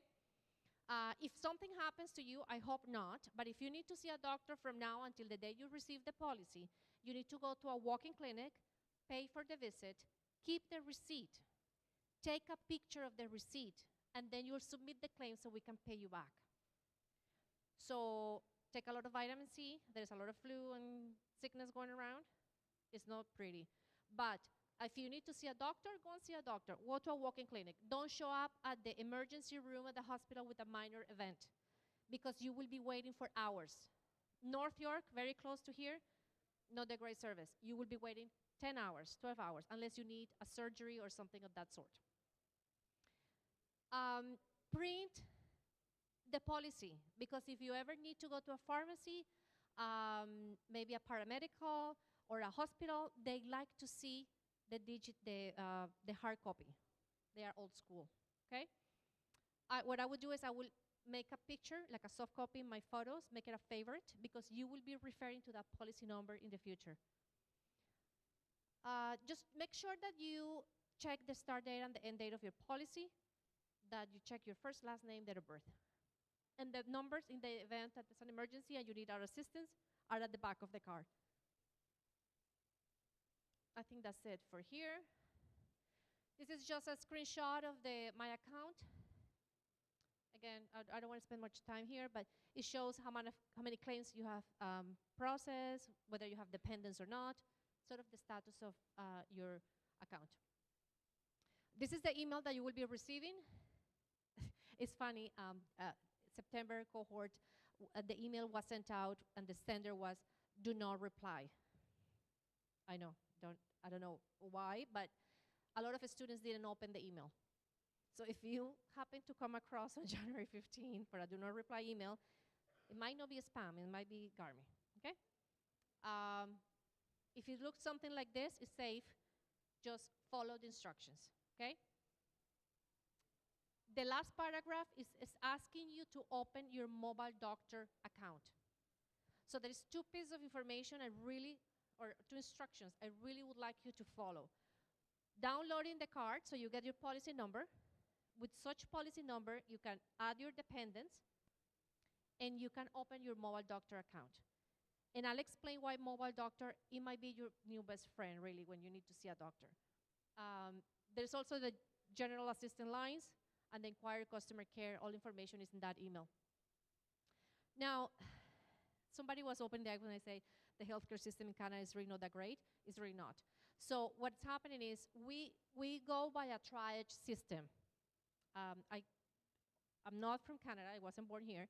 I've been here for 25 years, but when I came here as an international student, when I get sick home, where I'm from, I go to the hospital. That's just how it goes.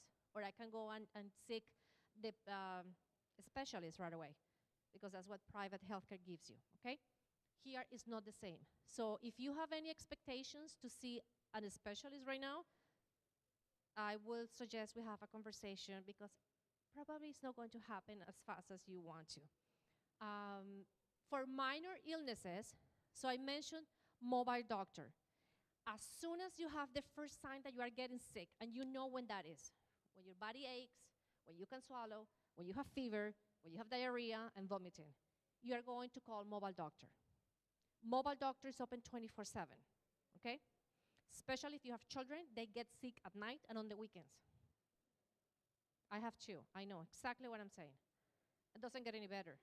So, however, if you have any of these ailments, you can go walk to the pharmacy, bring your ID card with you, and they can give you the medicines. So you can get it done right away. If you really can't walk because you are not feeling well, that's where you're going to call mobile doctor, okay? But I want to show you the first step is mobile doctor, second is the pharmacy, and then we have the walk-in clinic. This is the figure that we don't have in most countries in the world. We don't have the walk-in clinic facility.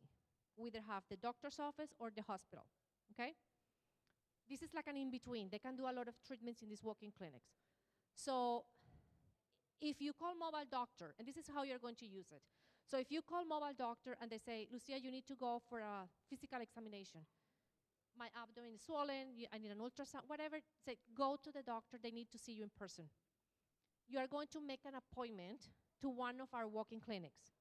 Garmy has contact and a network of providers available to you, so you can make an appointment and you don't have to pay for the visit. However, you can go to any walk-in clinic. If it's not part of a network, you pay upfront, keep the receipt, and then submit the claim. So here you have the two choices. We're not forcing you to go to our doctors. You can go to any other one. In the event that it's not convenient to you to go to one of our doctors because it's far, whatever the case. However, if you pay for anything, you please take a picture of that receipt and save it. Without a receipt and proof of payment, we cannot refund you the money. Guys, this is serious. I've been in international education for 20 years. I've seen a lot of tears. It won't happen, okay?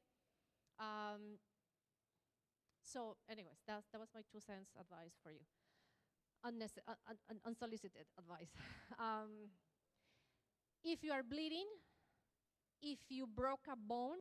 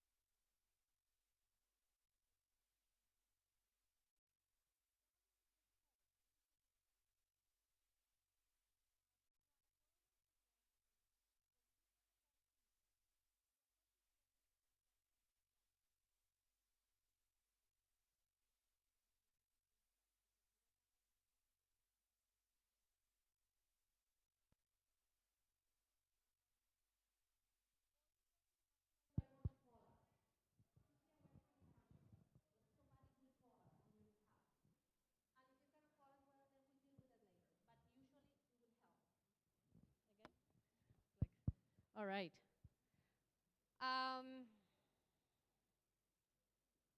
Okay, now this doesn't work. Okay, great. Mobile doctor. So mobile doctor is being provided by a company called Maple. It's our partner. Guys, seriously, if you go directly to Maple, you will be charged for the service. Mobile doctor for you policy holders of GARMI is free. I already said to my previous whatever talk that I was doing. If you pay for mobile doctor, do not expect us to refund you the money. You need to exit that window and go back and link your GARMI policy number with your mobile doctor account. And why am I just pounding on this mobile doctor? Because it really works. It's 5 to 10 minutes. You are connected with a doctor within Canada. Any day, any time. Only one visit per day, though, so please. The second one, you might need to pay for that one. But usually, we only need one a day to talk to a doctor. You explain what your symptoms are. You get paired with the doctor. They tell you, okay, you need a prescription. How do you want it, Lucia? Do you want us to mail it to your home? It takes 1 business day. Or we can locate it to the nearby pharmacy. It doesn't get any better than that. So you spend 10 minutes tops talking to the doctor, getting your situation solved. Whether you need, then you can go walk and pick up your medicine, and you didn't spend $1. Okay? If it's minus 20 and it's not up to here and you're shivering, of course you are not going to walk, so you say, maybe give me the antibiotic to my home, I'll wait until tomorrow. It's up to you. Honestly, if I'm sick, I'm getting that antibiotic now. I'm getting better, but you have choices. Use them. This is some unofficial news. We're partnering with Rexall, the pharmacy, so you guys are going to be entitled to get the discount at Rexall for dispensing fees and for their branding medicine. It's not official yet, but keep an eye on the news. It's coming. Like it's done, but it's going to come in the next week or so. So again, when do you call the customer care team? When the mobile doctor sends you for further testing, x-rays, lab work, CT scans. Why? Because all these exams are not direct bill. Do we know what direct bill is? When we don't pay for it. So you have to pay for any lab work, x-ray, and so forth, and then you submit the claim. So you do need to make sure that these exams will be paid 100% back to you. That's why you're going to call us, right?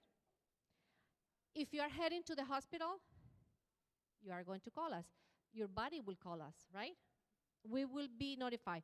Now, if you ended up at the hospital because that was unfortunate, they treat you and they give you a bill, an invoice, it's your responsibility to submit the claim, so for us to pay on your behalf.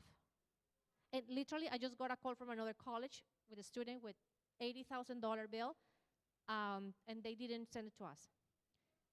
Collections is after the student because it's their name on the invoice. So it's your job to send it to us, so we pay on your behalf, okay? If you have any questions about eligibility, is it covered or not? My chronic ongoing condition, is it covered on the E&E benefit? Whatever it is, customer care. That's their job. We all have a job. That's their job, okay?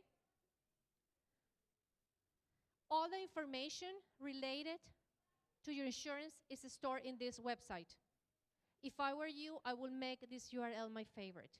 You are going to need it. In here, you can go in the left side, you can open your mobile doctor from here with your policy number. You are going to find those clinics. And again, if you have 5 minutes, I will go now and I will check walking clinics, put my home address, see what's near me. I will put it near here, see what's near me. In the event that I one day need to go to a walking clinic, make sure that when you go to a walking clinic, you call beforehand and make an appointment. Just make them aware that you have a GARMI policy. Bring it with you, okay? Again, about dependents, you can buy them insurance through this site. On the left side says dependent coverage. This is where you go. You do need your policy number. You cannot go today and buy it. They have to wait. So that's what it is. This is just a screenshot of the My Account tab. All the things that you can do here. You can review the status of your claim. You can print again your card, and so forth. Just a bigger screenshot than what I showed you like 5 slides before. This is what I meant when I was telling you about finding a Canadian clinic near you. If you have a work, fine if you have something close to work. Fine if you have something close to your home, close to here, okay? If you pay anything out of your pocket, strongly recommend that you submit online. There is no need to send anything by paper. We still have the option, but there's no need. Once we receive your email, it takes 5 to 10 business days for you to get your money back. But I advise you that that claim form is completely filled with all the information. There is nothing missing. Another advice, this is not in the presentation. If you are at the walk-in clinic, at the doctor's visit, or why not, try to get the doctor's note or report at that moment. Why? Because our claims team might request further documentation of the visit. And if you need to go back to that doctor, there is 2 chances. 1, that you cannot find the doctor because busy, whatever. 2, they will charge you for that note afterwards. True story. By the way, just to make you feel better, I get a note from my family doctor every year that I have to pay for them to give me notes. So there are some extras that I have to pay. So, again, different world we're living in. But Get that piece of note right there. Guys, I'm seriously, like, I'm giving you wisdom, little droplets. I'm saving you grief. Now, once we get everything done, and yes, we're going to pay, you can get like a MasterCard link money through email. You can get a check or a direct deposit to your bank account in Canada. Okay? This is just some housekeeping notes about what should be included in that claim form. Don't leave anything blank. Be very detailed about the reason for the visit to the doctor. I know there are some students say because I was sick. That's a given that you were sick. But what happened to you? Just believe me, we've seen a lot, so we would not be shocked. Make sure you sign and date the form. Make sure you include all the payment, proof of payment and doctor's note right there so we can process that fast. Very important. You can claim the money the same day that you pay for it. You don't need to wait a week. You don't need to wait a month. Please don't wait. Just do it right immediately, okay? You need the money. We wanna flush that out. Again, any questions? Customer care is here to help you. This is a custom site. The toll-free number. I was going to say something else. Oh, sometimes when you guys go to the custom site, you see our home, like our headquarters, our office, is close to here. Do not go and visit us. We love you all, but we don't have a team ready to serve you in person. And I tell you this because I get customer care. Lucia, we got a student from Chester, and he's looking to talk to claims. We work remotely. Some of them are skeleton, still hybrid, but majority of us, we are remotely. Like, I don't work at the office, never, in 10 years. So don't come and try to find me, and you won't find a body. Anyways, I'm just saving you the trip because it's really close. That's why I specifically say this here at Chester, okay? So I'm done, but I think I have some time. Ladies, do I have time for questions? So if you guys have any questions, happy to answer them before my next one at, I don't know, 3, 4 or something, 3:45, the next. Yes.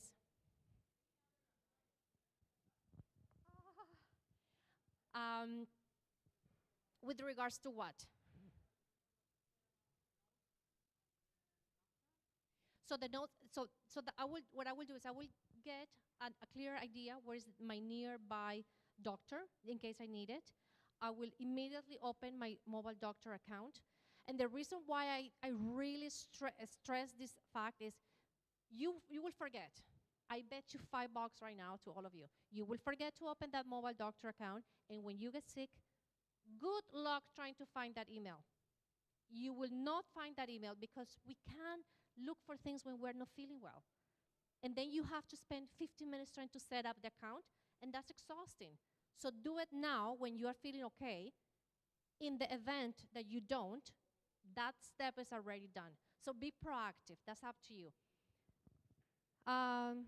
So open the mobile doctor, find a walk-in clinic near you. If you talk to a doctor for any reason, gather all the information, just nag them at that moment. Doctor, please, just send me, it's for my insurance, I need it. Please, just write anything, just whatever you, sometimes they don't wanna do it. Just push them a little bit, okay? No problem. And I will always, for minor illnesses, I don't know if you, when you came to Canada, whoever was helping you in that process, usually what I used to tell when I was doing recruitment, I would say, bring your own botiquin, bring your own first aid kit. You know what works for you. You know, like for example, for me, it's Alka-Seltzer. I tell you, I feel any sick, and I take an Alka-Seltzer, and maybe it's mental, I don't know, but I feel great. But if we don't have it, Sunday at 10 p.m., what are you going to do? So find your to-go medicines and have them with you, okay? Keep an eye on the Rexall discount. It's coming, and it's going to be beneficial for you. Yes?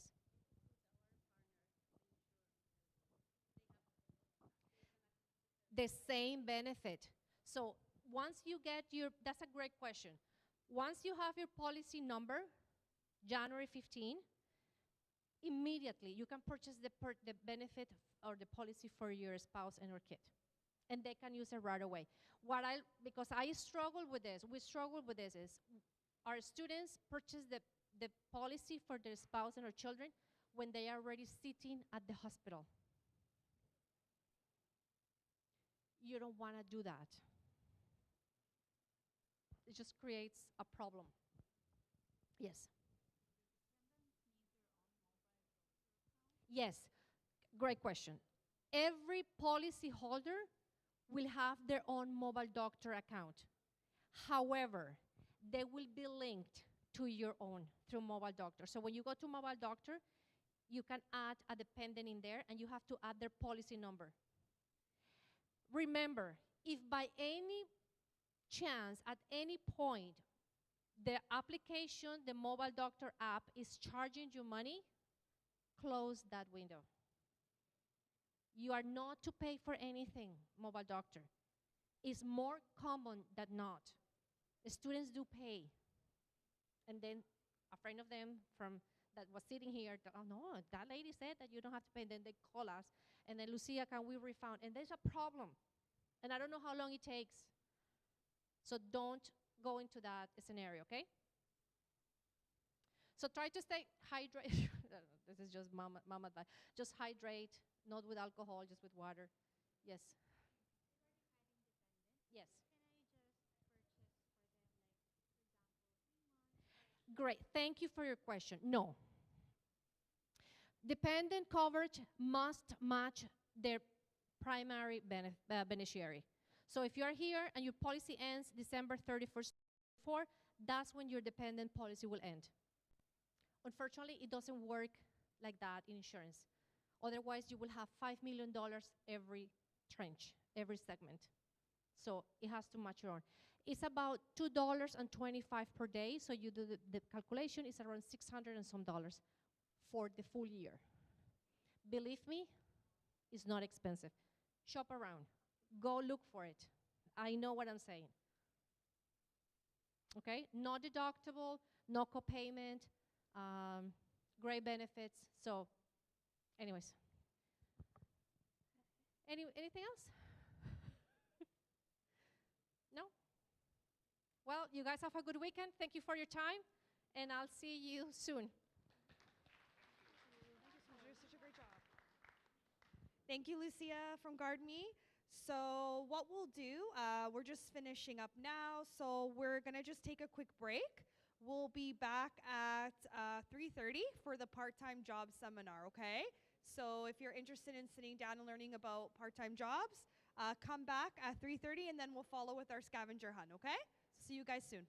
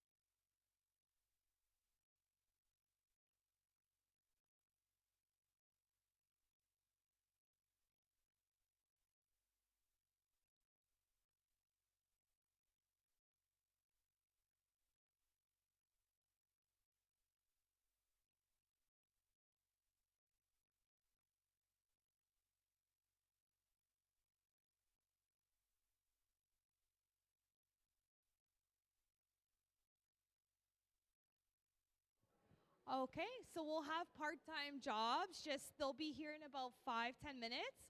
So just take a little break, okay? And they'll be here any moment to present to you. Sorry for the delay. They're just finishing up in the other class, okay? So just give it 5-10 more minutes, okay? And we'll start. Thank you.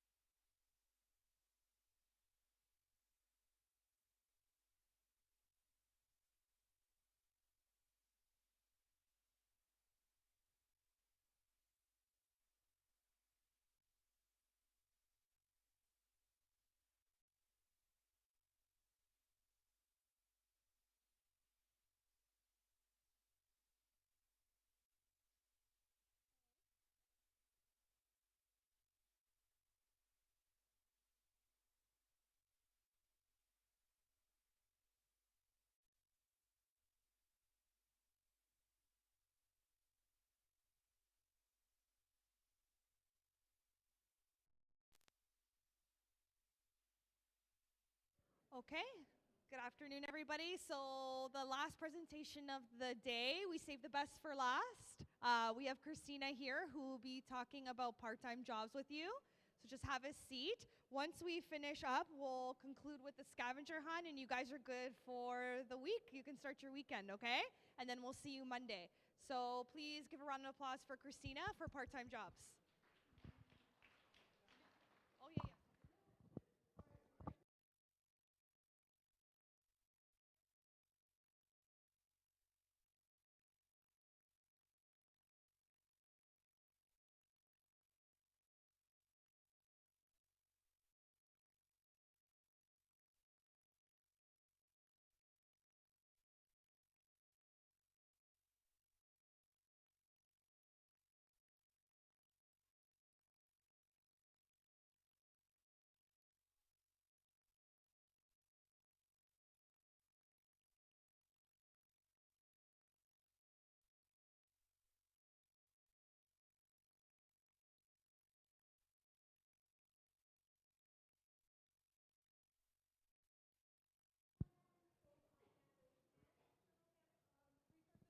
Oh, yeah, yeah. I have also put together a few jobs that are available nearby the college, okay? And I will also have two student council members that will speak to you today about their experiences. So I have Santa, who is in her third term, and Pradeep in his fourth term, who, not that long ago were in your positions. We're going to speak to you about their experiences in terms of being successful in finding a part-time job. Okay? So,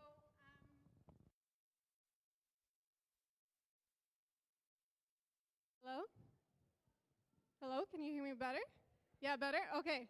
Aw, should have told me, guys. Okay, sorry about that.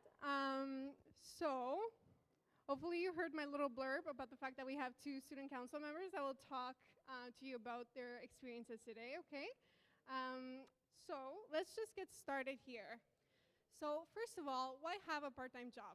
Well, number one, for all of us, of course, is earning income, right? We all need income to pay for rent, phone bill, groceries, you name it, right?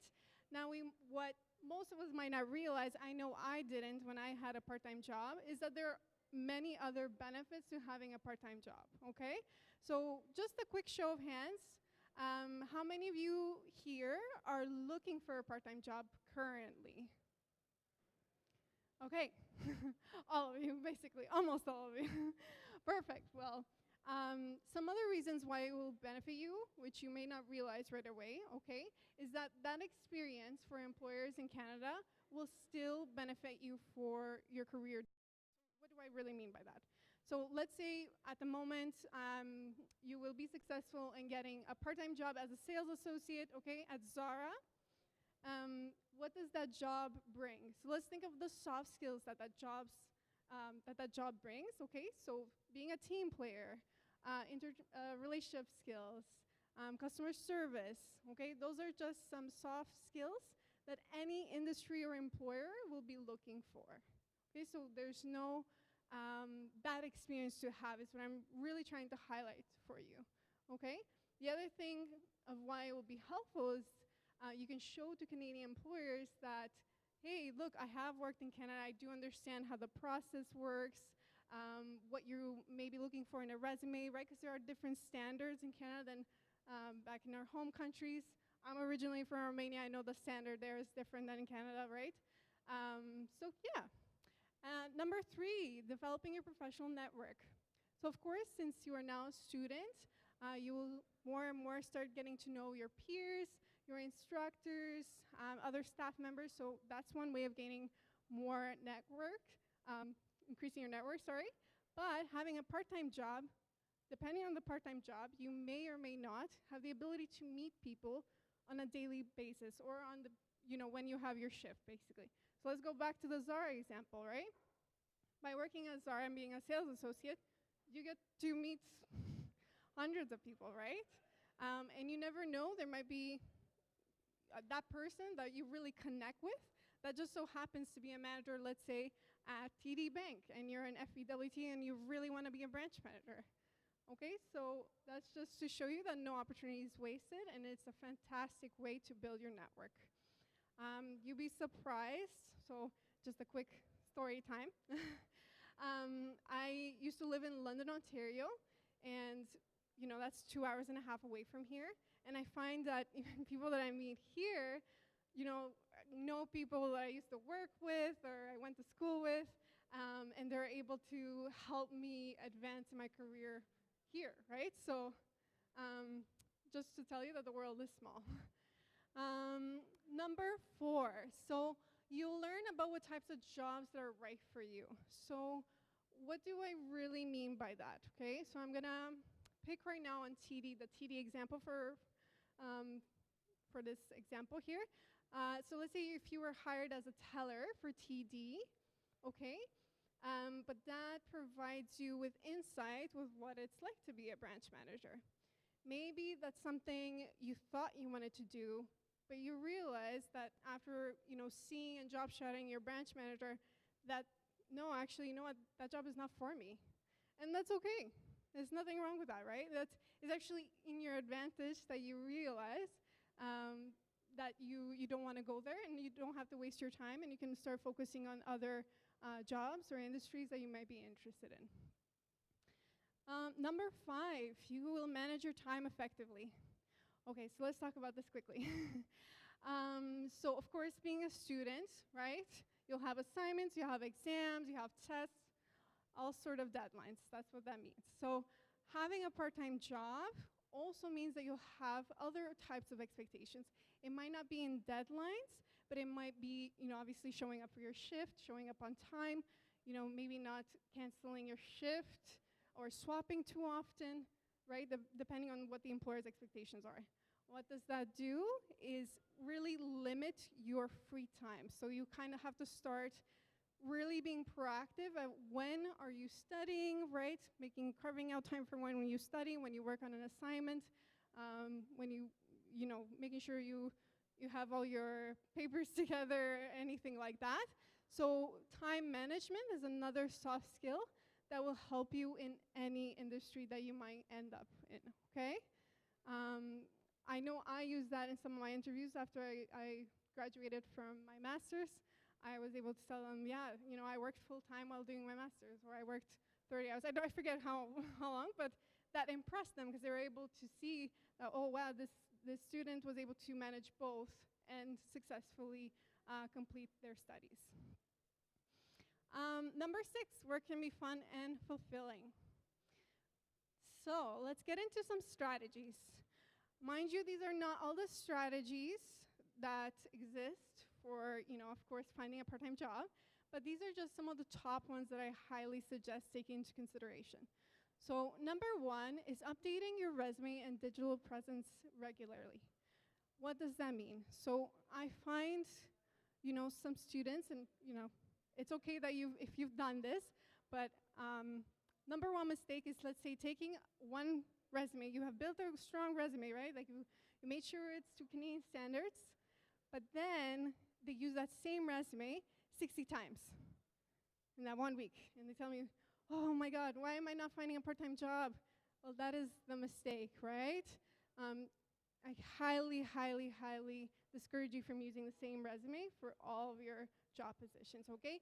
Take a careful look at what is that job actually asking you for. Maybe some are more attracted to your sales experience rather than customer service, or they want to see that you're able to put a PowerPoint together. Not sure what the case is, right? So take a look at that and make sure it's tailored accordingly. The other thing is, keep in mind, employers more and more are used to seeing, how to explain, like a typical template, right, that you might find on ChatGPT or online, okay?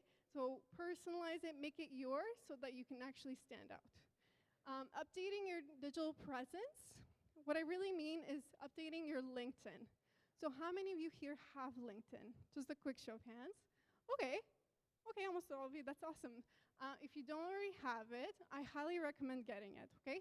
Maybe it won't be the tool that will help you with a part-time job, but I can guarantee you it can help you with your full-time job and potentially your full-time job in your industry, okay? LinkedIn is full of networking possibilities as well as job postings, okay? And honestly, they do more and more start looking for your profile online, right? As digital media has, of course, increased a lot. Next, networking regularly. Is anyone able to tell me what does networking regularly mean? Just in your own words. It doesn't, don't be shy. And I can come with a microphone. Anyone? What do you think networking regularly means?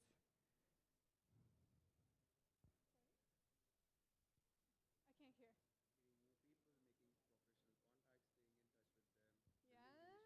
Yes. Yes, exactly. Perfect. Okay, I love that answer. So building a relationship, meeting new people, keeping contact with them, all of that is fantastic. Exactly. So I like to bring this one up. Just some of you may know what networking means, but I find, sometimes we can make the mistake that thinking that networking might mean, let's say I meet someone new today, I meet James, I shook James's hand, and then I never spoke with James again, right? That's not really networking. James is probably going to forget about me tomorrow. So, yeah, awesome. So number 3, finding part-time job listings.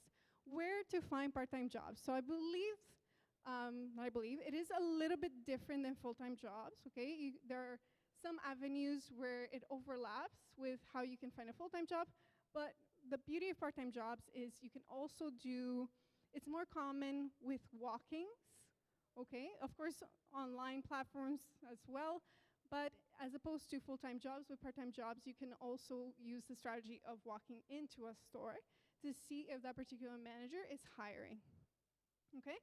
So whether that is in a shopping mall, so a good way to check if their store is in a mall, hiring, is checking their main page in the career website section.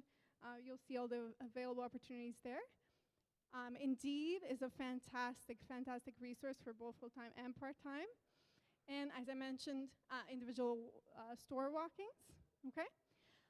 4, so this ties in with the individual walk-ins. So being presentable for those moments when you meet an employer.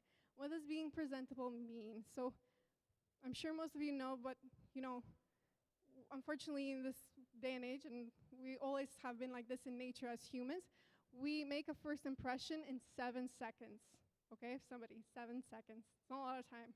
So it's not that scary, it's normal, we all do it. But this is your opportunity to make sure you shine for that moment. So make sure you are dressed for the day, business casual, or maybe it is formal for that, position. The other thing I would highly recommend is making sure, focus on your hygiene. So I know that might sound basic, but it is very, very important, right? Like we all have bad days, and that's perfectly normal, right? Let's say you didn't sleep for 8 hours a day and you didn't sleep at all, and maybe you look like you just got out of bed, right? It's making sure that you look right for the moment that you meet them and that you take care of that. Applying for your selected positions and following up on your applications. So one of the strategies I highly recommend is as you start your search, okay, of course, have a way to keep track of the positions you're interested in, right? Now, don't let, obviously, let's say 2 weeks pass by and forget about them. Apply as soon as you see them, as soon as you're ready to apply for them, and follow up. So let's say I'm going to use the walk-in example, right? You walked into Pizza, okay, today, and you spoke to the manager.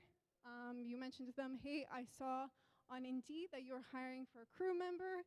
I have my resume. Are you willing to take my resume, or whatever you might want to say to that employer, right? At that point, let's say you had a great connection. The other important piece to do, and sometimes we forget to follow through, is to follow up with that person, okay? Maybe, let's say you think that, oh, I'm in. That person really liked me. I can tell they really like me. That is not always the case, right? Maybe you had a good moment with them. They think they'll remember you, but it's always good. It doesn't matter, don't feel shy about it or how often it is. Don't forget to follow up, whether it's in a couple days or a week, okay? Story time again. I'll make this one quick. But one of my first part-time jobs, okay, was at shoe company.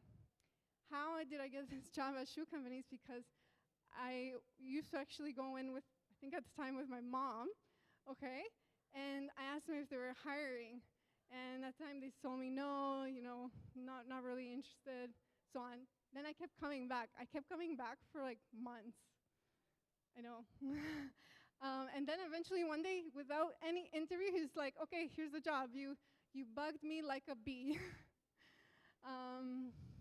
All right. 7, being honest about your availability. So I'm just gonna emphasize a little bit more on this one. So it's really important to be transparent with your employer. I find sometimes we tend, if we really want something, we like to exaggerate maybe. We tell employers, oh, I'm available anytime, I have no other priorities. You can schedule me in the evening, you can schedule me in the morning, you can schedule me on the weekends, whatever the case may be. But that's not entirely the truth, right? Let's be honest. Your students, you do have an academic schedule, right, that you need to prioritize. So, and that's completely okay, okay? Employers in Canada know that if you're a student, you have a specific schedule you have to abide by. So being transparent from the beginning, okay, is very important, so that, because in that way they're more willing to accommodate you. Okay, honesty really goes a long way. Okay, and finally, smile and be confident. So let's say you've put on all that great effort to make that first impression, but you are extremely, and it's okay to be shy, but in that moment, it's your opportunity to really sell yourself, right? So whatever requires you to get out of your shell, that's the moment to shine. So the more confident, the more you show them that you feel capable, the more it increases your chances in being successful. All right, so we're gonna move on to some campus help and campus resources. Some of this you may have heard about, okay, but I wanna really explain how each one can help you. So co-op advisors, this one can get a little bit misinterpreted. I know you may be thinking, how can co-op advisors help me with my part-time job? Well, they are co-op and career advisors. So even if you don't have co-op as part of your program, or right now it's not your need to search for a co-op, they can still help you with your part-time job search, your resume, cover letter building, mock interviews, anything that you may need, okay? I highly, highly recommend using them, because that's what they're there for, okay? And it doesn't matter how many times you bug them, there's no such thing, okay? Writing Language Center. The Writing Language Center is there to help students with their speaking and writing English, okay? So let's say you have a resume that you feel confident about, but you think it's just your grammar that might need some support, or some awkward sentences, whatever the case may be. The writing language can help you with that. So sorry. To book an appointment, it would be through the tutoring center. I know you already have been presented by the tutoring center, but if you don't, you can email them, of course, or the tutoring center is just actually right here at the top on the right-hand side, okay? Next, LinkedIn Learning. So LinkedIn Learning is a free tool for all of you, okay? Normally, it is not free for students.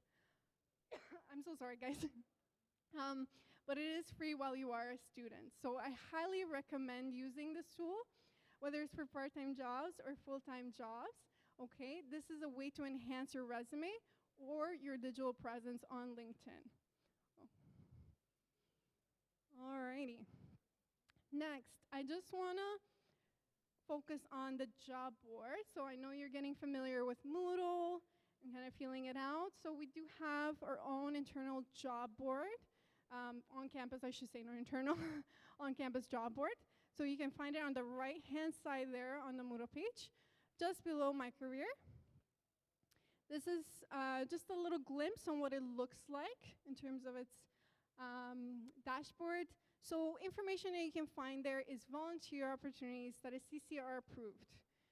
Why is CCR approved important? It's actually recognized by all colleges and universities in Ontario, okay? It acts like almost similar to employment experience. That's how employers would view it, okay? I highly recommend checking regularly for opportunities. The other postings we like to make is short-term student ambassador roles, whether that's for convocation, orientation, even big events that we do for our faculty members. We have this event that we do as professional development for our faculty, and we usually recruit students for that time. The other thing I wanted to mention quickly is currently I do see some volunteer opportunities through the Turing Center for the academic clubs. So if any of you are interested in volunteering with the academic clubs, the deadline is January 8th. Then you can find that on Moodle and what the details are. Okay, I think I saw a hand up somewhere. Did anyone have a question at this time? No question? No? Okay. Okay, just making sure. All right, so that's Moodle and the job board. Next, I just wanted to show you where you can find my career. I know the co-op advisors have walked through this already in the presentation, but it doesn't hurt to remind you. So my career is for external postings, okay? Just so you make that, so off-campus postings, just so you make that distinction in your mind. And like I mentioned before, it's just above the job board right there. And this is just a glimpse on what type of postings there are there. So you can see full-time, temporary, part-time, all kinds of stuff. So it is another resource that you can use to your advantage. This is just my own little reminder. As I know, being new students, I know you just got access to all different stuff and are learning more information.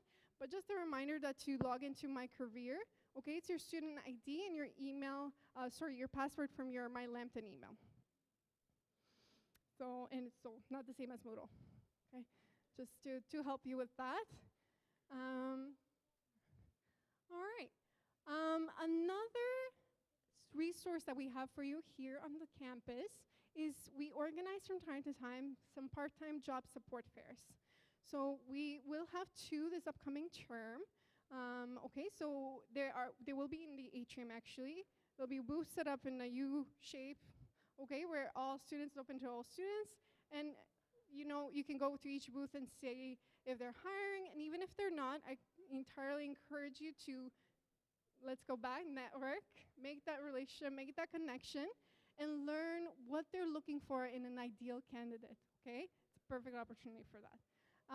The other type of organizations we like to bring is organizations that help with teaching about employee rights, okay? It is important to be aware of that, just so you're never, God forbid, taken advantage of by any employer, okay?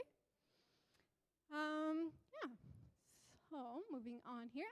As I promised, I found some current, okay, so from this week, positions available. These are just in samples, okay, guys? Because, of course, there are many more than this, but I just wanted to show you nearby the type of postings that you can find. So Fairview Mall is 9-minute bus drive and 3-minute driving away from here. And honestly, this is just advice. You don't have to do this, but it is in your best interest to work nearby. I think it'd just be more convenient, right? If you, let's say, have some schedules in the morning, a class in the morning, you can quickly go to your work as well. Okay. I also found some postings on the Shepherd Center, a little bit further away, but not that much. So 26-minute bus drive, 10-minute driving distance from here. And same as Fairview Mall. I picked on centers like malls or plazas because that's where you can find a higher bulk of part-time jobs, okay? It's not the only place that you can find them, but you can find a higher bulk, okay?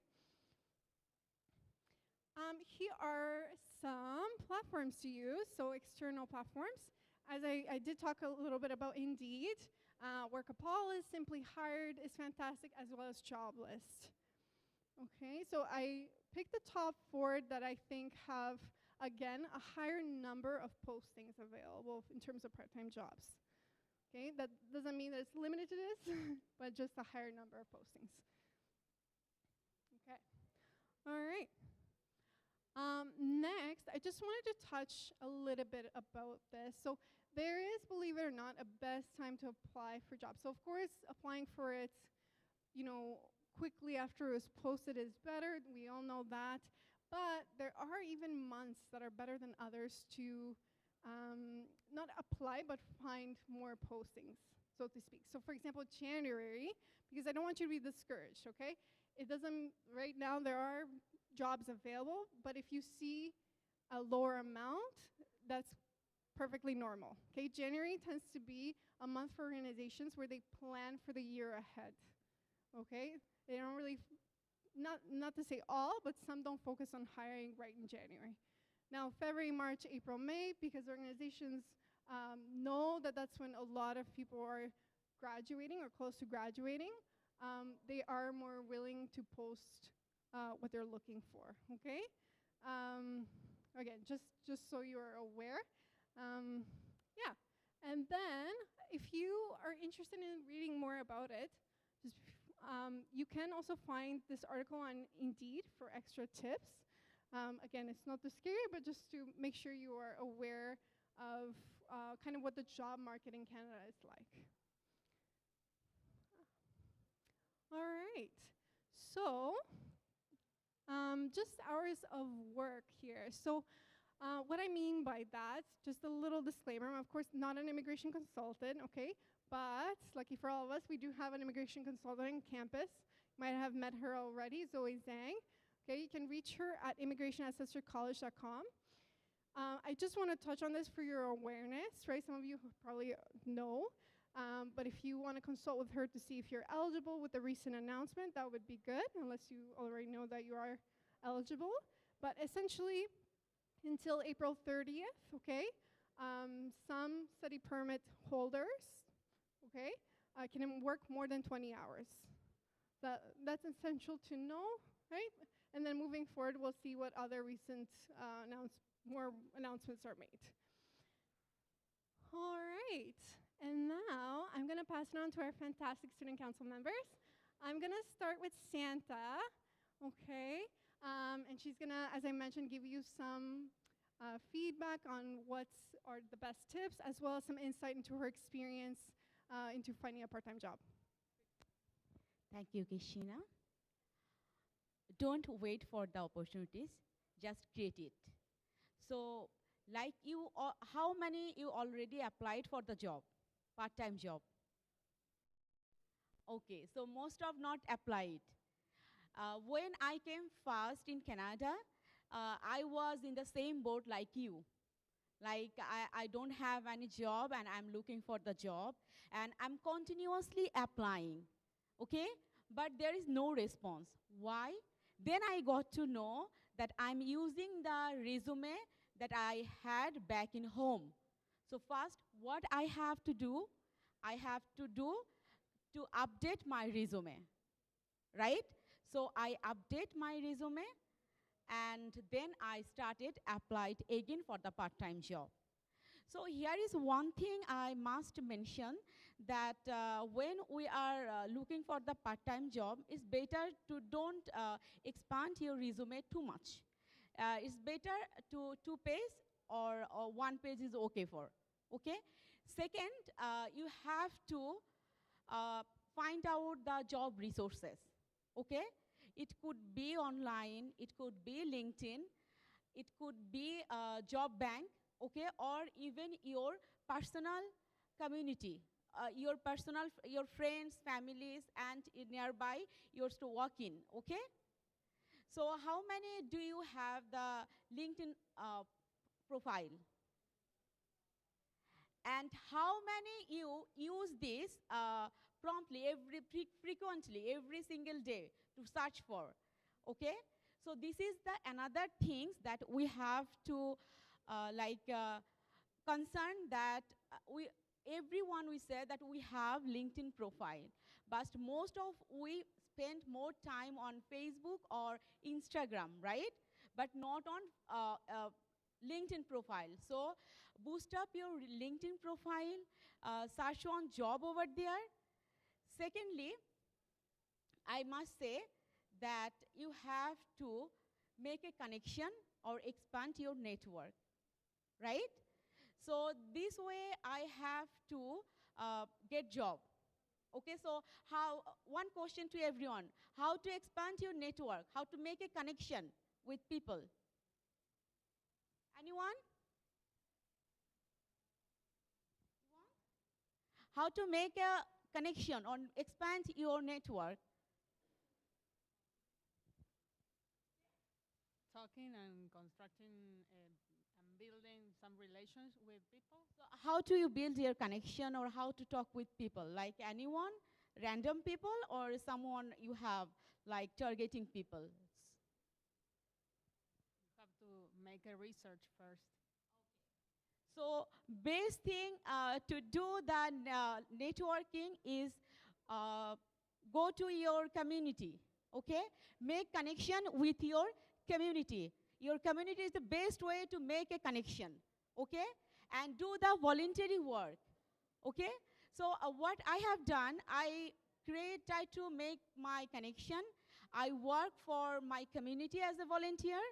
And when I'm doing the voluntary work, on that time, I made one people who is looking for a person, like for her company as a part-time. So I talk with that person that I'm looking for a job. He gave me the card of her, and he said that, okay, you can call me. I will call you, not me. I will call you. So I wait for 3 days. He didn't call me back. So what I did, I called. So it's like it's your issue, your problem. You need job. There is many people looking for job. So that person not need you. You need that person to get the job, right? So call. I call him after 3 days waiting. When I call, and he said that please send your resume on my email. So I sent email. And I clearly remember after 10 minutes, he called me back and said that, can you come tomorrow for the interview? I've been there and I got the job. Second one, it's a very important thing, enhance your skill, okay? So enhance, how do I use this one? So I'm looking for, after getting the job, I'm looking for job in the Fresco, okay? So when I'm looking for the job, I went to there, I talked with the front line person, is there any opening or not? They said, yeah, you can give your resume to me, I will give to the manager. 3 times I give them my resume, but I did not get any response from them. So next time I again been there, and I said, I would like to talk with your manager. They said manager is not here, many stories. So I waiting for a long time to talk with the manager. And I was fortunate, like after 30 minutes of waiting, I get to meet with the manager. So what happened, manager saw my resume, and she said that, okay, do you have the smart serve? I said, no. She said, yeah, if I can hire you if you have the smart serve. So, okay, come next month, do the smart serve, and come to me, I will give you the job. So I said that, okay, fine, next week I will come to you with my smart serve certification. She said, okay. Then what happened, what I said, she told me that meet me after 1 month. So I thought that if I wait for 1 month, any other person who has the smart serve can get the opportunity, right? So don't wait for the others. Just do the things right way, okay? Don't wait, because opportunity will not wait for you. So I do the smart serve. The next week, I meet with that person, and I got the job. And what I said that about the networking and voluntary job, it's a very important thing to do to the reference. In Canada, people are really like that you have some experience, especially the company wants that you know about the job culture, you know the culture of the Canada. So if you put that you are doing some voluntary work, they will really appreciate you. okay? And it will enhance your chance to get the job. Another thing, which is most important, like during the voluntary, I got to know many people. So some people are from different, hierarchy. So some are the senior position or the senior position in their country on the bank, some are the business person. So they don't want to do the job like the customer service, phone desks. So we are now here. So you have to think like out of your comfort zone. If you want comfort zone, you will not get the job. So you have to think about your comfort zone. Don't go, that job will be not like me, but I have to cope with that, right? So every big step need a small step, right? So thank you. Do you have any question? Any question? Okay, so now I'm going to give the Pradeep, who will share his experience to you. Thank you, everyone. Thank you, Santa. Hello, everyone. How are you guys doing? Okay. Before I move forward, let's congratulate your own self. So, like for this new semester, just clap for your own self. Okay. Thank you so much. So, as I said, like I was here in Canada in fall 2022 last year. My first job was at Tim Hortons. I get it with my, I will tell you my experience, but before I begin, I want you guys, want to know that what you guys are doing to get a job right now. Okay, if anyone wants to raise your hand and tell me your experience, like what you guys are doing right now to get a job. So updated my LinkedIn, made couple of resumes, cover letters, portfolios, applying on LinkedIn, reaching out to connections back in India, to new connections over here, sending emails from websites on agencies and brands, applying on LinkedIn and couple of other websites, speaking to new people over here. Thank you. Thank you so much. That's a great answer. That's the same thing like most of the people do. Okay.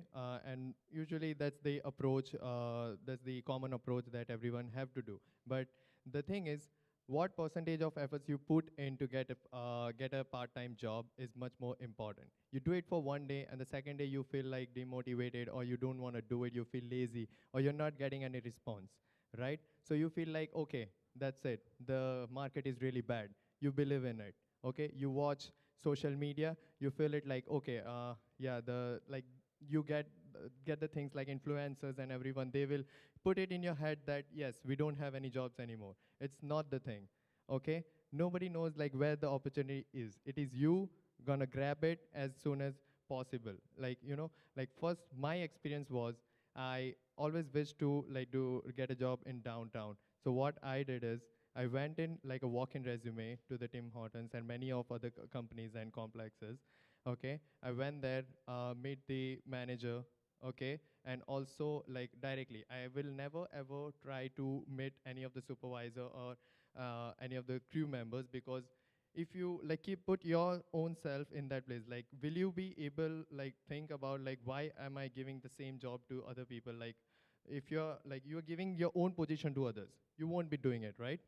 So always try to ask for manager, hey, can I talk to the manager? And so the same thing I did.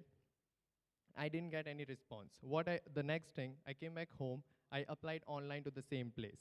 Okay, I applied online, and after 10, 15 days, the first response, I got it, response can you walk in, come for the interview, okay? So how I got it is not from the email or maybe, or I asked for the follow-up. It's not like they will contact you directly, okay? If they are not responding to you, it's you, because they don't need as much as we need them, okay? Because we need a start in this new country, because we need to pay our fees and everything, because there are a lot of opportunities going around. It's us, we have to stay motivated all around. The first step, I will ask you that please have patience. If the very first, please face rejection. Rejection is the key to get a good job, okay? Refusing is their job, but applying is ours, okay? Try to make make a target like 25 to 30 jobs a day, different websites. There are many websites online already we displayed on the PPT presentations. Okay, and also not only that, try connecting to people, talk to them, be shameless. That's the only thing you can do. If you want to build connection, you will feel like build off like you will be looking like people will judge you kind of a thing, or they will feel like you're so annoying and talking like nobody, but it's not. If you need a job, you have to be shameless, okay? You have to be like, talk to them, okay? You have to grab the opportunity, okay? So this is the first thing. Second thing is patience. Please be patient. It's not like each and every guy will have different experience and different opportunities in their own like field and different strategies to find a job. Okay, please be patient. It might like you get a job in 1 day, 2 day, maybe 1 month or 2 months. Okay, be prepared. That's the only way. And please keep your surrounding motivated all the time. Okay, you will see like there are so many students or maybe our seniors or elders around. They will be talking about that we don't have a job, or you had a bad decision coming to this country right now. Before them, yes, of course, I would agree with one statement that yes, back then, like 5, 10 years before, there were a lot of easy job opportunities, but right now the competition is much tough, okay? But I wouldn't say there is no job.